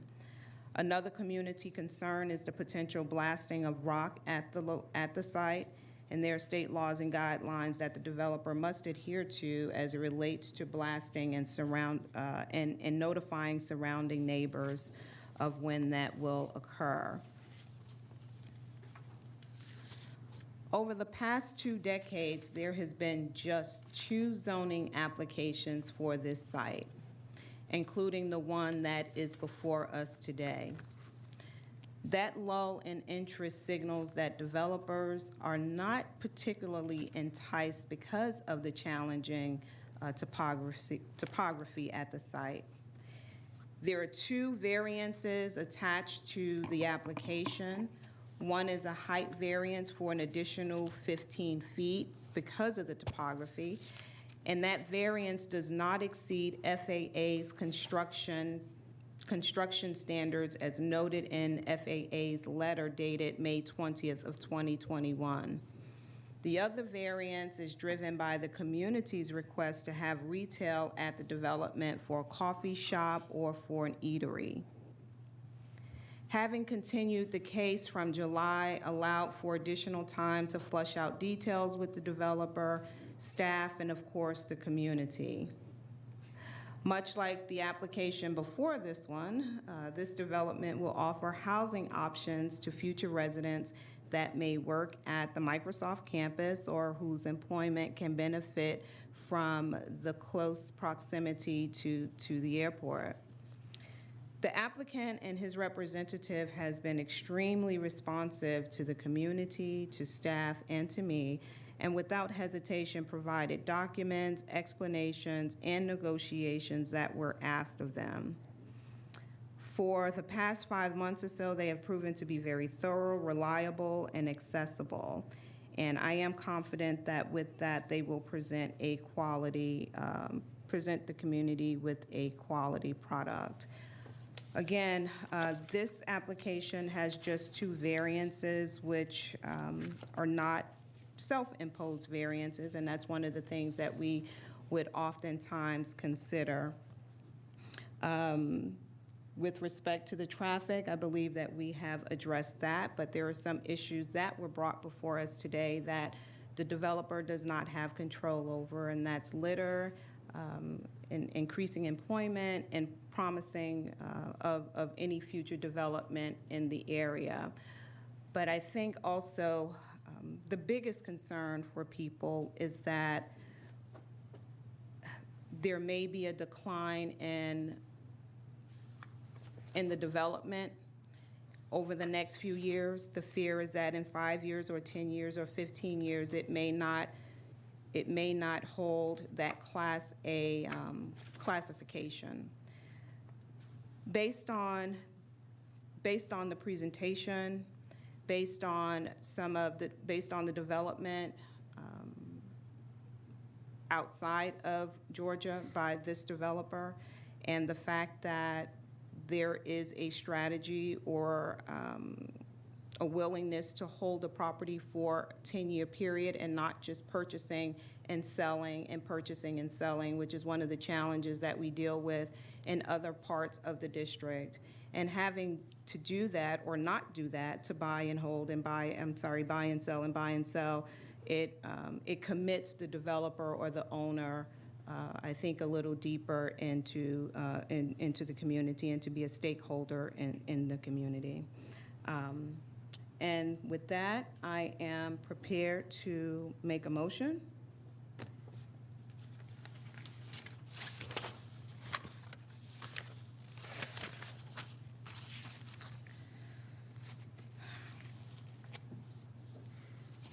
I make a motion that, I know it's the suspense of a reality show. Sorry. I make a motion that to approve Z30 with the following stipulations.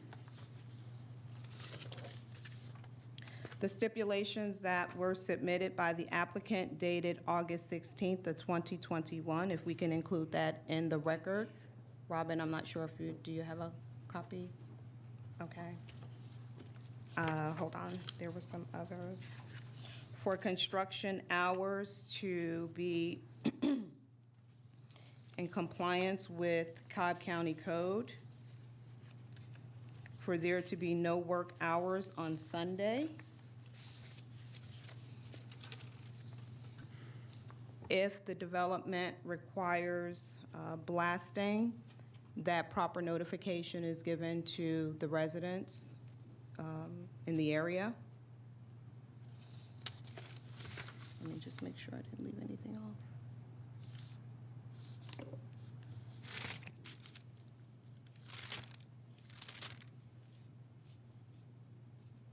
Sorry, I have so many notes here.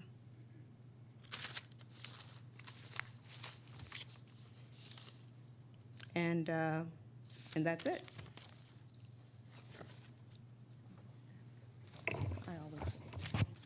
Staff Yeah. comments and. Sorry, staff, we've just been forgetting about you guys today, and all staff comments that are not, all of the comments, excuse me, that are not in conflict with staff recommendations.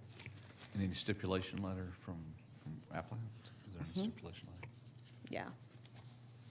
And additional, the stipulation letter, well, the stipulated conditions dated August 16th of 2021. I don't have this. Okay, thank you. Yeah, yeah, it's the same thing. Same thing. Well, where's David? Just because I don't want to have to come back for this.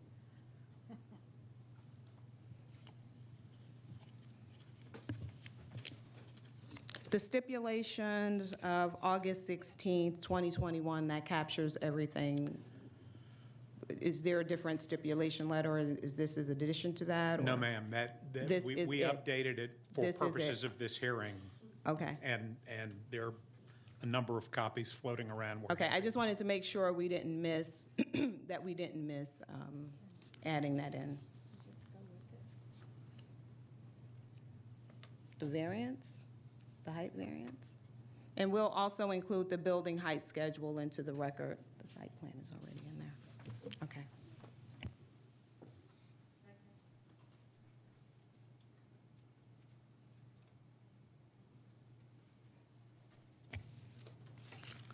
Any discussion? Oh, yeah. Thank you. The final site plan to be approved by the district commissioner.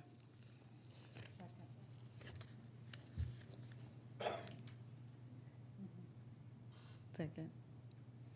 Any discussion? No discussion? Oh, you guys must be tired, no? Call the question.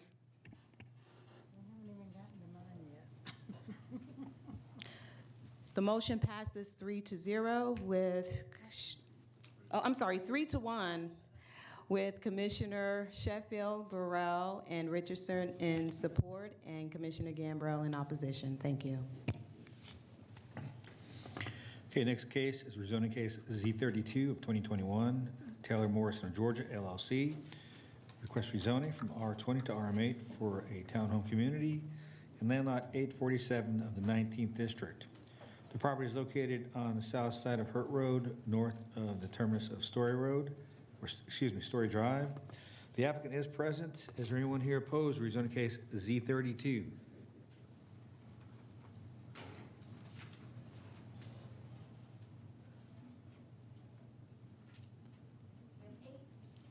Let the record show there are 8 people here opposed to rezoning case Z32. All those who wish to address the board, please come forward to be sworn in.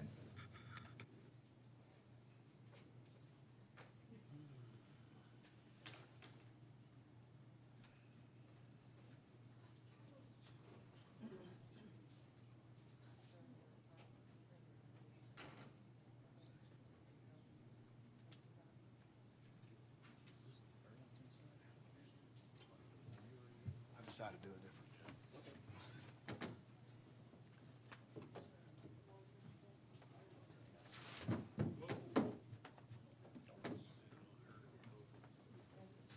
It's kind of quick. Except I'm gonna do this first. Man, I'm killing you. You know how it is.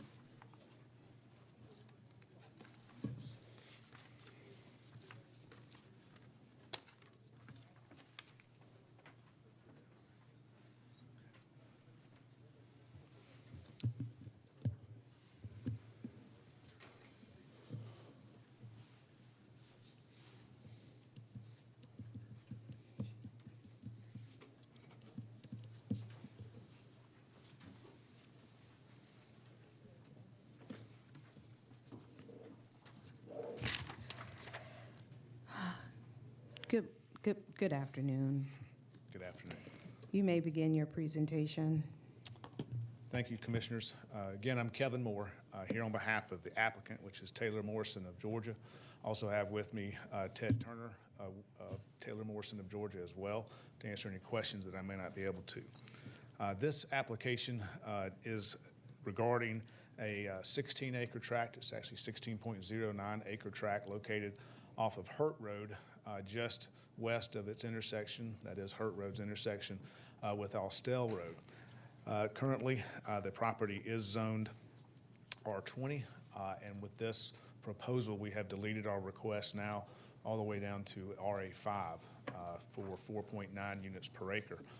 I'll tell you how we got there, but first I want to give you some context in terms of the surrounding area for this proposed RA5 community by Taylor Morrison that would be a townhome community.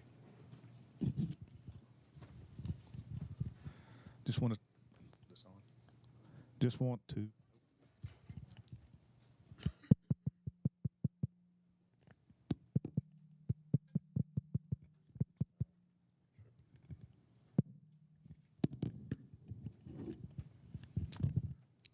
Thank you.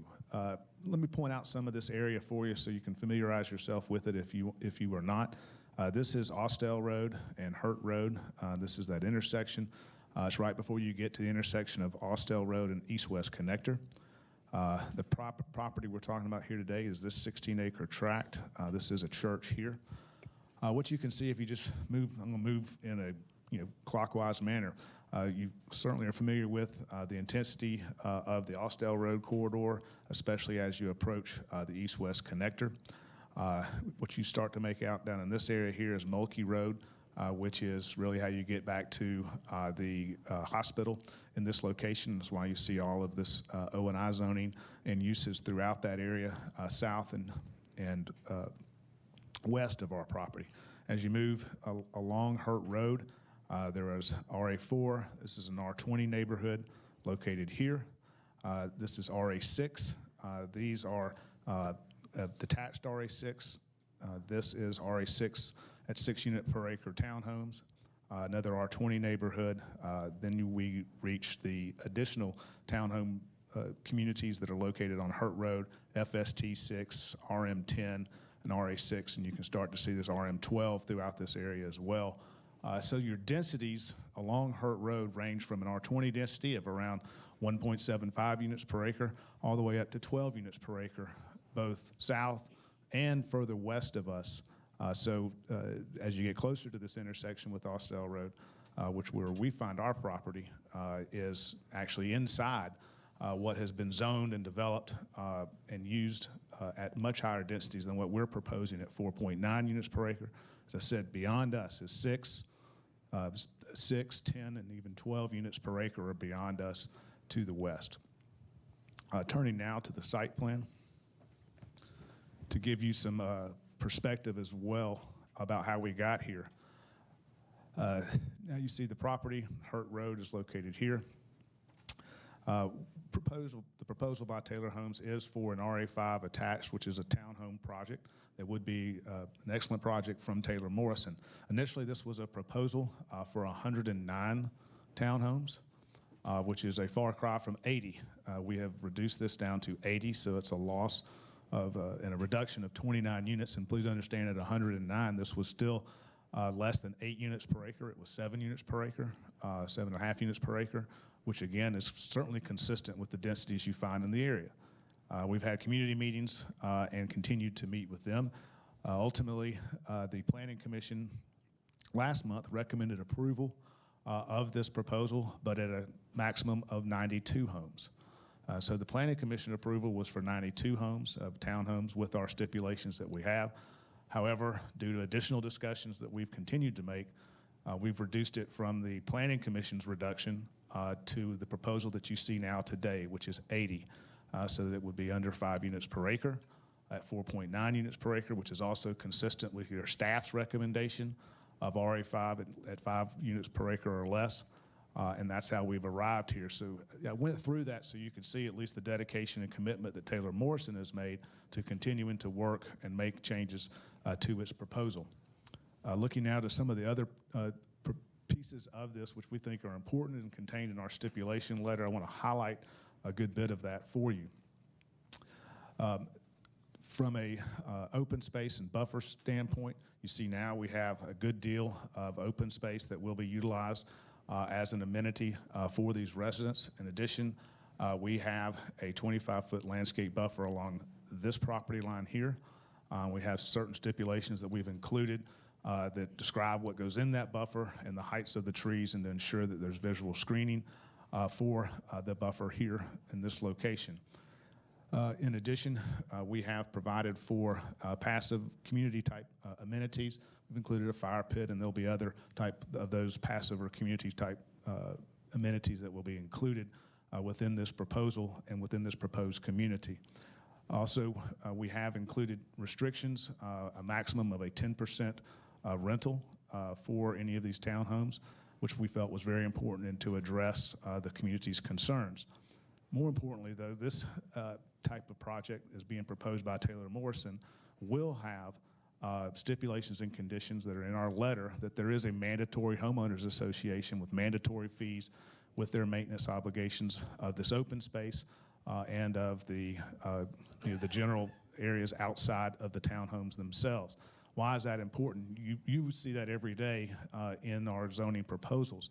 It's important because when we look at the townhome communities that were built and they're existing just a street or two down from us, those don't look as nice. Those were done well before, back in the 70s and 80s, before we, as a standard, had mandatory homeowners associations, covenants, and zoning stipulations that would protect it going into the future. That's what we're proposing here. It's not the type of townhomes that you see there now.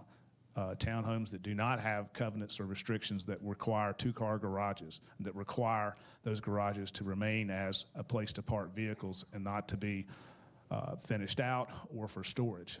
That's what's included in our stipulation letter to prevent that from happening. And that's important, and it's important for me to let folks know that those are included in our letter and are part of our stipulations. Also, I want to mention a stormwater concern and show you how that's being addressed, and it's been confirmed with your Cobb County Stormwater Department. What's this one? This is going to the west side of our property, and just want to show you, because this is in our stipulation letter. There is some existing problem with stormwater along this area here and how it flows from this property. We, however, will be doing our stormwater management so that the flow is down to the actual drainage channel and within our property. What this will do is actually improve the drainage and stormwater that these houses face now on their property, because water that today is going straight over here like this will now come in and be diverted from their property line down to the actual existing drainage channel, which will improve their particular stormwater issues greatly over what is today.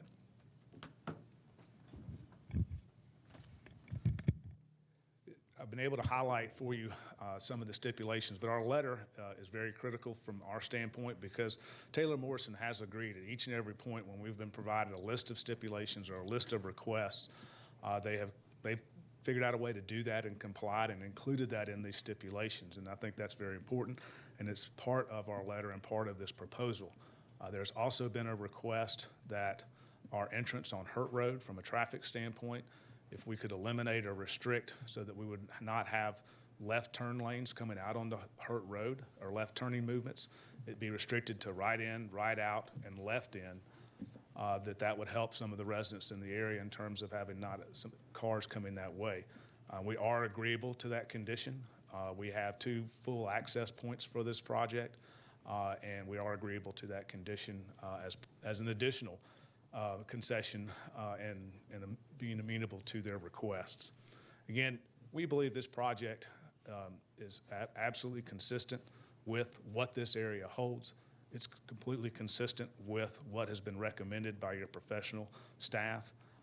It's not consistent with your Planning Commission recommendation, because we've reduced it by an additional 12 units from what the Planning Commission recommended at 92.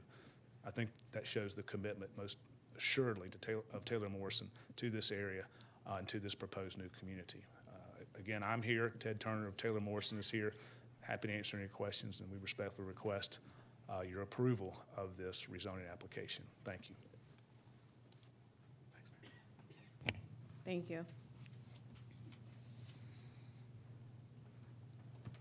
We can have the opposition to approach. And please keep in mind that you'll have 10 minutes, and that 10-minute time is to be divided among all speakers.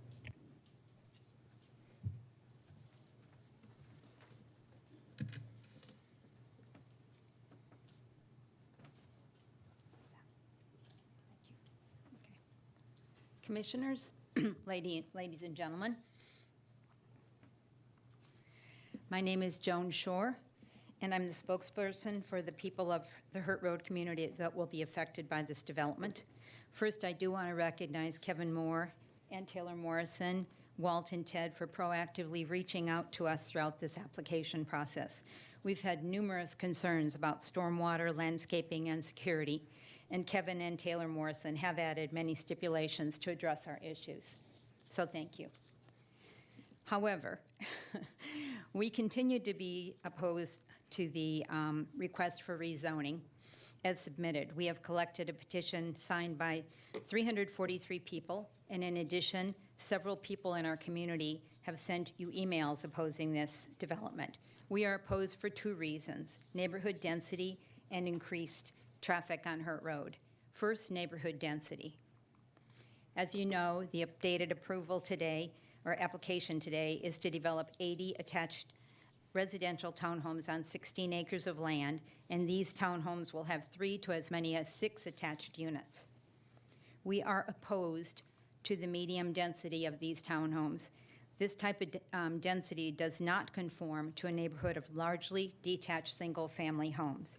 As one neighbor you heard from on email or letter has told you, most people who live in low population areas are here because they like seeing large tracts of open forests or open meadows or farmland.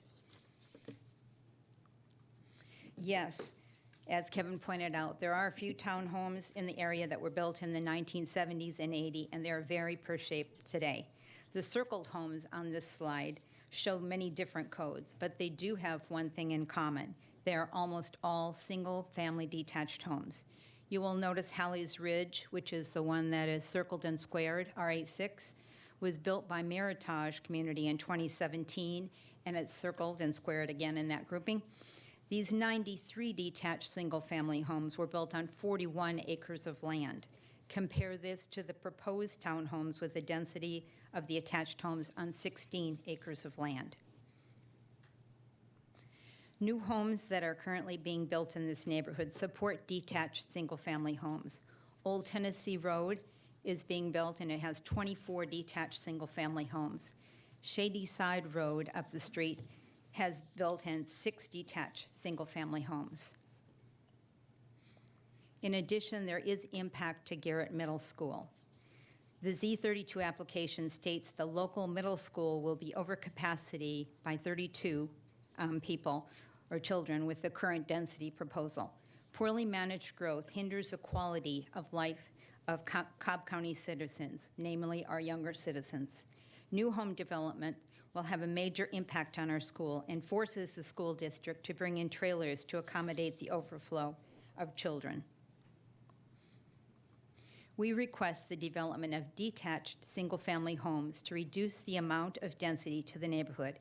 As stated in the Cobb County 2040 Comprehensive Plan, let's preserve the character of existing neighborhoods. Second, increased traffic on Hurt Road. Additional vehicles resulting from this project will negatively impact an already congested Hurt Road. Hurt Road is known as a feeder street since it runs parallel to the east-west connector. The density of this development will severely impact residents' ability to enter and exit an already congested Hurt Road. The addition of the Halley's Ridge 93 homes has already impacted traffic volume on Hurt Road. Amy Lane and Pine Needle Drive will see additional cut-through traffic. There are 206 homes in that community. In 2009, a traffic study showed there were more than 1,700 cars per day cutting through that neighborhood. This resulted in the need for speed humps to reduce the traffic. The safety of children and adults will be more at risk by this medium-density proposed development. In 2019, there were 63 accidents with 19 injuries on the corner of Estelle and Hurt Road. This means an accident occurs every 5 to 6 days. SPLOST dollars for sidewalks on Hurt Road from Estelle to Powder Springs Road have not been completed. 10 years later, the remaining sidewalks on this street are still 15th in line out of 22 requests. The question I have is, can the sidewalks be moved on this list if the subdivision is approved? Can we be moved up the ladder? The backup on Hurt Road will be exponentially increased with the added car traffic, school buses, and garbage trucks from this development. To offset, the builder has added construction of a deceleration lane and a left lane turn on Hurt Road, as well as full access and entrance to Story Drive. In our opinion, this will not be enough to offset the additional traffic that will occur on Hurt Road. A DOT traffic study was recently completed. And the conclusions and recommendations to this study states, since the difference between the build and no build are insignificant, no system or site mitigation improvements are needed. This is based on the fact that on a scale of A to F, with F being the worst, the street is an A or an E today, an E. So if it's already an E and the study shows it will be no worse with the build of 80 additional townhomes and its resulting traffic, it becomes acceptable? My question is, when does a decision of no build occur if it's already an E? At the very least, we do propose a no left turning sign from the Taylor Morrison subdivision onto Hurt Road. That way Pine Needle and the new street in the subdivision will not have cars colliding into each other with a few feet. To recap, the Hurt Road community concerns shown below are neighborhood density and increased traffic on Hurt Road. We understand development and progress will occur. However, we would like to see zoning for this development as single detached family homes only. We feel this is the best interest to mitigate the density and traffic on Hurt Road. Thank you. Thank you.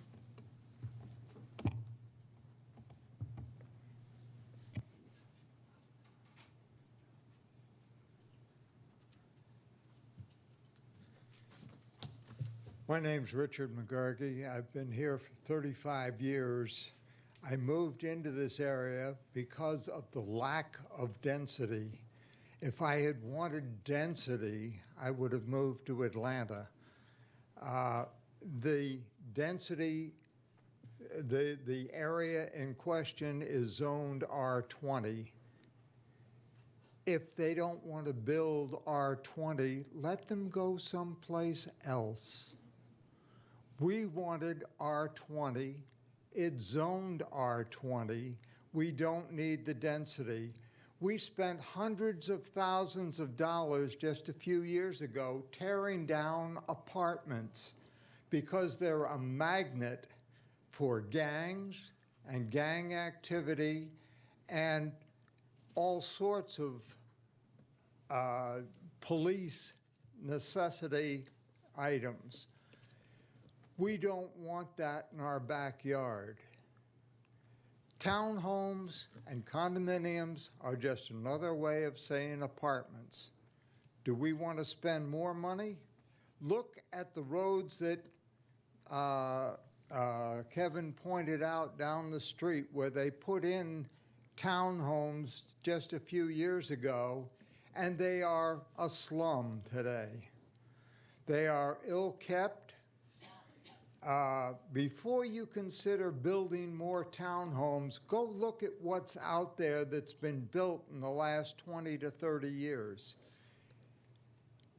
We're spending good money to tear them down and get rid of them, and you're approving new ones. Please turn this down. Thank you. Thank you.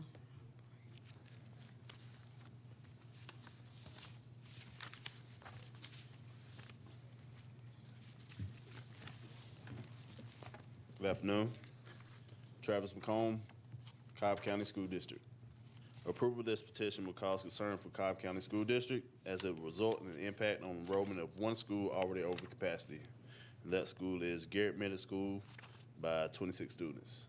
Elementary and high school are under capacity currently. Okay. That was 26 students, 26, did you yes. say? Okay. Thank you. Thank you. Was there anyone else? No? Okay. Let's start with traffic, I guess. Amy?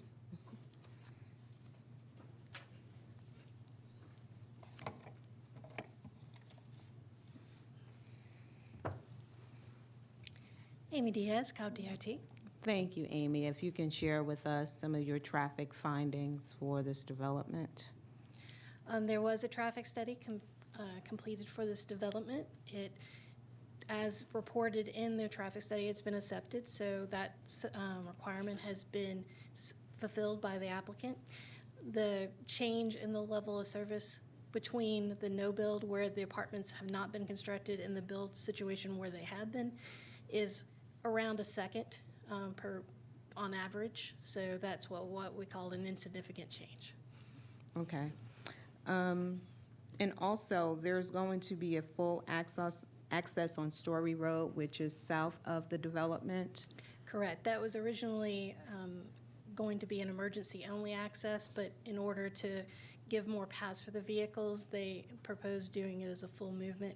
They revised their traffic study to allow residential traffic to use that access as well as emergency vehicles, and everything is still operating acceptably. Okay, and Story Road lets out to where? Yeah, they're pulling it over. So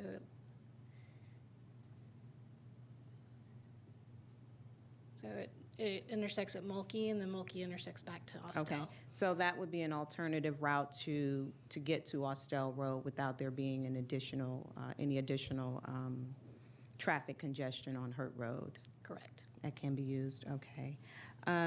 There was also a proposal by Ms. Shore to include a left turn lane, no left turn sign on Hurt Road. Is that something that you guys have considered, or is that something that we can consider? It's not something that we have considered. The traffic study had it as a full movement driveway. It's something that we would be willing to take under consideration. One thing we have to do anytime we restrict turning movements is we have to look at, well, what path is that vehicle going to take now that they can't turn left? And we, so like it would impact U-turns at the next signalized intersection. And so that's something we would want to talk to our traffic operations and signals departments about before we restricted the turn.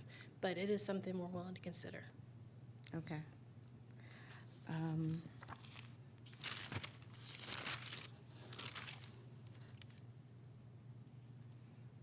That was all I have for DOT. Do you guys have anything? Commissioner? No? Okay, thank you, Amy. Thank you. Stormwater.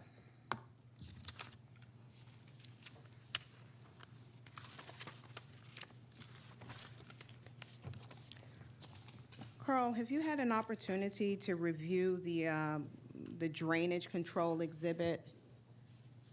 Yes, I have. Okay, and what did you find there? Will it satisfy the requirement for stormwater drainage? Yes, it will be reducing the flow to that adjacent neighborhood and bringing it down to the stream. That was one of my recommendations originally. Okay, all right. That's all I have for stormwater, unless you guys have a question for Carl. No? No questions? Okay.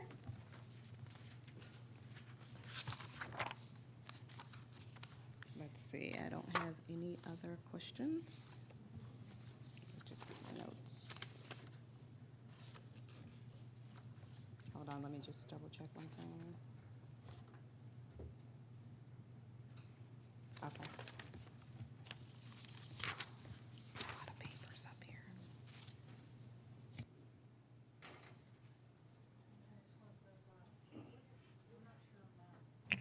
Staff analysis is up to date from the last STIP letter of August 11. But staff is recommending approval with the RA5 category, correct? Yes. Okay, thanks. Okay. All right. Let me make sure I'm reading the right one. Okay. All right, the current zoning for the location is R20 with the original application of RM8, which reflects a development of 110 townhouses. Staff recommended deletion to RA5, which essentially means 5 units per acre versus the original request of 8 units per acre. The RA5 category is consistent with the adjacent subdivision of Peach Commons, which I believe was zoned at RA6. So it's consistent with with that community. And it would also act as a transition in density and uses that are compatible with the comprehensive plan. While traffic is a concern, as it typically is with new development, there will be a full access to Story Road, which is adjacent to the proposed development, and it will alleviate traffic, at least in some part, on Hurt Road. As Story Road will also grant you access to Austell Road. By all accounts, the applicant has met the requirement of the RA5 build-out. And with this one, I don't think that there are any variances attached to this application.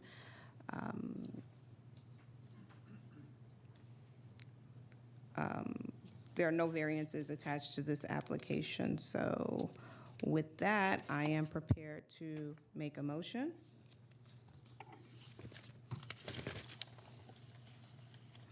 And I make a motion that make a motion to approve Z72 with the following, I'm pardon? Z32. We already heard Z72. Did I say 72? It's been a long day. Z32 with the following stipulations. Well, since some of my comments is going to directly address items in the August 11th STIP letter, I'll just go ahead and include that that the August 11th STIP letter be added to the record with the following revisions.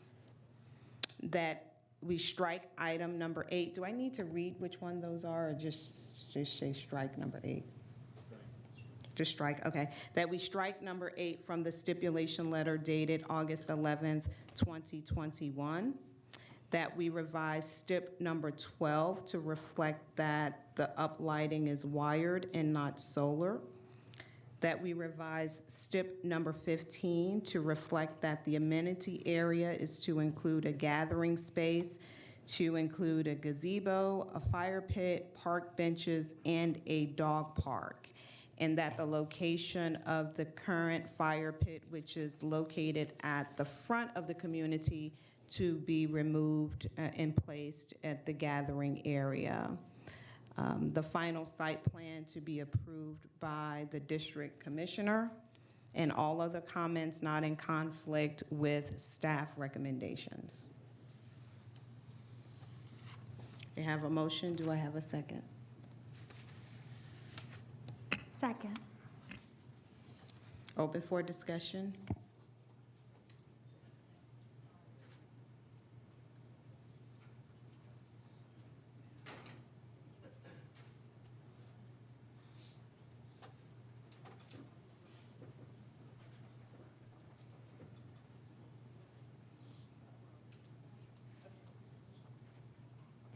The question is with respect to, may I borrow that? With respect, never mind. With respect to item number 8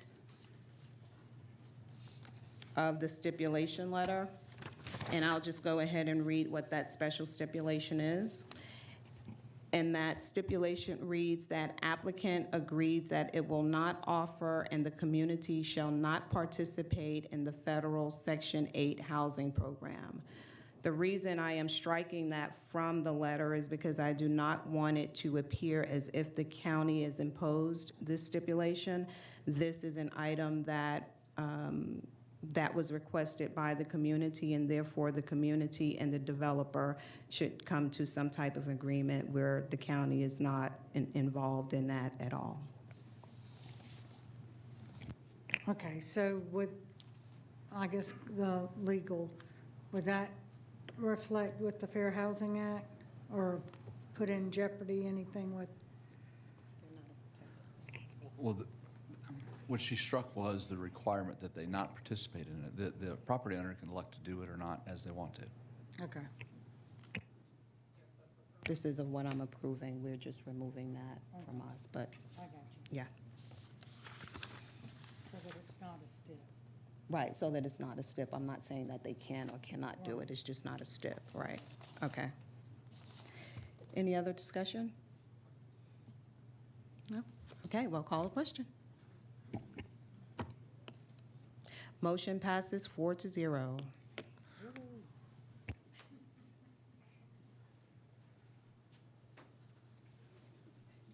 Thank you.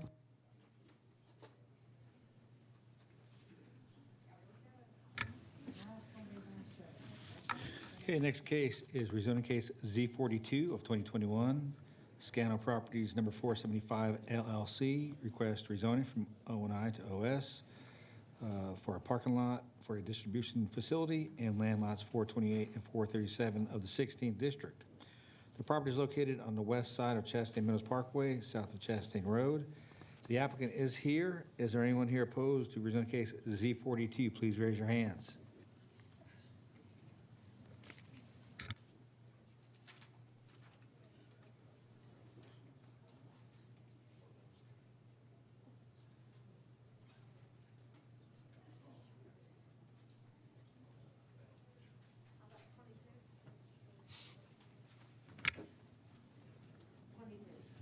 Twenty-two. Let the record show there's 22 people here in opposition to rezoning case Z42. All those wishing to address the board, please come forward to be sworn in. How many? 22.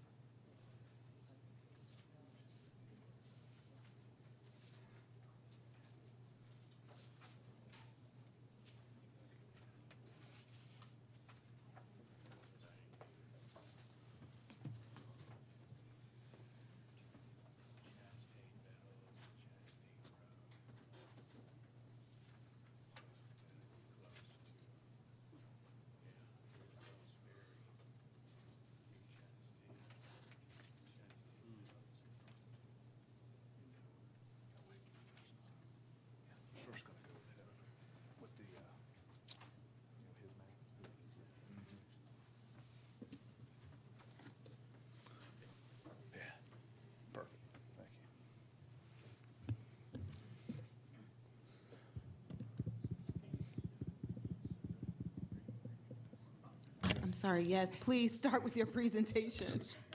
It's quite all right. When they're back to back, I was make sure my things were straight. Thank you, Commissioners. My name is Kevin Moore. I'm here on behalf of Scano Properties in this application for rezoning. The proposed rezoning is for a tract that is 9.1 acres. It is currently zoned office institutional, and we're proposing rezoning to the office services OS category for purposes of a parking lot. That's it. What you'll see on your screen is the surrounding area. Highlighted in the yellow is the 9-acre tract we are discussing. You'll see that along its eastern border is Chastain Meadows Parkway, which runs through the middle of the screen. To the north is Chastain Road. To the west is I-575. To the south, importantly, if you kind of get a little bit further out in terms of this property, maybe not that far, but that's fine. Yes, perfect. To the south of this property is the intersection of Big Shanty Road and Chastain Meadows. What you'll notice along Chastain Meadows, that is going further east on along Chastain and further east in the easterly direction, you'll see that from Chastain Road to Big Shanty Road along the entire eastern side of Chastain Meadows is office services. That's OS. Also, you'll see that there's a large tract, approximately 28, 27 acres located to the south of our property. The O&I piece is OS. That is an OS tract that's at the intersection of Big Shanty and Chastain Meadows. That tract is slated to be developed and is in for permitting for a distribution center. The purpose of this rezoning is to have additional parking for that distribution center, and therefore the O&I piece would need to be rezoned to OS to allow for that, even though O&I as a category, as a permitted use, does allow for parking of vehicles. Those vehicles, though, have to be associated with a permitted use under OI. Also, a particular note, and to draw your attention again to Chastain Meadows and all of the OS that you see there. As you continue down Chastain Meadows throughout this area, Chastain Meadows, the purpose and the reason why it exists is not only for connectivity between Chastain Road and Barrett Parkway, was to find a location for OS-type properties, to find locations for distribution, for types of services that you see throughout this area. You see call centers, you see large buildings with distribution type functions and other similar type functions that are allowed under office services. That's why Chastain Meadows exists. That's why it was built in the first place, is to offer that. Turning now to our site plan, which is pretty straightforward, but as we go through it, I'll show you some additional detail. Again, this site plan kind of turns it so that now Chastain Meadows is along the bottom. So north is this way. This property would have provision for parking of 320, it's really overnight van parking. It's van parking that would be here associated with the distribution center, which is already on OS zoned property, which permits that use. So you see that our parking lot is here on our 9-acre site as well.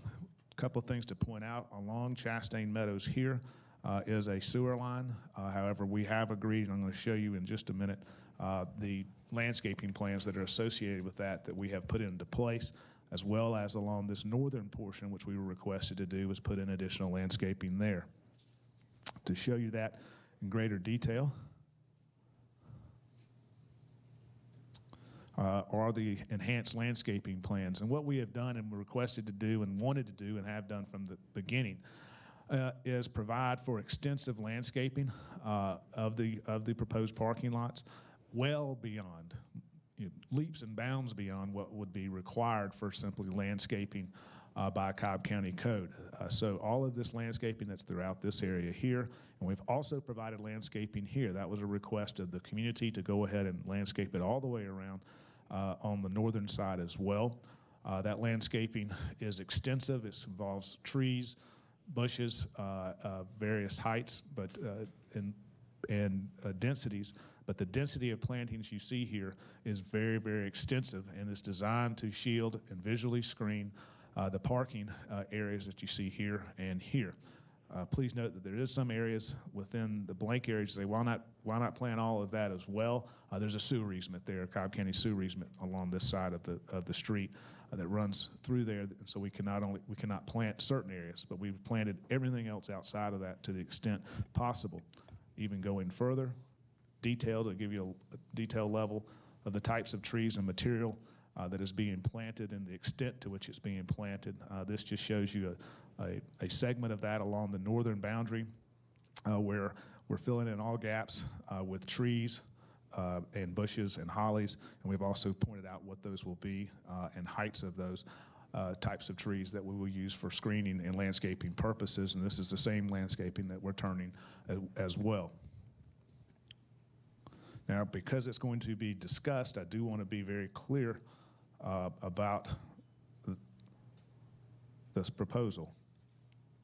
Can I get that? You're better at it. What I'm presenting to you now is simply the site plan for the overall development that would occur there. If I draw a line right here, that's the difference. This property here is zoned OI, and we're proposing it for additional van parking. This property here is already zoned OS, and the proposed distribution center that is being to be built there is a permitted use, and it's simply being permitted and will be in permitting, awaiting its land disturbance permit. What is needed for this, or what would be enjoyed for this and would be good for this project, is to have the additional van parking. Those are the distribution vans for the distribution center, to have those located here as opposed to located elsewhere. If they're located elsewhere, you've tripled the number of trips that have to come in for those vans to come in and leave and come back, and for the people to leave and come back, as opposed to having those on site. In addition, though, I do want to point out we do have, along this area here, we do have our landscaping plan that includes that, but wanted to simply point out this is already zoned, and it's not necessary to be zoned to be developed for that use. We are simply proposing the parking lot along that segment there.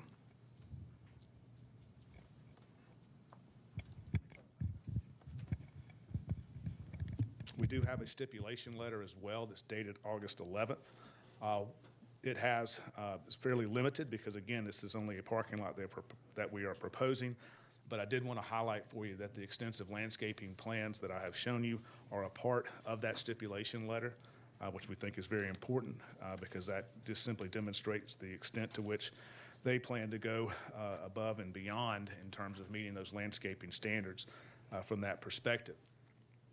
In addition, we have agreed as part of this, as part of these stipulations, that the lighting for the proposed parking lot areas will be designed to prohibit light from extending beyond the subject property. It will also go further than that.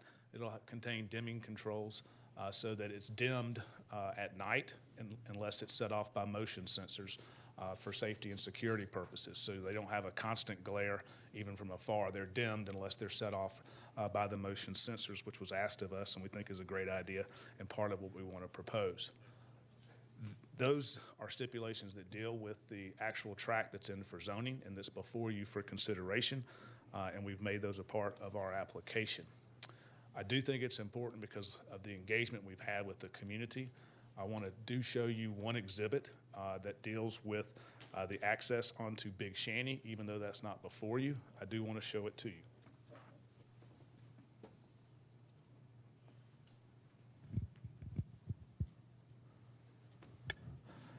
This comes down to where this is Big Shanty.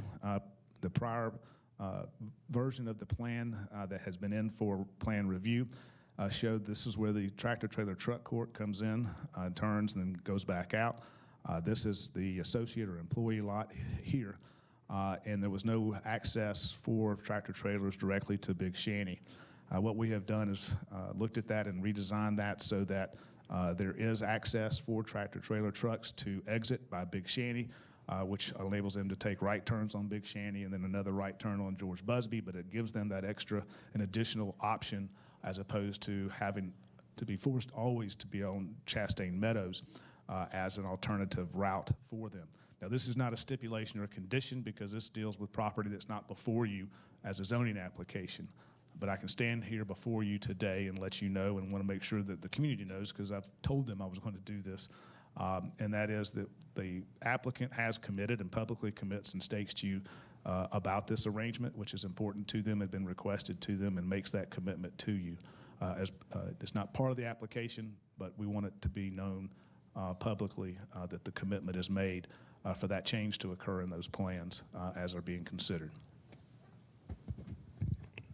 Again, thank you for your consideration, and we respectfully request your approval of this rezoning application as presented. Thank you. Thanks.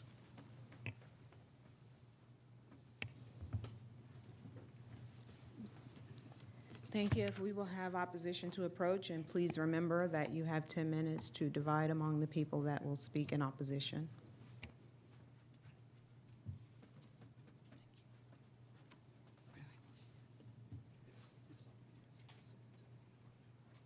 And if you would state your name, please. Good afternoon, Commissioners. My name is Jessica Berry. I'm a Chastain Lakes homeowner. I'm an attorney, an active voter, and I have standing to oppose Z42, standing to sue and appeal in this matter because I live within the requisite distance. We speak on behalf of Chastain Lakes, Brookhaven of East Cobb, the BFCA, and concerned area residents. This case is convoluted and riddled with procedural improprieties.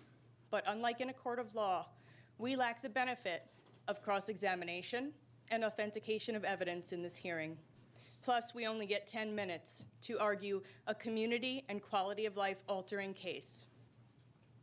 First, the proposed parking lot must be combined with the connecting warehouse for proper zoning consideration as one site plan. Shockingly, the applicant has previously combined the parcels for site plan review, and more shockingly, it was approved prior to this parking lot's zoning hearing today. In doing so, the applicant avoided public scrutiny. This was and is procedurally improper. The applicant can't combine parcels as one and then submit them as standalone parcels when it's convenient.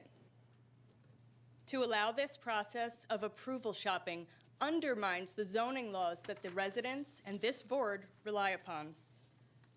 So now that you, the Board of Commissioners, are aware that the true nature of this subject parcel has been revealed to the public, as a warehouse parking lot, I move to my second point. This warehouse does not belong in this location. As noted on the record by senior county staff during the current site plan review process, stating that, quote, warehouse is not a permitted use under the OS Office Services District and is therefore, quote, not eligible for approval. Even the applicant's attorney has previously referred to it as a distribution warehouse. As residents affected by this zoning project, it is our right to know who authorized a warehouse, cleverly now labeled a distribution center, in an office services location instead of light industrial. Warehouses belong in light industrial due to the volume of commercial traffic. This is not even an ordinary distribution center warehouse. Instead, it is a high-intensity 24/7 operation. Worse, the intended warehouse is in stark contrast to surrounding businesses regarding the number of employees, the commercial vehicle density, and building height. The majority of other businesses are low intensity, operating Monday through Friday, 8 to 5. The applicant seeks to shoehorn an intense warehouse into a low-intensity office area. Last, this property falls within the TCCID, and the proposed use in no way benefits the surrounding neighborhood or promotes the vibrant, walkable community touted by the TCCID's website. The TCCID mission statement boasts, quote, thoughtful development and contemplates a, quote, vibrant, accessible community that integrates natural assets and creates, quote, inviting regional destination. A high-intensity distribution warehouse is not an inviting regional destination for anybody. I didn't move here from New Jersey to live across from a warehouse distribution center. For these reasons, respectfully, please deny this. Thank you for your time.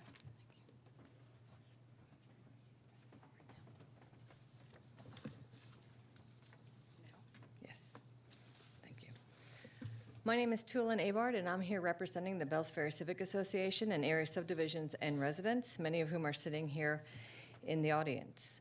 C42 has been submitted as a standalone parcel, and that is how it must be considered. Although this parking lot will become a part of the distribution facility warehouse to the south, it was submitted as a standalone zoning case, so it must be denied.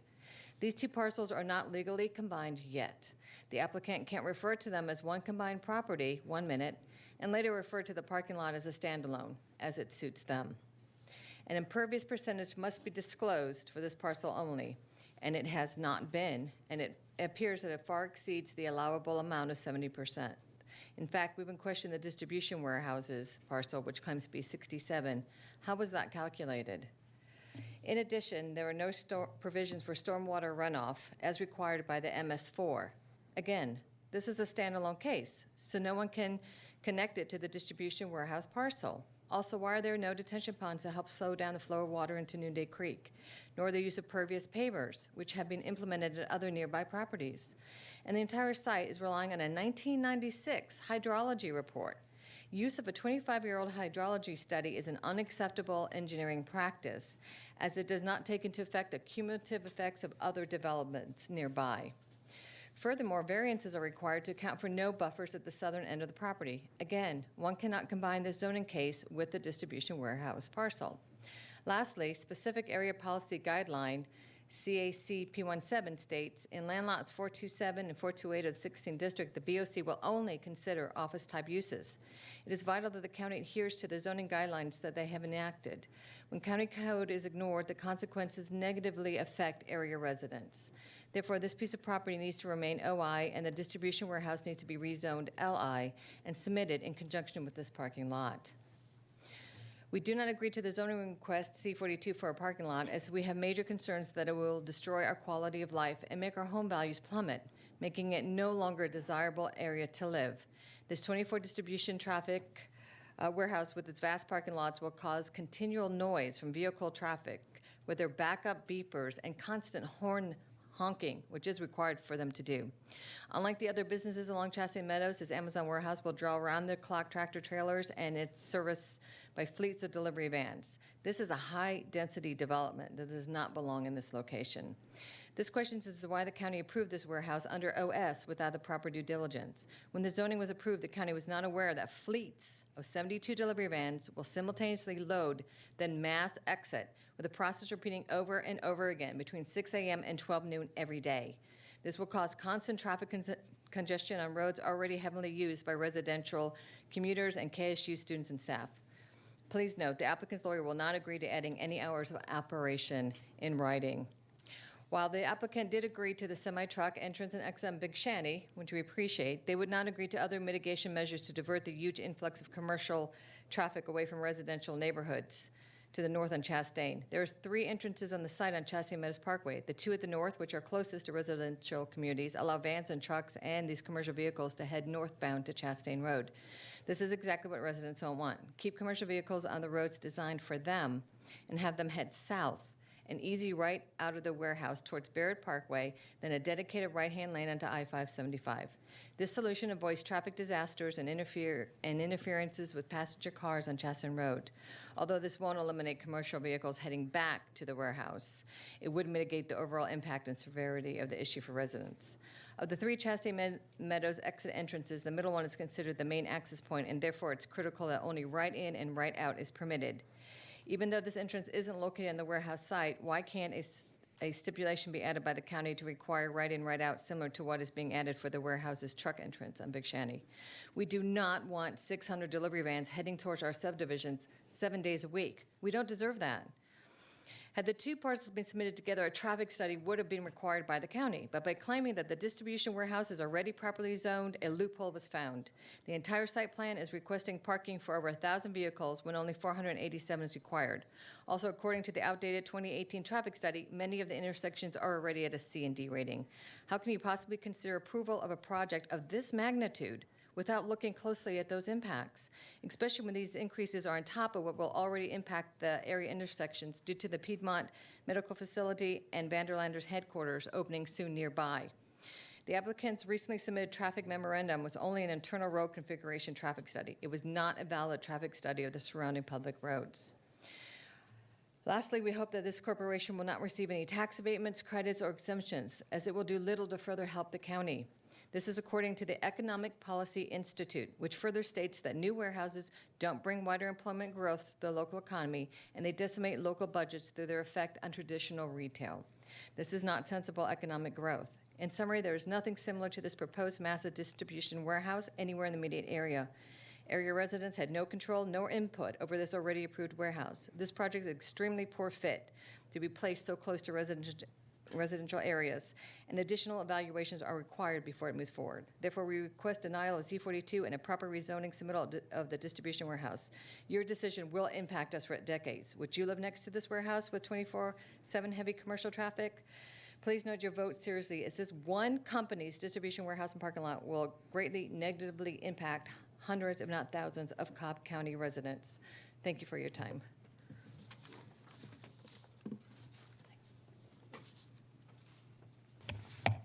Thank you. Are there any others? No? Okay. Okay, so we have concluded the hearings from the presenting attorney in opposition, and I'll turn things over to Commissioner Burrell. Thank you. Mr. Moore, would you come back up, please?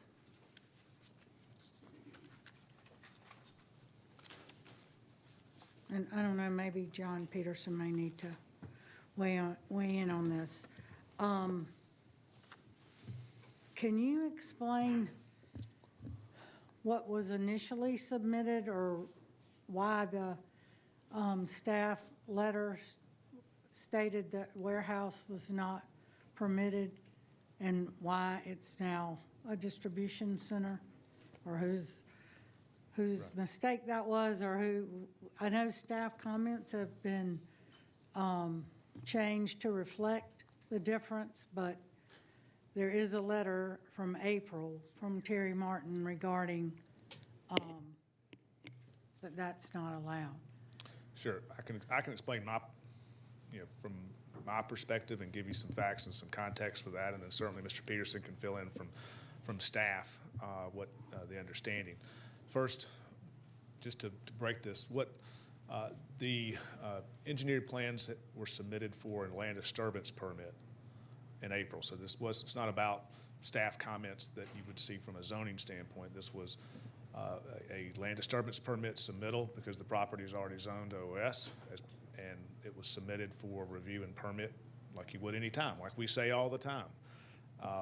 The property is zoned what it's zoned, and you can come in for a permit, and you don't come before this body. They, in addition, at that time, though, did include the parking area because it was their hope that it would come through as a parking area for a parking lot for the distribution center. It was determined that it needed to be rezoned, and so we needed to rezone that. Regardless, they're certainly entitled for it to be reviewed as part of the project going forward. Doesn't mean that staff's approved it or issues an LDP if it's not zoned correctly. That initial plan set that came in, the engineer had a note calling it a warehouse on the plan itself, when in fact it's not. It's very obviously a distribution center. When you see the plan, as I showed you, it's a distribution center.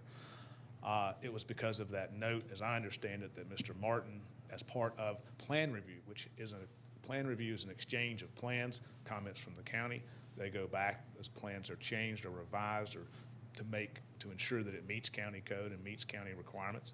Thus, the comments you're talking about in referencing Mr. Terry Martin of Cobb Zoning pointed out that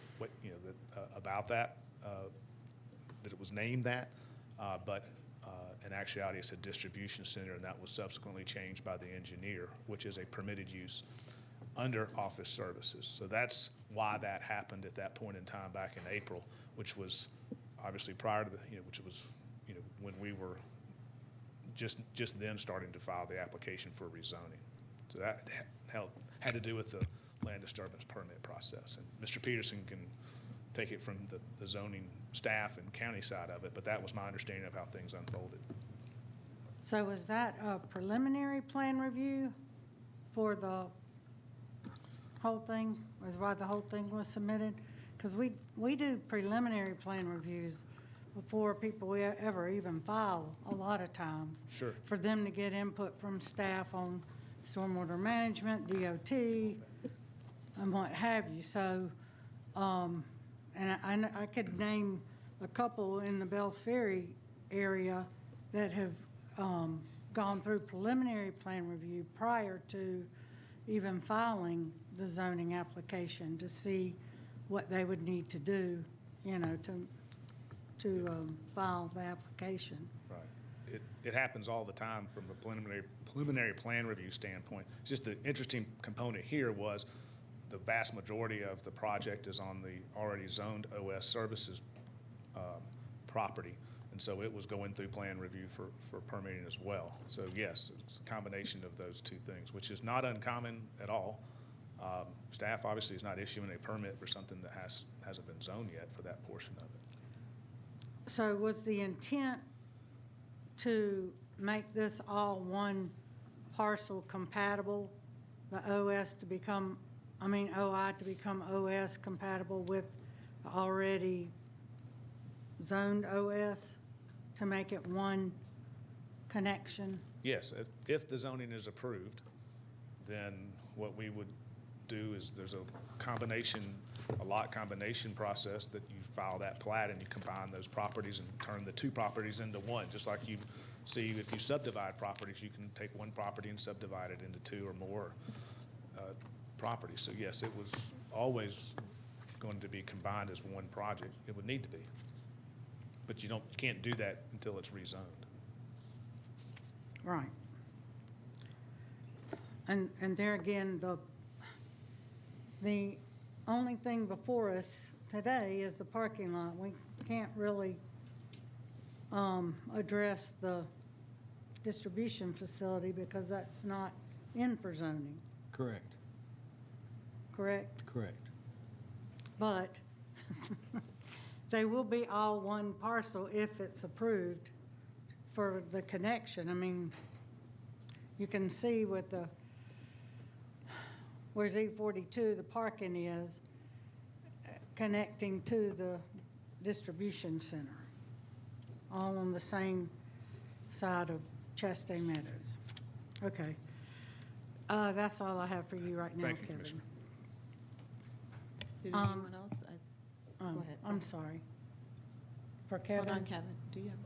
Well, I don't know, Kevin or John. So just for clarification, since we've changed it to a warehouse distribution instead of a warehouse, or a distribution center instead of a warehouse, they no longer have to come in for rezoning of the OS property. That's not in for consideration today. That is correct. Okay. And then, Kevin, while we do have you up here, what are the plans or the intention for the O&I property that lays to the, what would it be?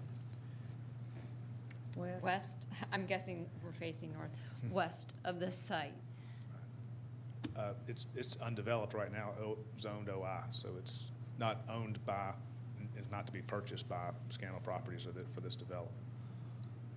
It's not part of this. It's just not part of this. Okay, so you didn't purchase that portion of it? Okay. No. It may even be a different owner altogether. The ownership changes throughout there.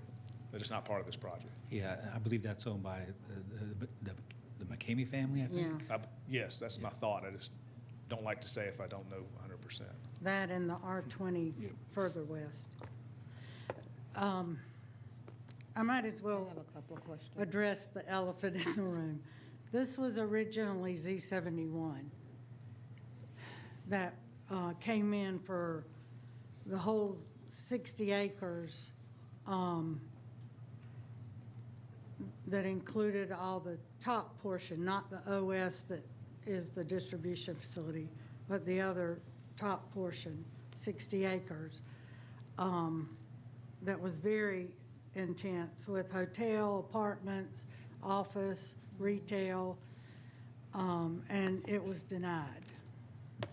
And now, and we got sued, and the lawsuit was dismissed so that the OS piece O&I piece north of this at Chastain Road and Chastain Meadows,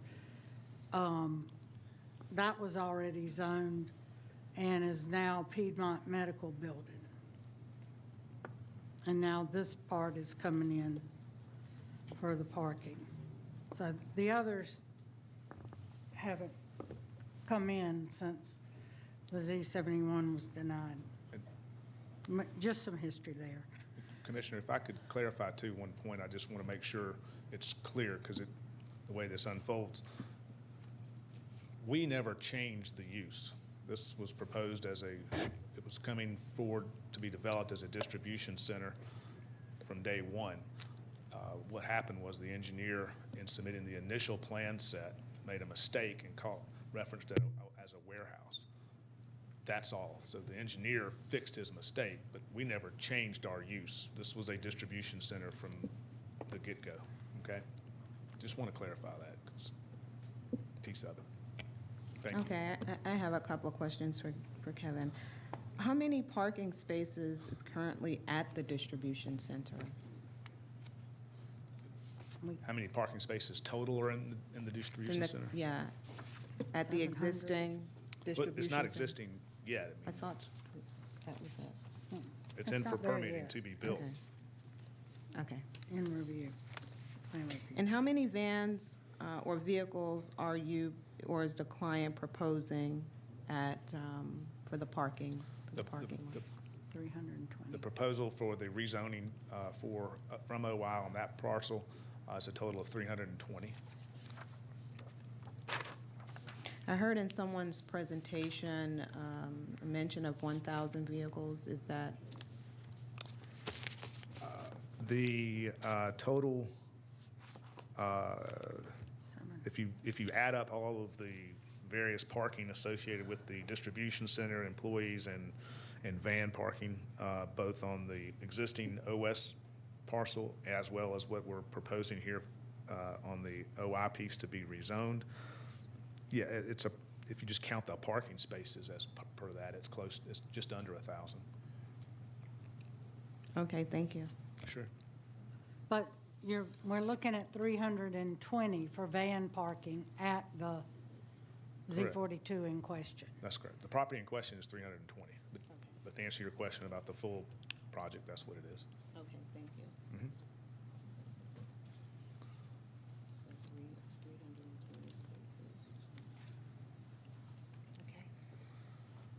Mhm. Okay. I'd like to ask Dave Braden or Carl to come up.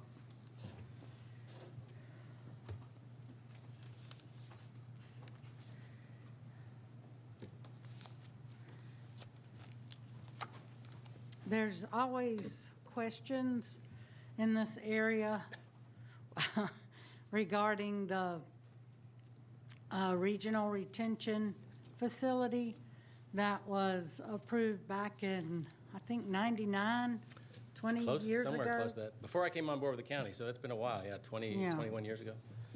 I know Bill Higgins would he was here, he knows all about it. That's right. But can you kind of talk a little bit to that agreement where the 235 acres in this corridor, for lack of a better word, Yes, I think so. were granted a fee in lieu of with water quality rather than detention, and how that is more effective or Okay, yeah. impacts the surrounding area? Sure. The, again, I know what, because we've been dealing with it for quite a while, I do know enough about it to be able to answer those questions. Yeah, back in, I think Bill spent 8, 10 years trying to get that Chastain Meadows Regional Facility permitted through Fish and Wildlife, Corps of Engineers, all of the pertinent approval bodies. But that location right there, just upstream of Chastain Meadows Parkway, drains, I think it's between 13 and 15 square miles worth of northern part of Cobb County, and a highly developed portion of Cobb County. You can see Town Center Mall, all of the other side of 75, where the airport is, all of that Chastain Lakes area. And so it was a very advantageous location to put in a regional facility. But what most people don't realize is a lot of the benefit, may even be the majority of the benefit for that facility, is not just the storage, flood storage that it provided, but the lagging of the hydrographs for that upstream basin, so that downstream of Chastain Meadows facility, downstream of Chastain Meadows Parkway, can get into the Noonday Creek Channel Basin and get down and out of Cobb County before the rest of that 15 square miles of drainage area gets there. That is really the basis for the fee in lieu of provision that is in our Cobb County Code to look at downstream conditions. Everybody thinks that just because you put detention in, you're going to solve the stormwater problems downstream. Well, that is not the case, because if you put detention everywhere, all you're doing is allowing additional volume of runoff, but you're lagging all those hydrographs right on top of each other, and the peak discharge in the stream is still going to go up. So just putting detention in an area is not going to solve the problem if you don't look at the downstream, the way the timing of the hydrographs combine. So that was the intent behind the regional facility, not just to provide storage in the facility itself, but also to provide enough lag in the hydrographs from that upstream basin to allow the downstream portion of Noonday to discharge before that peak gets there. So when the study was done back in late 98, 99, that hydrology study proved that was designed to that effect, that the 235 acres of this development is basically a master hydrology study for most of the corridor there for Chastain Meadows Parkway, was basically approved for fee in lieu of detention to allow that to be developed to up to a maximum of I think the curve number was 7. Is it 70, Carl? I think I wrote it down. Yeah, 70. So it was assumed that all that 235 acres would be developed at a runoff curve number of 70, which is pretty high impervious coverage area. And then now they would still have to provide water quality, but their tension would be provided for. And we used, and as part of that agreement, actually, the property owner that actually owned the property that we needed to build the facility on, the Keplers, donated that property. The value of that property donation was used to offset their fee, what we calculated for their fee in lieu of. I think it's, back then, I think it was less than but what our current limit is, but our current limit is $5,000 per impervious acre. So that offset their fee for the 235 acres. So this site that's coming in is well under the 70. I think for the parking lot, it's like 58. So they are well under the allowable that was assumed in that basin study. So we're pleased that it's not as high as it was assumed to be, but it's not near the what was assumed for the original master study. And I think some question came up. There's no stormwater management provided on this site whatsoever. That's not the case either. The water quality for this site is being provided in more than one proprietary. It's two proprietary devices. Yeah. And so I think some information was submitted to EPD questioning whether we were operating correctly under our MS4 permit, and we have gotten an email back from them that says, yes, indeed, we are following our code and our MS4 permit. So I'm not sure you got copied on that email, Commissioner, but I can forward it to you when I get back to the office. If you would, please, for the record. And I know with the total acreage for the OS and the O&I as one, Mr. Moore has stated that the impervious surface is 67.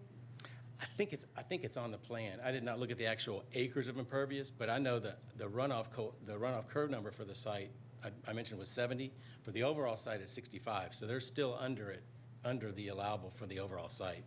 Do you know what that number is for? Yeah, percent. Okay. It's what? 67%. Right. And they're allowed 70. Yeah. Mm-hmm. But have y'all verified that? I believe so. Yeah, I think Carl has. You have? Okay. I have not personally, but I believe Carl, plan review staff, has. Okay. That's all I have. Anyone else? Besides. Thank you, Dave. Glad you're back. Amy, you ready?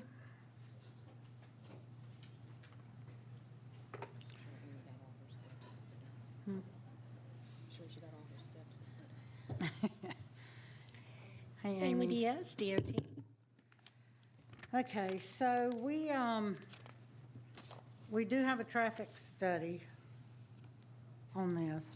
Yeah, so the traffic study is not a full study like we would have asked for a zoning case, since this property is just the parking. What it is how that traffic study kind of came to be is because they came to us and said that they wanted to look at signalizing one of their driveways. And we said, well, of course, we need a traffic study for that driveway. So they have withdrawn that request of signalization, but they did go ahead and submit to us the traffic study that they did in looking at that process. Okay. So that's why we have traffic information. Okay. And I know you are involved with some of the meetings that we had with the applicant and surrounding neighbors. And Mr. Moore did show a drawing today of an exit for the big trucks onto Big Shanty, which was one of the requests that were made. Also, we looked at the first entrance. I know the second entrance on Chastain Meadows is the distribution facility, and they have proposed full access there, which we can't really control it at this hearing. But the first entrance on Chastain Meadows, we had recommended a right in, right out, so that the traffic goes right out. Vans or trucks would be directed to south of Chastain, on Chastain Meadows to Big Shanty. So I know go ahead, sorry. So want to make that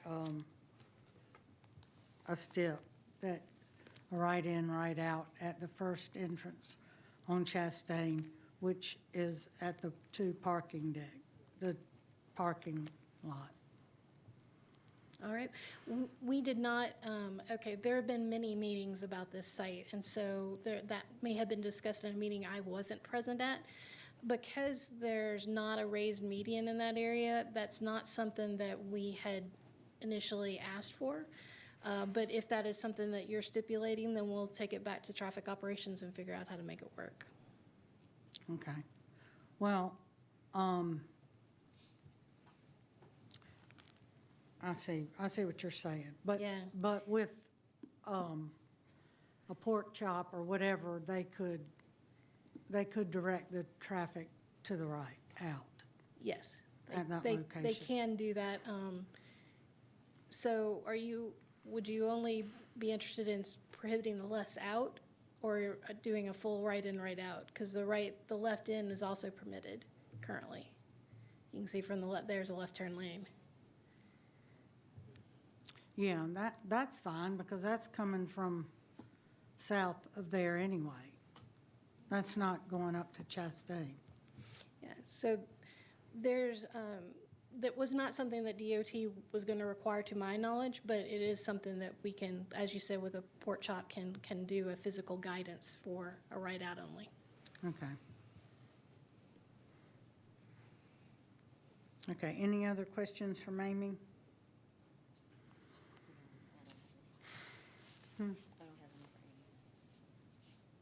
Okay.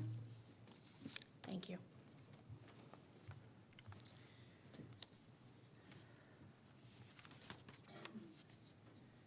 Just some comments.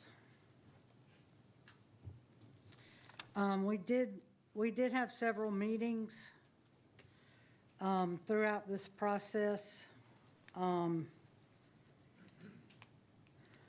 And I'd like to thank the neighborhoods that have, and the applicant for meeting with us and hearing concerns and addressing those.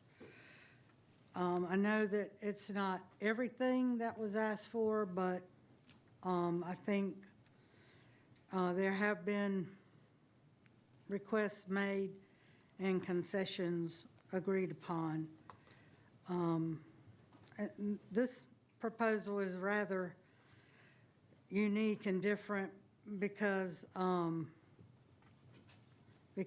we're not really hearing the OS piece, but yet in order to make it the connectivity in one complete package, the O&I piece has to conform with the OS use. So you heard that the impervious is under the 70% allowed.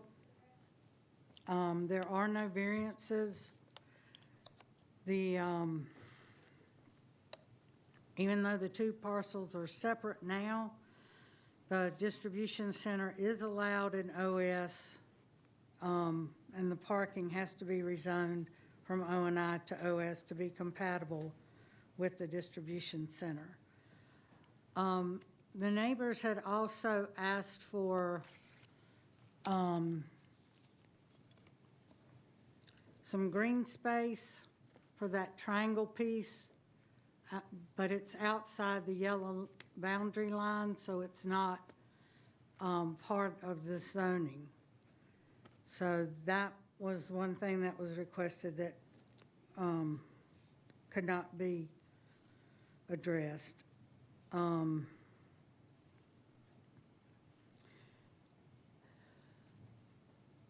As you heard, the distribution center has gone in for preliminary plan review, and the plan is to build that regardless of where the parking is.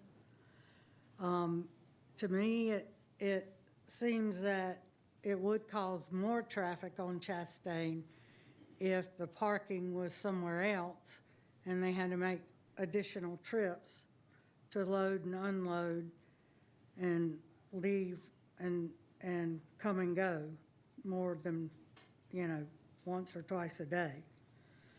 I understand the concerns of the opposition regarding trucks and delivery vans on Chastain, but it is already zoned OS, and it is, that part is going there. We have tried to do what we can to mitigate traffic.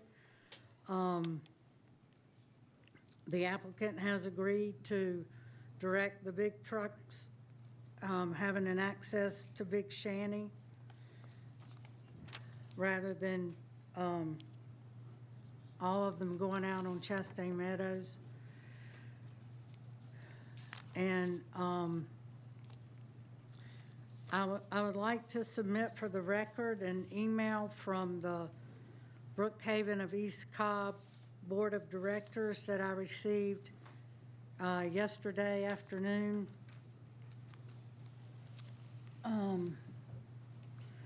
Which states some of the concessions that were made, the lighting, and the access to Big Shanty and others. So I think that this is, like I said, a difficult zoning because of the connectivity and making it all one parcel, even though it's all we're looking at today is the parking. So I'm ready to make a motion unless there's any other comments from commissioners. Okay. I would like to make a motion that we approve Z42 to the OS category to include the August 11th STIP letter from Mr. Kevin Moore, Planning Commission and staff comments not otherwise in conflict, final site plan to be approved by District Commissioner, landscape plan to be approved by County Arborist and District Commissioner with review by the Landscape Committee consisting of the following: the 2 representatives from Brookhaven of East Cobb, Bells Ferry Civic Association, 3 board members, and Chastain Lakes HOA representative. The specimen trees along Chastain Meadows roadway from Chastain to Big Shanty to remain in place. A right in, right out, and left turn in only at the first access point on Chastain Meadows. And just a note that the lighting is covered in the STIP letter dated August 11th, number 6. And I'd also like to submit as a clerk's note, because I can't make it a STIP, the drawing with the access to Big Shanty that the applicant has committed to.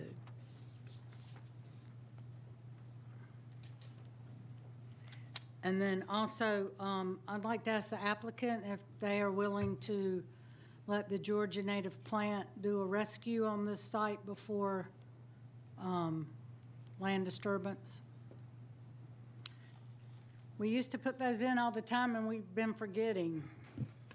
I try to include them when Ms. Sherry George asks, but yes, that would be agreeable as well. Because there are some wooded area there. We're always happy to help them. Okay. And is there any clarification on the landscape committee? Because is community development or the applicant involved on that, or how as well? Well, when you submit the final landscape plan, they will get to review it. Okay. But the county arborist has to approve it, and the specimen trees are huge and they need to stay. And then I want the county arborist to work with you on what he would recommend for the filling in the gaps. Okay. Commissioner, that'd be a review for final approval for the district commissioner, correct? Okay. Thank you, Ms. Rowland. I just want to make sure that was clear, so for her stipulations. Review by the committee, final approval by the county arborist and district commissioner. No, you would have to have the final approval. Arborist can't. That's your responsibility as the officer, Commissioner. I always make the county arborist approve it before I approve it. Well, I'm sorry. That could be conditioned upon your approval, Oh, but you okay. I have the got final you. approval. Okay, Thank you. That's certainly agreeable. Thank you. okay. And you're gonna add the Georgia Native Plant Rescue. And well, can I ask if he'd be willing to do it on the distribution site too? A Georgia Native, I can't, okay. You can offer that, Kevin, I can't ask you to do it. Sorry. Okay, we have a first. Do we have a second? Second. Open for discussion. I did want to ask and spend a little time on the hours of operation. That was a concern that was brought up today. Do we know what the hours of operation will be for the location? Do we know that far in advance? Tied to the distribution center. I can't restrict them. Right now, it's 24/7, I think.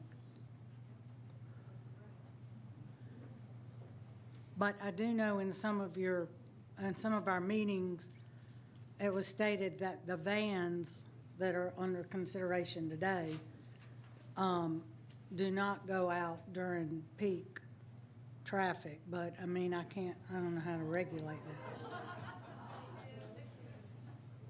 What was that? Okay. But we do have a little flexibility on the hours of movement for the vans. Not, well, not, Excuse me, John, I guys. don't know. Legally, what, All that you're addressing today is the parking lot, the way that's been brought forward with the board, so that's it. Right, okay.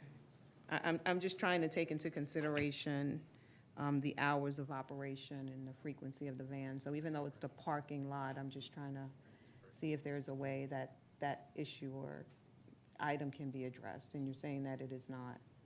Okay. All right. Well, that's all I had. We have a first, we have a second. I'll call the question. The motion passes 3-1 with Commissioner Sheffield, Commissioner Gambrell, and Richardson being in support, and Kelly Gambrell in opposition.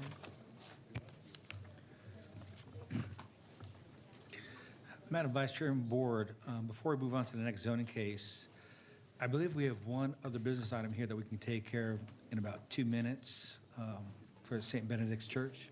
So if it's okay with the board, we're going to take that out of order, just hear it right now. That's fine. Need a motion? Which one is that? OB 42. So we just need a motion to take it out of order. and Okay. allow it. I make a motion that we take OB 42 out of order, and we will hear that case next. Second. Call the question. Call the question. Motion passes 4-0. Thank you. Next item on the agenda is other business item number 42 of 2021, which is to consider a stipulation site plan amendment for St. Benedict's Episcopal Day School Incorporated regarding applications Z21 of 2008, Z29 of 2012, Z11 of 2013, SLUP 9 of 2008, and SLUP 3 of 2013 for property located on the east side of Atlanta Road, the east side of Cooper Lake Road, the northeast intersection of Cooper Lake Road and Weaver Street, and land lots 694 and 695 of the 17th District. By way of background, the subject property was rezoned and has had special land use permits for a private school over the years since 2008. The The private school is divided into two campuses. The main campus is located at 2160 Cooper Lake Road, and the secondary campus is located at 4295 Weaver Street. The private school has been very successful and needs to expand in order to keep up with its growth and popularity. The applicant would like to add 2 modular classroom buildings to the main campus and would like to add 1 modular building to the secondary campus. The proposed uses for each of the units is expressed in the applicant's Exhibit B and is shown on the site plans. If approved, all previous conditions should remain in effect. And at this point, I would ask the board to conduct a public hearing. The applicant is present. Is there anyone here opposed of the business item number 42? No. Let the record show there's no one opposed. Thank you, John. You may present. Thank you. And if you would introduce yourself, I'm not sure that I know who you are. Sorry. Thank you, Commissioners. Kevin Moore here on behalf of St. Benedict's Episcopal Day School, and I'll make this very short out of your consideration. There's not any opposition. They are simply having to amend their site plan, which has been approved for, as you saw, a number of times. They need some modular classrooms due to COVID spacing. Their own enrollment numbers have increased slightly, but not, they're still not capping out under the maximums that they have under their stipulations. This is just to add the modular classrooms for right now due to COVID spacing within the buildings themselves. It forces out some of the co-curriculum classes like art and things like that where they need that space to teach kids, since you have to space them out so much. So that's what the genesis of this application is for, and we respectfully request your approval. Okay, a little out of order here, but since there's no opposition, do I just go into my motion? Okay. Motion to approve with staff comments. OB 42, thank you. With staff comments and recommendations, otherwise not in conflict. And that was a great motion, Commissioner. Can I add a couple more things to it, just to perfect it? Please. The staff would recommend that the board also add Exhibit B contained in the other business packet. The site plans from Free Space dated August 10th, 2021, with the district commissioner approving minor modifications. Cobb DOT comments and fire department comments contained in the other business packet, and all previous stipulations to remain in effect that are not in conflict with this motion. Thanks for enhancing the motion. So moved. Second. All in question? Motion passes 4-0. Thank you, Commissioners.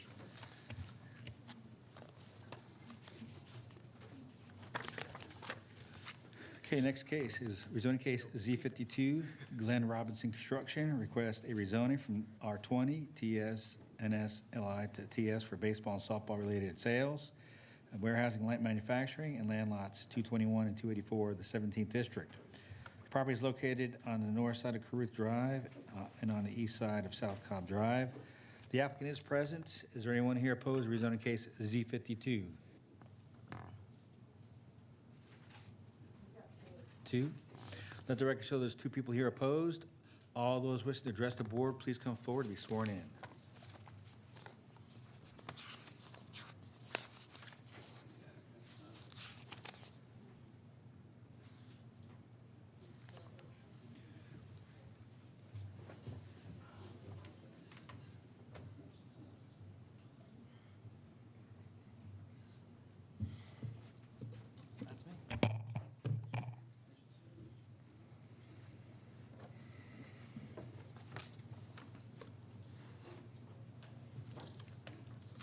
Hello. Hello. How are you? Doing well. Good. Hello. Just state your name and you can begin your presentation. Thank you. Yes, ma'am. My name is Sterling Pace. I'm with Glenn Robinson Construction LLC and Better Baseball LLC. Glenn Robinson Construction is the owner of the property, and we are here today to request rezoning for 4 lots encompassing 1.82 acres to tourist services at the intersection of South Cobb Drive and Caruth Drive. To give you a little better orientation, we have this rezoning map. The area in question is surrounded in black.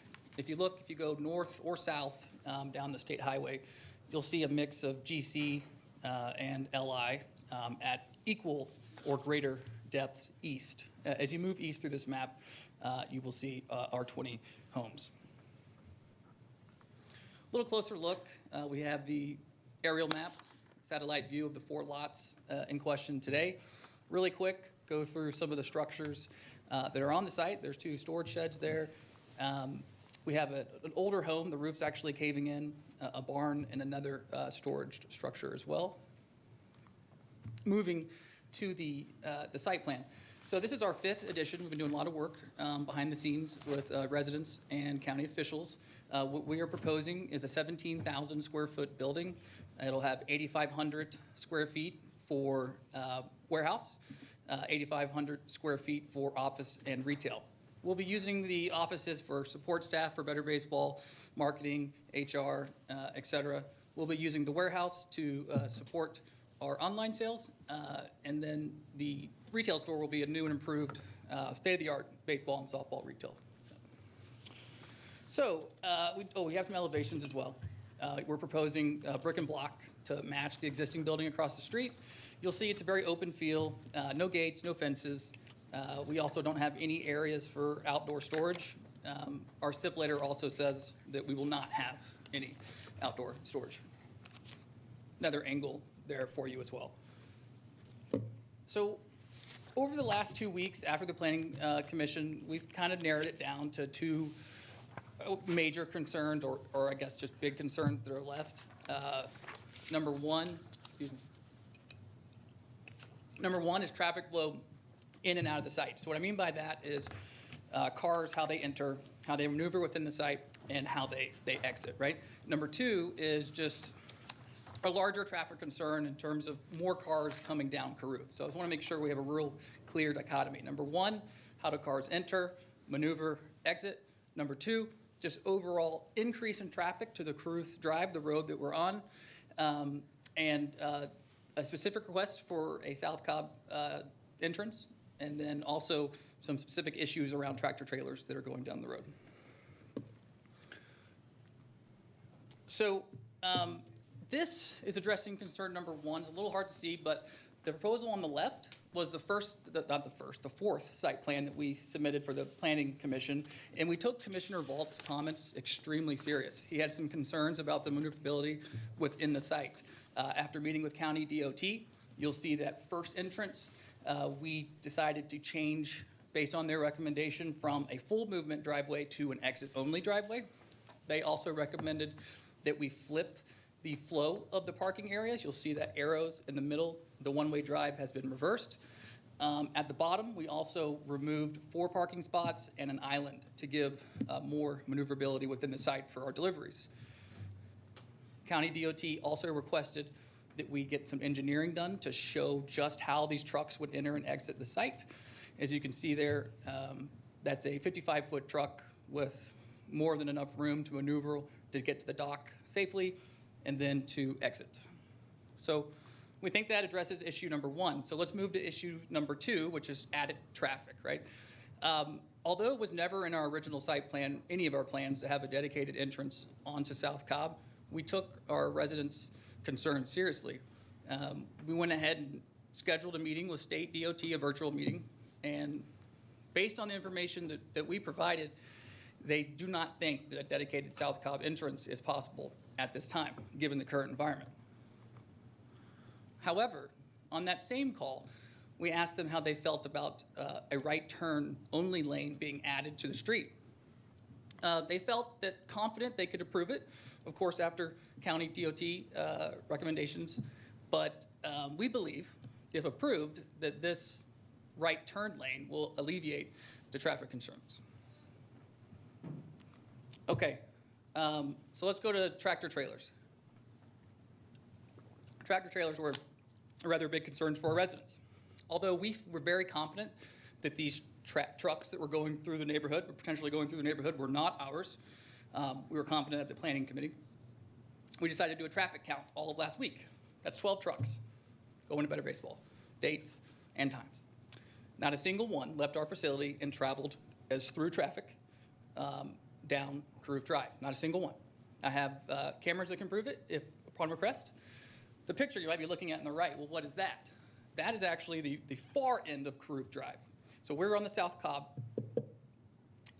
area of Caruth. This is exiting close to Atlanta Road, as far away from Better Baseball as you can get. Those two trucks are not our trucks. I took that picture myself. They were there Thursday. They're still there now. Adjacent to those trucks is a towing business. They tow 18-wheelers. They have 6 18-wheelers on their lot right now. I, by no means, and I want to state for the record, I, by no means, am saying that the traffic the residents are concerned about is from this business. I have no credible evidence to say that. For me to stand here without any evidence and say that those trucks that the neighbors are concerned about are from this business would be irresponsible and unethical. So I'm not saying that. Just letting you know there is a business that deals with 18-wheelers at the end of the street. I also sent a letter to our freight company.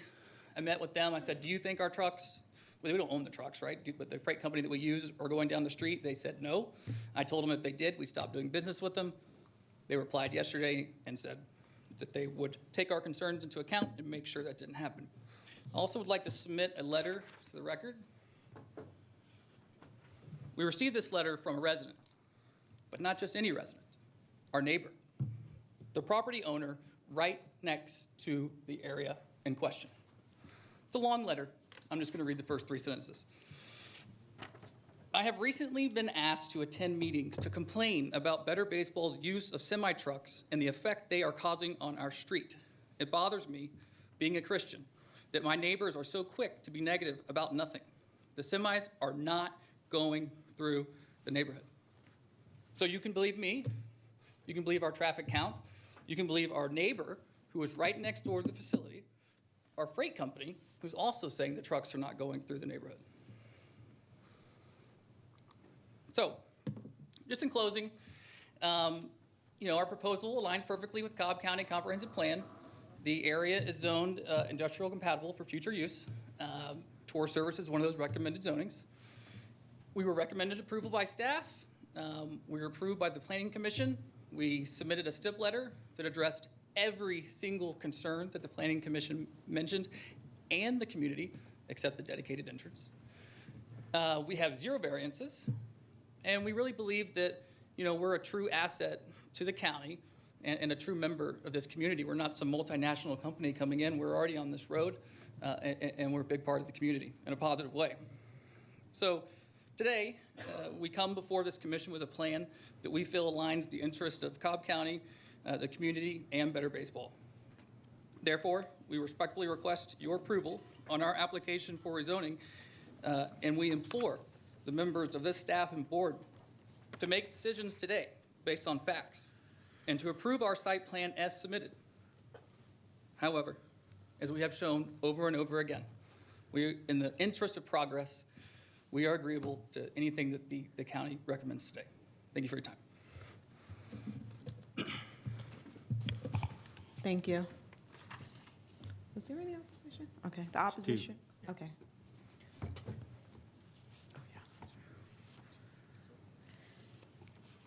Thank you, and please be mindful that you have 10 minutes, and that time should be divided among all speakers. If you would state your name, ma'am. Okay. I'm Paula Pomley. I represent over 62 families that live in this area. When the neighbors approached me about getting up a petition, and I learned from the neighbors who, one down the street, had to stop a semi coming down the street from Better Baseball. And when he did, he ran after the truck, and the driver got out of the truck. Now, that's one instance. Then a lot of other neighbors down Oak Ridge and down Caruth have told me how the tractor trailers were going down the road. And one woman the other day told me about a month and a half ago, her power was ripped out by a tractor trailer. Okay. Then I had other neighbors down that's Caruth and Oak Ridge and Hicks Road and a few side streets, all tell me that they were having problems with the tractor trailers. All right, first of all, Caruth and Hicks, this involves 3 roads. All right, Caruth and Hicks and Oak Ridge Drive. All right, here's Caruth, and those are the other 2 drives. Then there is South Cobb Drive here, which is major road. Then there's Atlanta Road in the back of Caruth.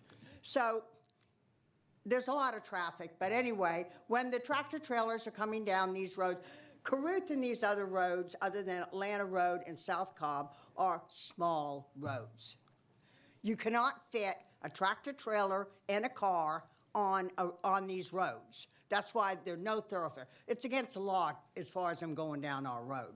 Well, so they have been telling me that these semis come racing down Caruth onto Oak Ridge, and when they do, they go into other people's yards because with an oncoming car, there's not enough space for the tractor trailer and a car.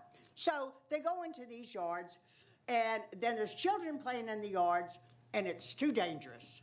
It's just, too dangerous.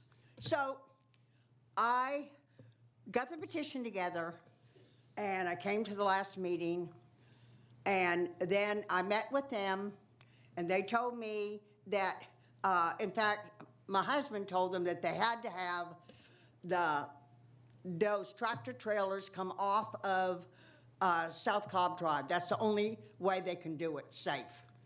And they don't want to do that. They want to have it off of their business. Well, it's too dangerous. Then the latest thing is,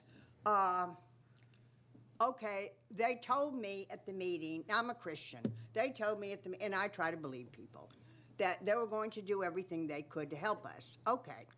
Well, then I find out that, and they sent me, they gave me a small letter saying they were never going to try to come down our road anymore. First of all, we don't want any more businesses down our road, okay? It's a small road. It's not that large, our area, 62 people. Well, anyway, so then I find out that he tried to buy one of the neighbors that's very close to elderly people and other people, their land. And so he didn't tell me the truth. What he wants to do is totally take over our neighborhoods. Now, there are all different ethnicities that live all around our neighborhoods. There's a lot of elderly. There's people that aren't poor, but they're just barely making it, okay? Now, somebody has to stand up for those people, And maybe I don't know a whole lot about all this, but I'm just speaking from my heart. And this has to be stopped, all of this. It just has to be stopped. Thank you. You may go ahead, sir, if you would state your name, please. Thank you. We live on Screw Drive. Excuse me. Been there almost 25 years. The tractor trailer thing is definitely bad. I've already figured all this out, and I've talked to the people at the state and the county, and there's plenty of room out there. There's 75 feet at least from Better Baseball to South Cobb Drive. It's easy to go right beside a Cruise Drive and turn right if you put a lane over there, and you go on down to the next business because they use their tractor trailers, bringing in cars every few days. 5, 10 cars coming off the tractor trailers, going back on with cars right in the middle of South Cobb Drive in the turn lane.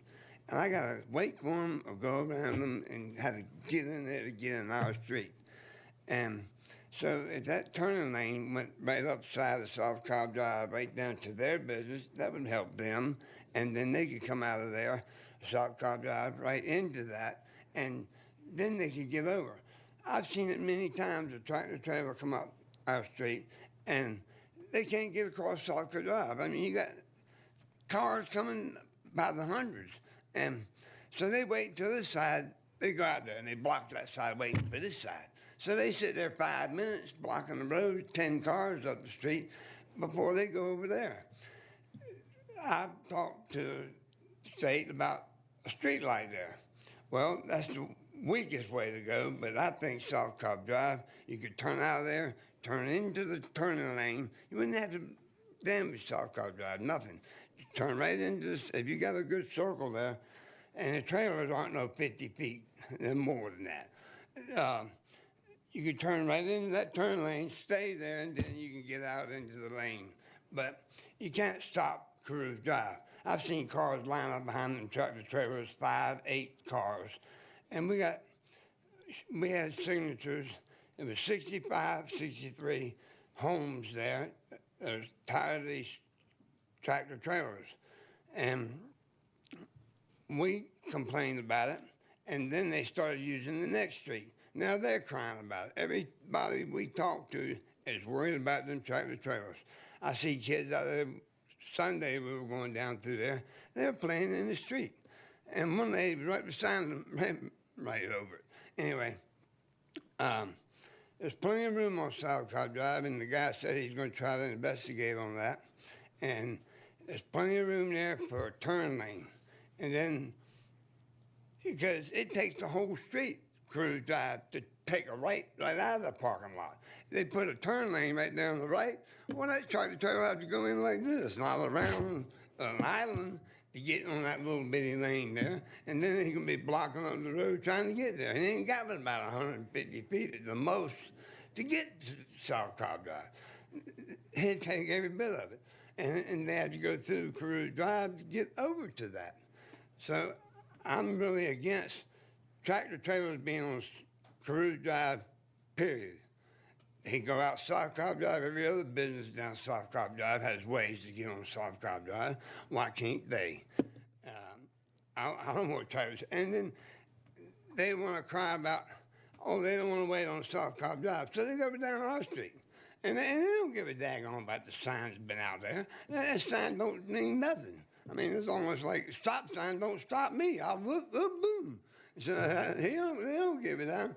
And they talking about putting policemen down there. Well, I try to get on our driveway, because if you just sit on the street, it ain't going down through there. So Carew Drive is a shortcut from the old Atlanta Road, where American Legion is, to South Cobb Drive. Traffic goes up there all the time, and big trucks do too. They don't give a daggone about those signs. So I just don't want those tractor trailer trucks or big trucks, period, on South Cobb Drive. South Cobb Drive is about as big as wide as that sign to that curtain. And then you're going to put a little bitty thing over there to them. If tractor trailers going to come through here, it ain't going to happen. I've driven them, and it takes space to get something like that. And South Cobb Drive, right there by South Cobb Drive, has plenty of space where they could do that easy and stay off our street. That's my main thing, because I don't like tractor trailers or anybody. They got, on the other end, they got wreckers, big wreckers. They drive our street too. So. And there's one other thing, excuse me, that I just thought of. Okay, this Better Baseball is a huge company. They earn like $2.5 to $5 million a year. And if you think ahead, just think ahead. This parking space of all this new stuff that they're putting in there isn't going to be enough. They're going to need a parking lot like a grocery store. This really isn't going to work. Ma'am, yeah, I'm sorry, the time has run. All right. Thank you. Thank you. Thank you so much. We've concluded the hearing by hearing from the applicant and also an opposition, and I'll turn things over to Commissioner Burrell. Thank you.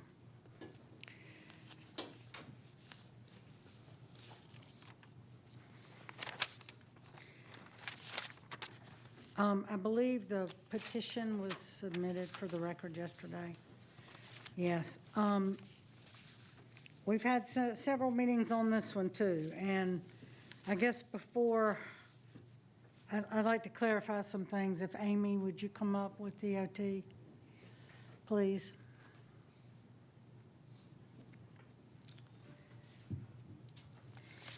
Amy Diaz, DOT. Thanks. I know when we met on site, we did inquire about access to South Cobb rather than Caruth. And GDOT would not allow access with the South Cobb driveway. The spacing required is 230 feet, and they only have 136. Correct, and that information came from a meeting the applicant had with GDOT. Mhm. I have followed up with an email to GDOT, but I have not heard back. They haven't had a chance to answer me. But I do know that is their standard. It did not surprise me that they said no to that request. Right. And then,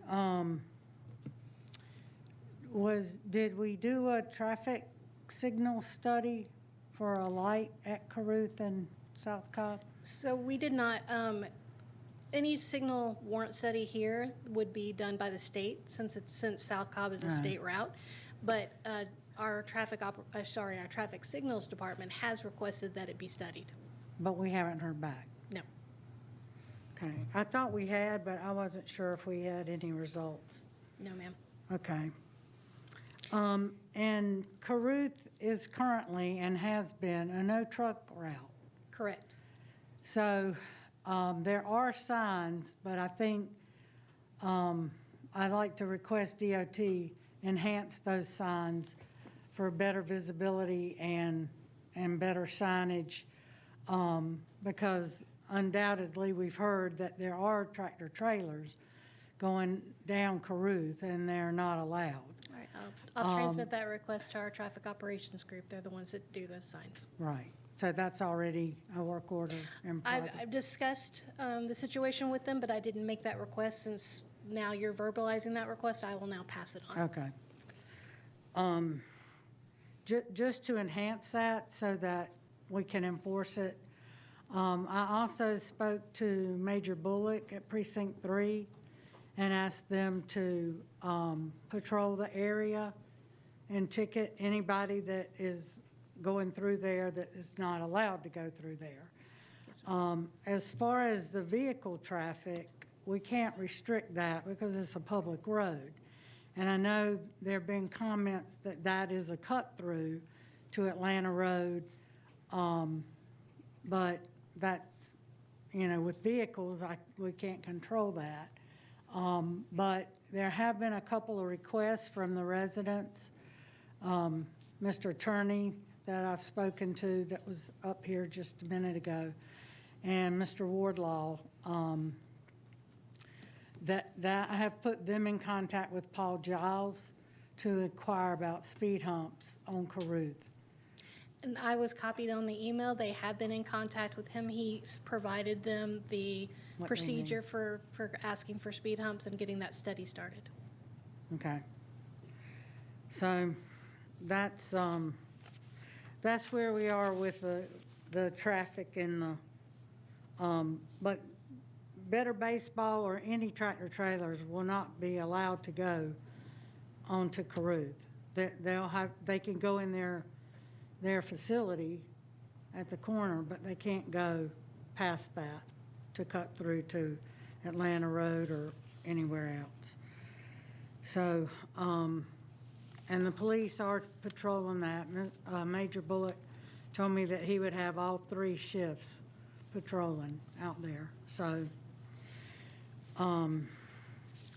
hopefully with enhanced signs and enforcement, we can correct that. Yes, ma'am. Okay, on the recommendation on the turning into the second entrance with the traffic flow that Mr. Pace submitted earlier,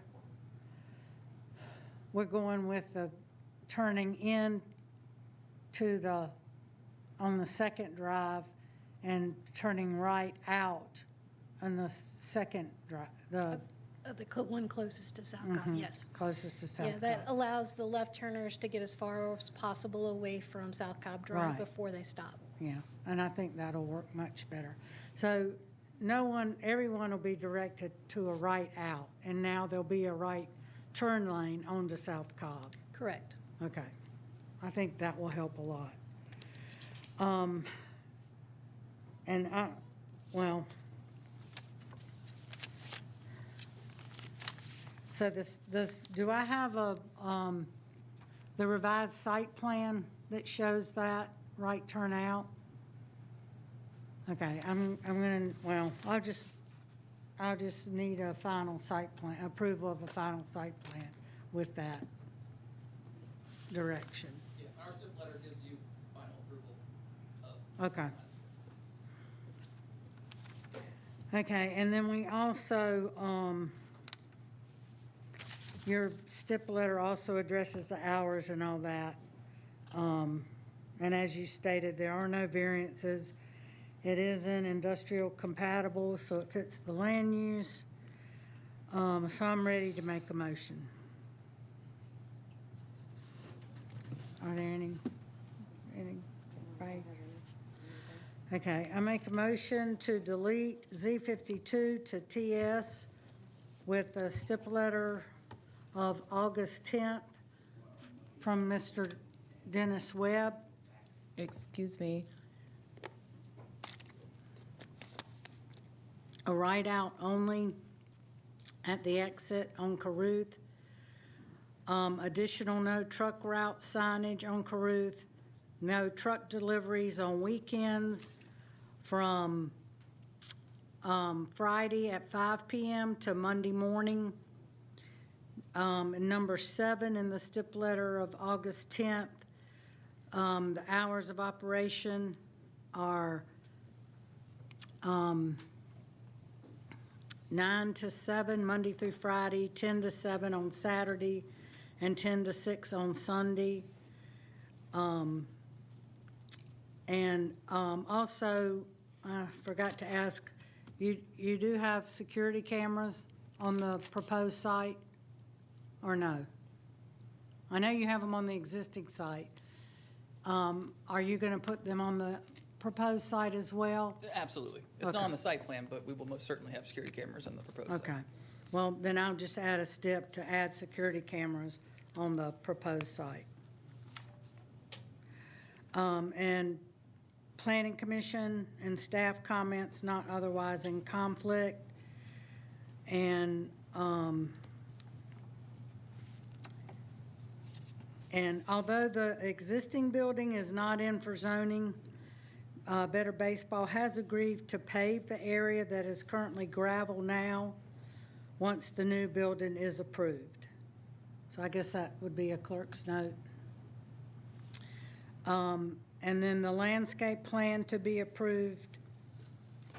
Well, I guess I have to say reviewed by the county arborist and approved by the district commissioner. Final site plan to be approved by district commissioner.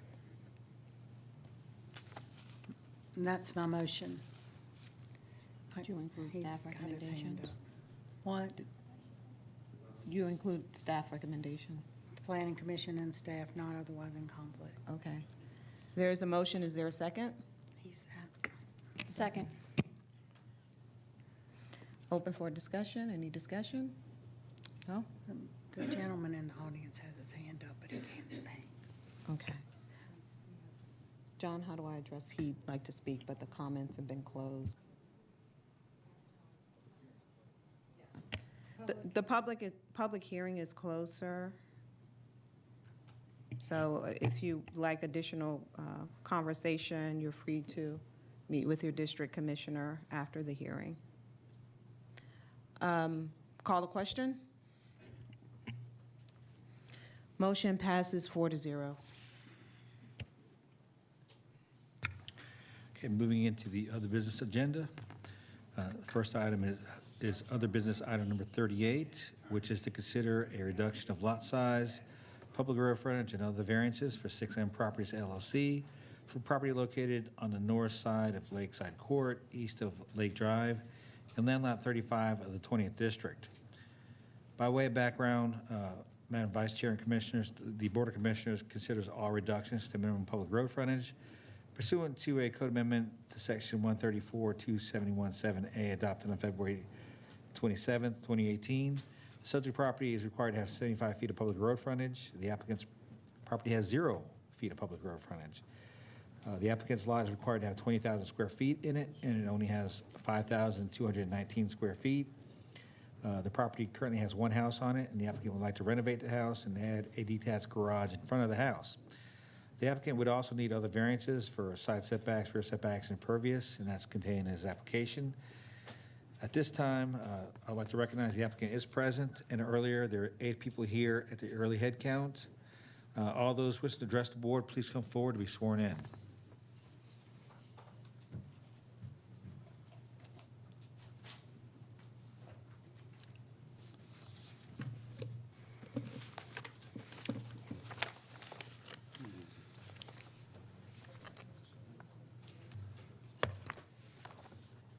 It is. Yeah. Title page. Which one changes it? All right.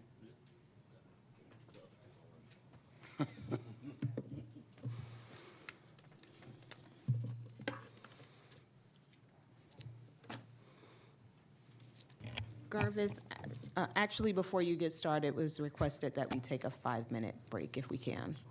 And just Approve. resume in 5 minutes. I approve. Okay, thank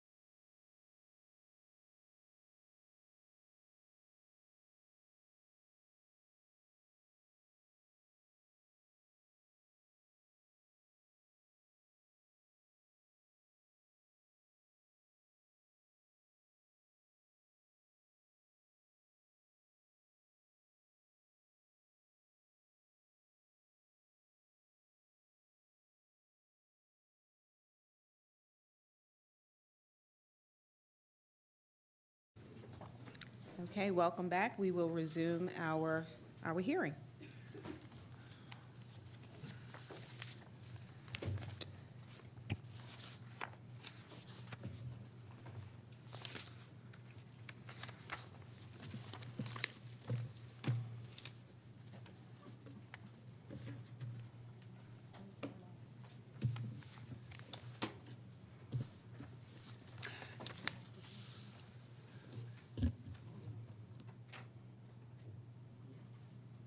Ready?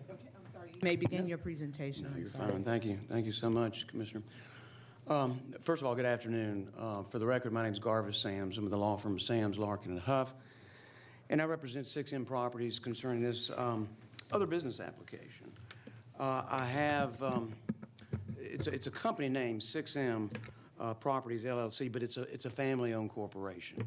And I have Mr. Peter Bright here today and two of his sons, Mitchell and Mason, two of the 6 M's. I'm not sure that comprises the other 4, but just to give you an understanding, this is a family application for another business item. They and I'll be able to respond to any questions that you may have. If you are looking at what's been handed to you, I've got handouts, and they're rather voluminous. One of them is the typical handouts that we do that includes either GIS maps or aerial photos, and what you're looking at here is an aerial photo of the property, and then here you can see it in juxtaposition to the neighbors, and of course see it in relation to the U.S. Army Corps of Engineer property. And then here on the future land use map, you can see in terms of land use how it's ultimately designated rural conservation. Obviously, no major redevelopment or development would be approved for this. This is the site plan. This is the most accurate depiction of the property, and you've got it, a little closer view of it right there. Late last week, Friday of last week, I learned that there was some opposition to this application, and so as you can see,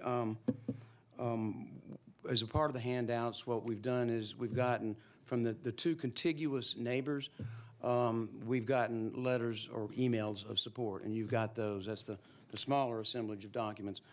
And it's interesting because one of those has a lot and house similar to us in size. And then, of course, with respect to that opposition, Mr. Bright and his wife, Beth Bright, were able to meet with the opposition and have an impromptu meeting over the weekend, and it was fruitful to a degree, but we evidently we were not either able to answer all the questions or some new issues have arisen. But it was fruitful in that we were able to, not a simplistic, but in a simple fashion, explain what this application was all about, because at first blush, it looks aggressive as can be, and it's really not, and I'll tell you why. The Bright family purchased this property in 2020, and obviously it's a lake piece of property. It's for their use on the lake, and both boys, and with the help of their father, just ended up, or just completed, almost completed, building the dock. And of course they've got a good relationship with the Corps of Engineer. Not anybody can get a dock on the lake, and of course not anyone can get a house and a lot on the lake. So we understand that. But the property that they purchased in 2020, they purchased in its as-built circumstances. In other words, with respect to the setbacks, with respect to the impervious surface, with respect to all of the issues, road frontage, for which we are applying. So when Mr. Bright presented his application for a building permit to Cobb County, they said, well, you really can't do this unless the board grants a variance. And I look back at yours and the BZA's track record, and there's been some other variances that have been granted in here prior to that going over to you in 2018 as a Board of Commissioners, where you handle that and road frontage issues and lot sizes.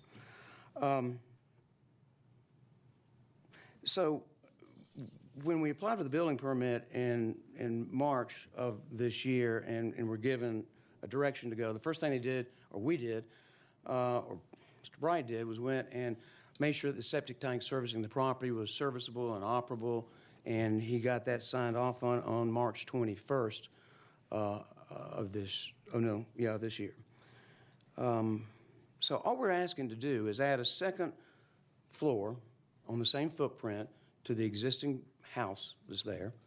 So it doesn't create any existing impervious surface, obviously, not obviously, but what they're doing, it's obvious to him, is the reverse of what I would do, but they're moving the master bedroom from the bottom floor to the top floor and utilizing the bottom floor for more family-oriented purposes. In addition to that, they're going to build a garage as well. As you can see, it's located on the property, and you've got a rendering of it. It's one of the last pages in one of the handouts, and you can see the rendering depicting the architectural style and composition of the way that garage will look. Obviously, there's no living component to that. The septic tank is based entirely upon the square footage of the house, which in a build-out will be about approximately 1,600 square feet if you add the loft on the top. This is it's perplexing when you're dealing with something like this, because this is a subdivision that was platted, yes, even before I was born, in 1951. It's the R.J. Caruth subdivision. And if you look at your documents, you can see that there's also a subdivision plat that's attached to that as well.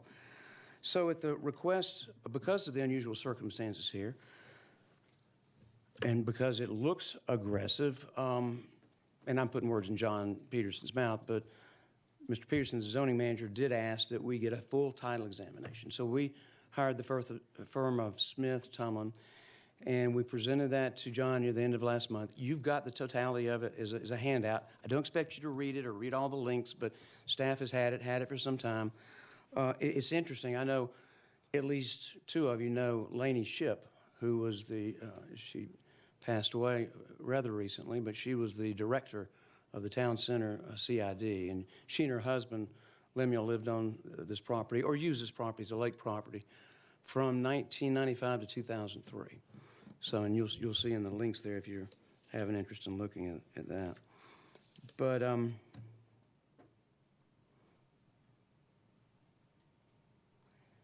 what we're asking for is not a reduction in anything, and what we're adding is 209 square feet of additional impervious surface. Everything else is as built.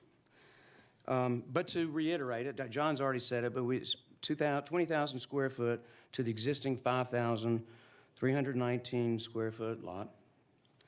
Waive the road frontage as built to 0 feet. Mr. Bright just motioned to me that it comes to a point there, and I said, well, that's great. You can turn sideways and walk to the street, but it doesn't allow or qualify as official road frontage. To reduce the side setback from 10 to 0 feet, it's already like that with the house, but we can, and we talked with the neighbors over the weekend, we can move this garage so we can move it 3 feet in the opposite direction from them if they like. So we've got some latitude there. Reduce the required 35-foot setback to 0 next to the core property. Of course, they were sent a letter as well, so they're aware of this. And increase the maximum impervious surface to 48.5%. As I said, 209 square feet over the impervious maximum.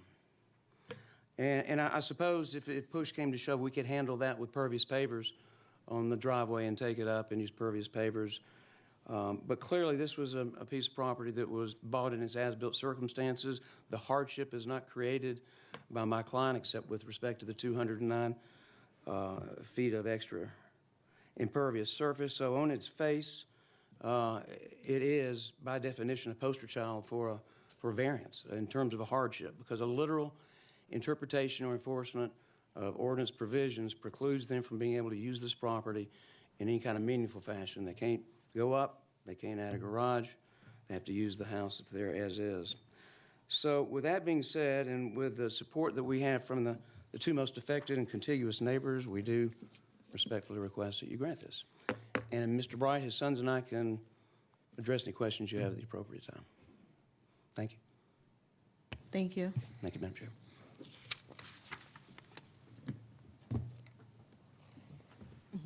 Just trying to give them a chance to. Okay, if we can have opposition to approach, and just keep in mind that you have 10 minutes to split among all that decide to speak.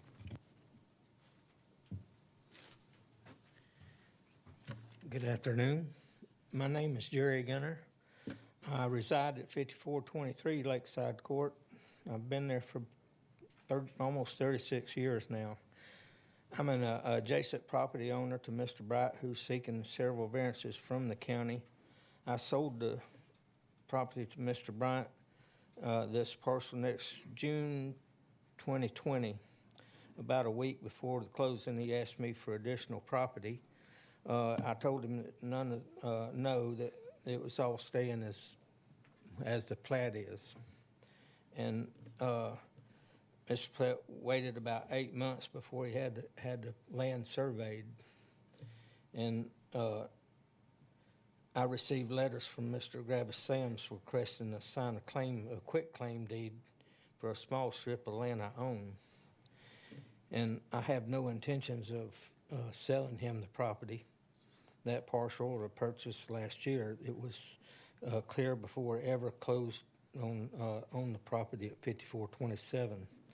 I'm only concerned because what he's going to do is going to block the view of the lake of my property, and I've been there for 36 years, so it's going to change a little bit on that. So, but that's all I have.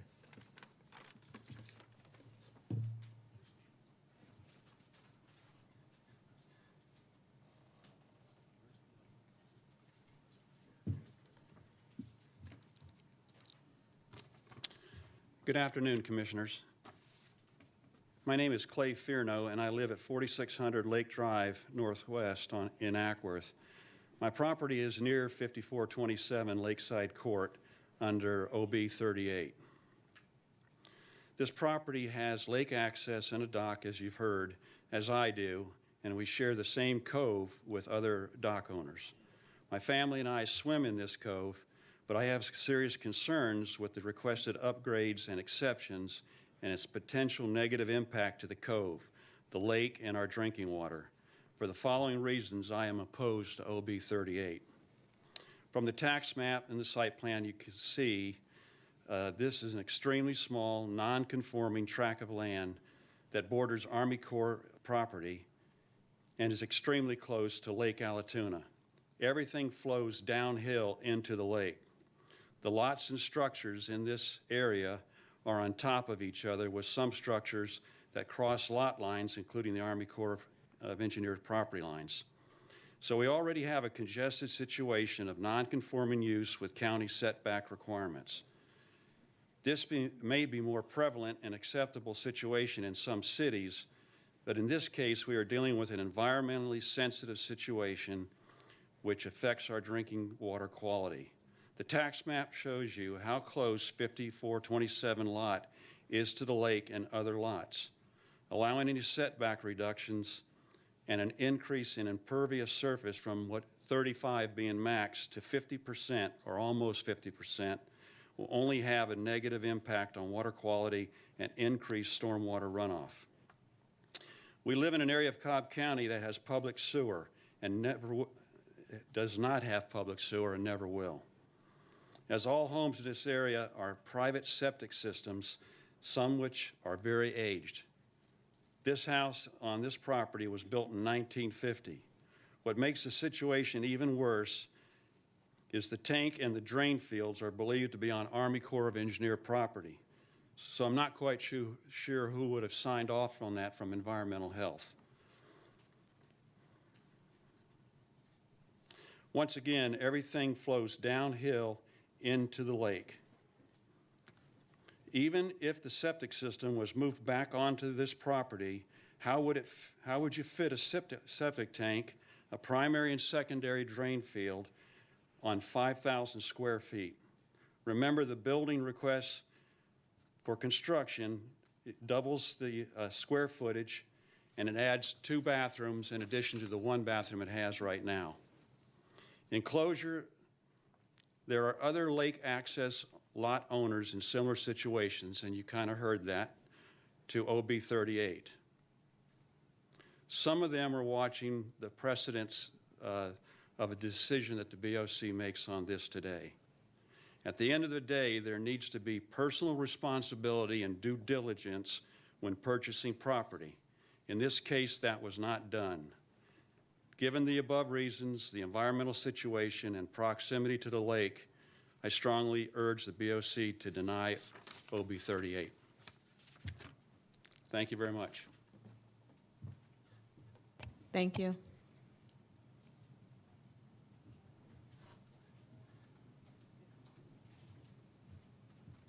I'm Linda Beving. My husband Steve and I live at 4785 Hilltop Drive.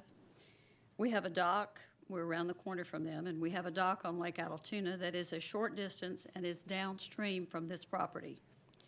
We respectfully request that you deny this application.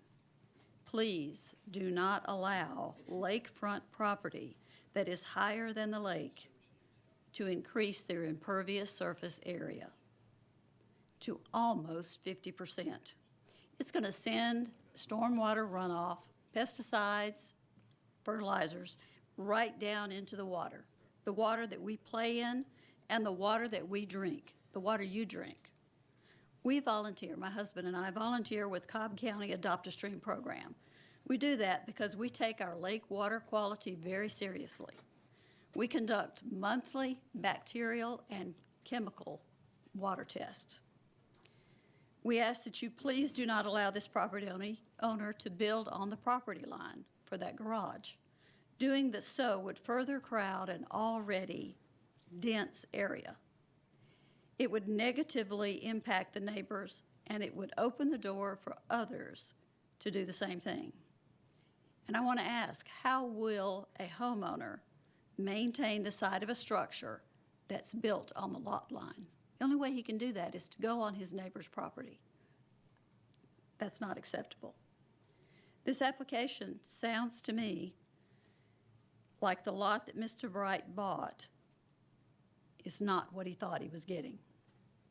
It's only 5,219 square foot lot. It is 0.1 acre. It's 75% smaller than a residential lot should be. This is not a hardship. This is what he bought. He knew what he was buying. He's a real estate developer. This application sounds like an attempt by a property owner to use you, the Cobb County Board of Commissioners, to circumvent the Cobb County zoning ordinances and to force his neighbors to accept his wishes. Please protect our water and deny this request. Thank you. Thank you. Is there anyone else? No? Okay. Okay, well, we have concluded the hearing from the presenting attorney and opposition, and I will turn things over to Commissioner Gambrell. Thank you. John, does staff have recommendations?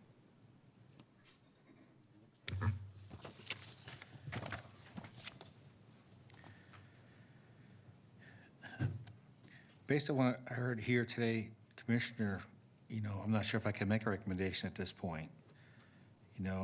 I think we need to address the septic tank and lines. The most serious one to me is the property line issue that the first speaker brought up.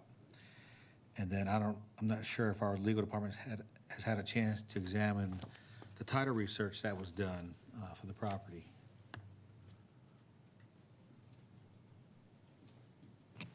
Okay, thank you. In regards to the property line dispute, that is a civil matter. That is not going to be addressed by this board. It's not a consideration we have. That is something that the two neighbors need to work out amongst themselves. In regards to the title search, again, that is not for the board to determine here. The septic is something that we can consider, but we don't get to approve the septic. The Environmental Health Department does. Mr. Sam said that the septic was approved on 3/31. I actually have the report where Twins Plumbing and Septic serviced their septic tank on 1/29 of 2021. They did mark where the septic tank is. So Mr. Sams, I don't know if you want to come up, or Mr. Bright, if you would like to come forward and clarify for me where the septic tank is located, because they didn't quite give me good orientation on here. They drew the house and they drew where the septic was, but I'm not sure if they're showing the driveway, the rear of the house, what we're showing here. That's evidently a preliminary investigation. I've actually got the health department's issuance, four pages of the permit, so, but I'm gonna let Mr. Bright respond to that because no one is more intimately familiar with the methodology and the chronology of what's happened since he bought the property. So while you're asking him questions, if I may just approach and bring this to you when I can find it. Okay. Thank you. Hi, I'm Peter Bright. On the corner, I don't know, can you zoom in on that? Is there a way to zoom in on that at all? Going to the upper right where the house is. Can you zoom in on that? Yep, now down a little bit. Perfect. Get a little bit to the right. A little bit to the right there. Right there. There you go. On the corner where the house, here again, this is the as-built. So where the corner is actually touching the line on that back line, the septic tank is over here to the left and down, almost where that dotted line is, where that dotted line is. Of course, it's right in there, correct? Right there. And then the lines run just past the house and to the right to the driveway. They run parallel to what that back line would be, if that makes sense. So is your septic tank and field lines on your property, or is any of it on the core property? They go right on the line right there. There is apparently been built at some time afterwards a gravel, I think it says block wall right there. They're actually traveling right there along that line, and then also the line back from there. So kind of halfway, you see where that block line is on there? Is that okay? I just want to make sure that's fine. I'll just put the mouse right. Oop, I pushed it off. Sorry. Let me redo that. There you go. Zoom back in. Sorry. There you go. So right, without touching anything, right here, they're actually right here. And those are your field lines? Yes, ma'am. And the septic tank then is to the other side of the Correct. house? It's like they came out that way and then they ran the line Okay. along line. Okay. Just for the board, for your understanding, again, the health department has to approve septic tanks. And there was concern that these septic tanks were on the core property. And the Corps has a policy that if you go to change your square footage, you then have to bring your septic tank and fill lines onto your property. They also have a minimum square footage required for these septic tank and fill lines, which this lot does not meet. 2,500 square feet. In your application to Cobb and Douglas Public Health, you stated that you wanted to add a second floor, you wanted to move 2 bedrooms upstairs, and then add a bathroom to repurpose downstairs to living, enlarge the kitchen, and no change to the existing footprint. Here is where I have a problem. The rendering, essentially the footprint you submitted on your application to the health department, comes up to about 800 square feet, which matches what's on the tax assessor's website for your property. Yet if I look at the application that you have submitted for us to consider, you're saying that the existing square footage is 2,325 square feet. That's 3 times more than what was on your application to the health department. Can you please explain that? No, the application should be, we're just adding the roof, so the existing footprint is 827, and that's per the county records. And so it should just be double that. It should be 827 plus 827. Right, but your site plan that you submitted with this application states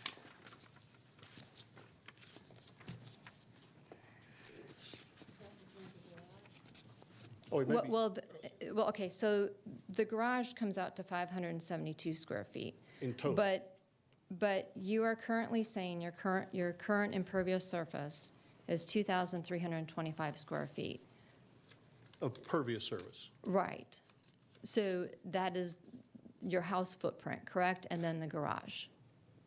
Pervious. And then your deck, because you also have a wood deck, an open porch, and a concrete patio that totals about 122 square feet of impervious surface right now as well. That sounds about right, but the net effect is we're going up 200. Basically, the pervious surface is increasing by the size of the garage. It's already concrete, and it was going to be built basically on top of where the concrete and the gravel pad already is. So it's already impervious. Right, but if the existing footprint is giving you 800 square feet and you're just going to go up, that equals 1,600 square feet. But you're telling me you're at 2,300 square feet. We may need to correct it. We may need to amend it. No, because if you look, then they say they want up to 2,500 square feet. So I'm having a problem with the numbers here. On top of that, with the existing 800 square feet home that is there, that gives you about a total of 16% of impervious surface.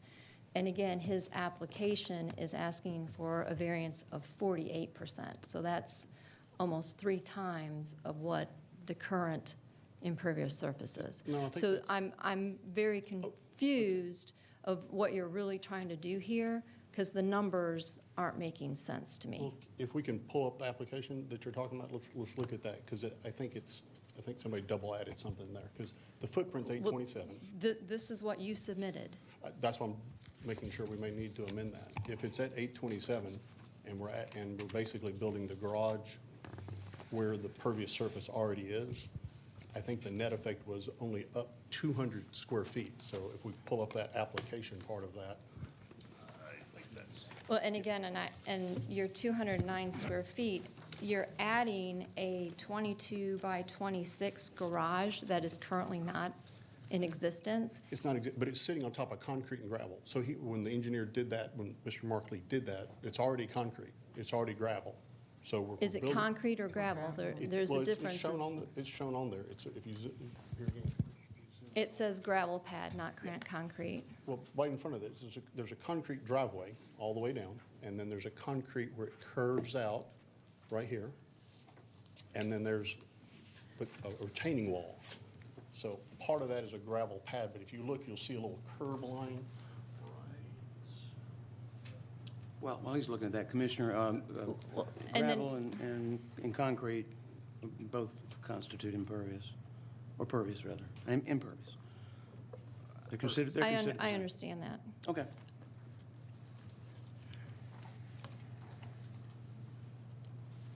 So right there along that curb, this is a concrete curb right here. So this is all concrete.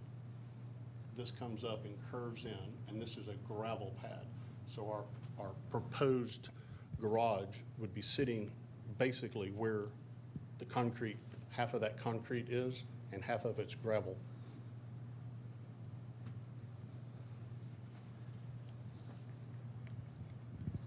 Okay.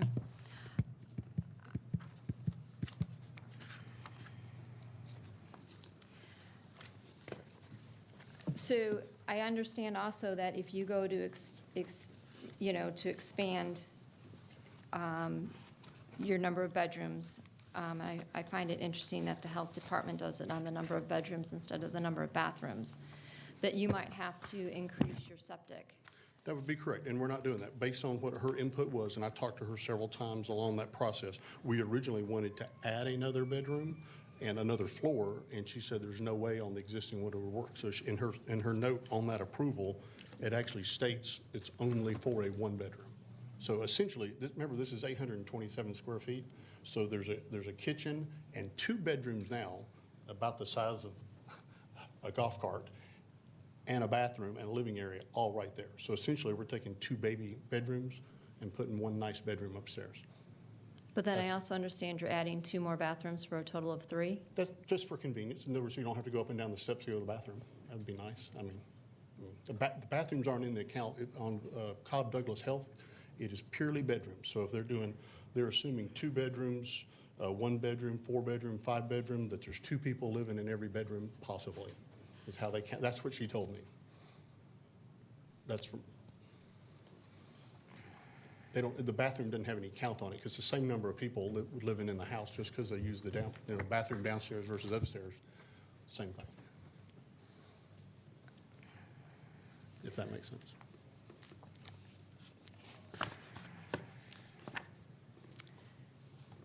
Does anyone have any questions? What is the current impervious surface down? Let's get that. Give me 1 minute, The Matt. current impervious surface is 2,325 square feet. Well, what percentage? Like 44.5. 40 what? 44.5%. And what's allowed? 35? Yeah. And then you're adding 209 square feet of impervious for, That's, what percentage is that? he's got it. He's got it. So existing is already over the impervious. Yeah, requirement. Commissioner, the 209 square feet would be the net increase in impervious surface over the totality of the project. So if that helps. So the existing impervious is 2325, which is all of that concrete driveway and the gravel and the house. And I don't know how they include, if they include decks or not in that calculation.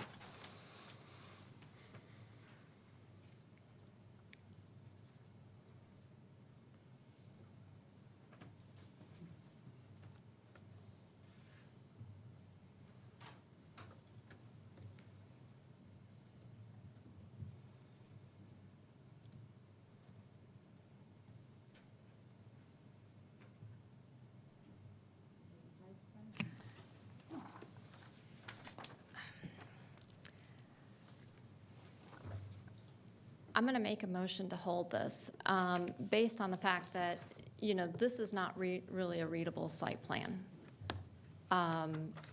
You know, Commissioner, I can't see it. there's many questions on here, as far as, you know, I'm seeing where it says gravel pad, but then you're telling me that it's cement, but that's not easily discernible on here. That's the site plan that you're looking at here.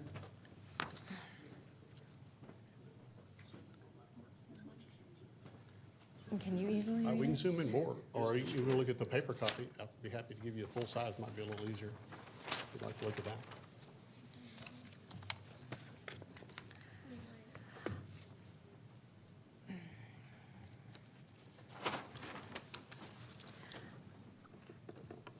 I'm going to make a motion to hold this for, I'm going to do 60 days. And the reason why I'm going to do 60 days is I want to get the environmental health in and also ask them questions.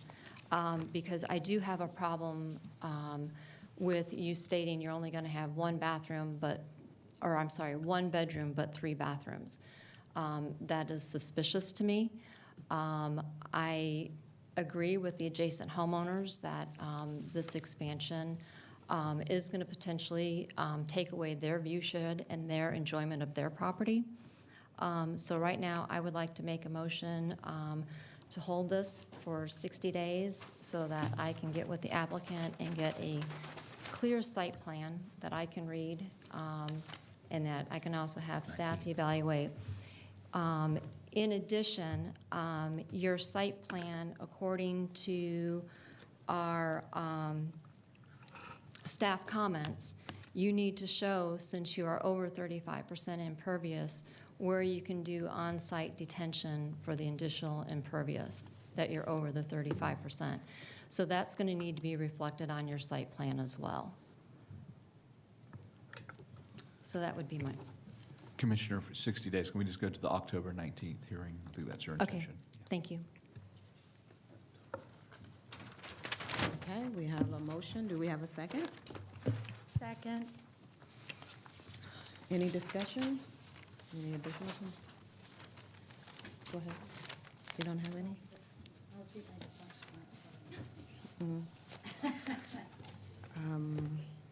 I'm just, well, I have a question for the applicant. I'm just curious, was there any type of survey for the surrounding properties and how their view of the lake will be obstructed? Very good question, thank you. I've been on Mr. Gunner's back deck, and there's no blocking of the view. I didn't see any evidence presented today of any blocking of the view. I've looked at it from where the current roof is now on the pitch of it, especially since we're using kind of a shed roof or a loft look roof on there. We're only going up about 6 feet, so I don't know how it'd be blocking any view at all, looking at it. Your question was, do we have anything that represents the view shed? We can provide you with photographic or imagery that'll show you 360 around the garage in the house. So that way we can prove what he just said. But your question was, do we have anything now? Right, No, yeah. we can I'm create it. We just can curious create it. about that. And I'm also,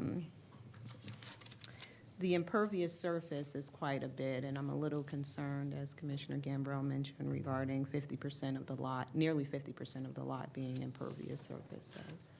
Well, and we tried to address that, and I think in staff or talking to someone, I think, and we brought it up, or he may be able to bring it up on the map, we're 279 feet from the edge of the lake. So we're not 75 feet, we're not 50 feet from the lake. I don't know if you want to pull that up and look at that, just for that, but just keep in mind, if it was a river or a stream, if we were at 75 feet, we could be building in there. We're 270 feet away. And we're concerned about that. I mean, I my family, we love the lake, been on the lake all my life, so I don't want to do anything to hurt the lake either. Okay. All right, we have a first and second. Call to question, that we hold it to October. Motion passes 4-0. Thank you, Madam Vice Chair. Thank you. Okay, last item on today's agenda is other business, item number 39 of 2021, which is to consider a stipulation amendment for KO Management Incorporated regarding rezoning application Z56 of 2020 for property located in land lots 37 and 39 of the 17th and 18th district. The property is located on the west side of Mapleton Parkway, north side of Wood Valley Road, and on the east side of Glore Circle. By way of background, the subject property was rezoned with stipulations that allowed development of a single-family detached subdivision.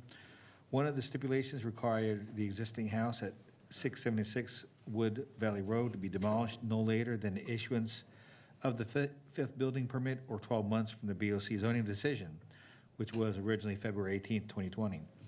The applicant has encountered delays in part due to COVID-19 and would like an additional 6 months to demolish the house.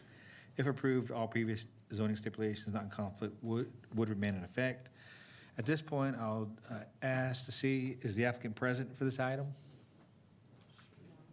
Is there anyone here opposed to this item?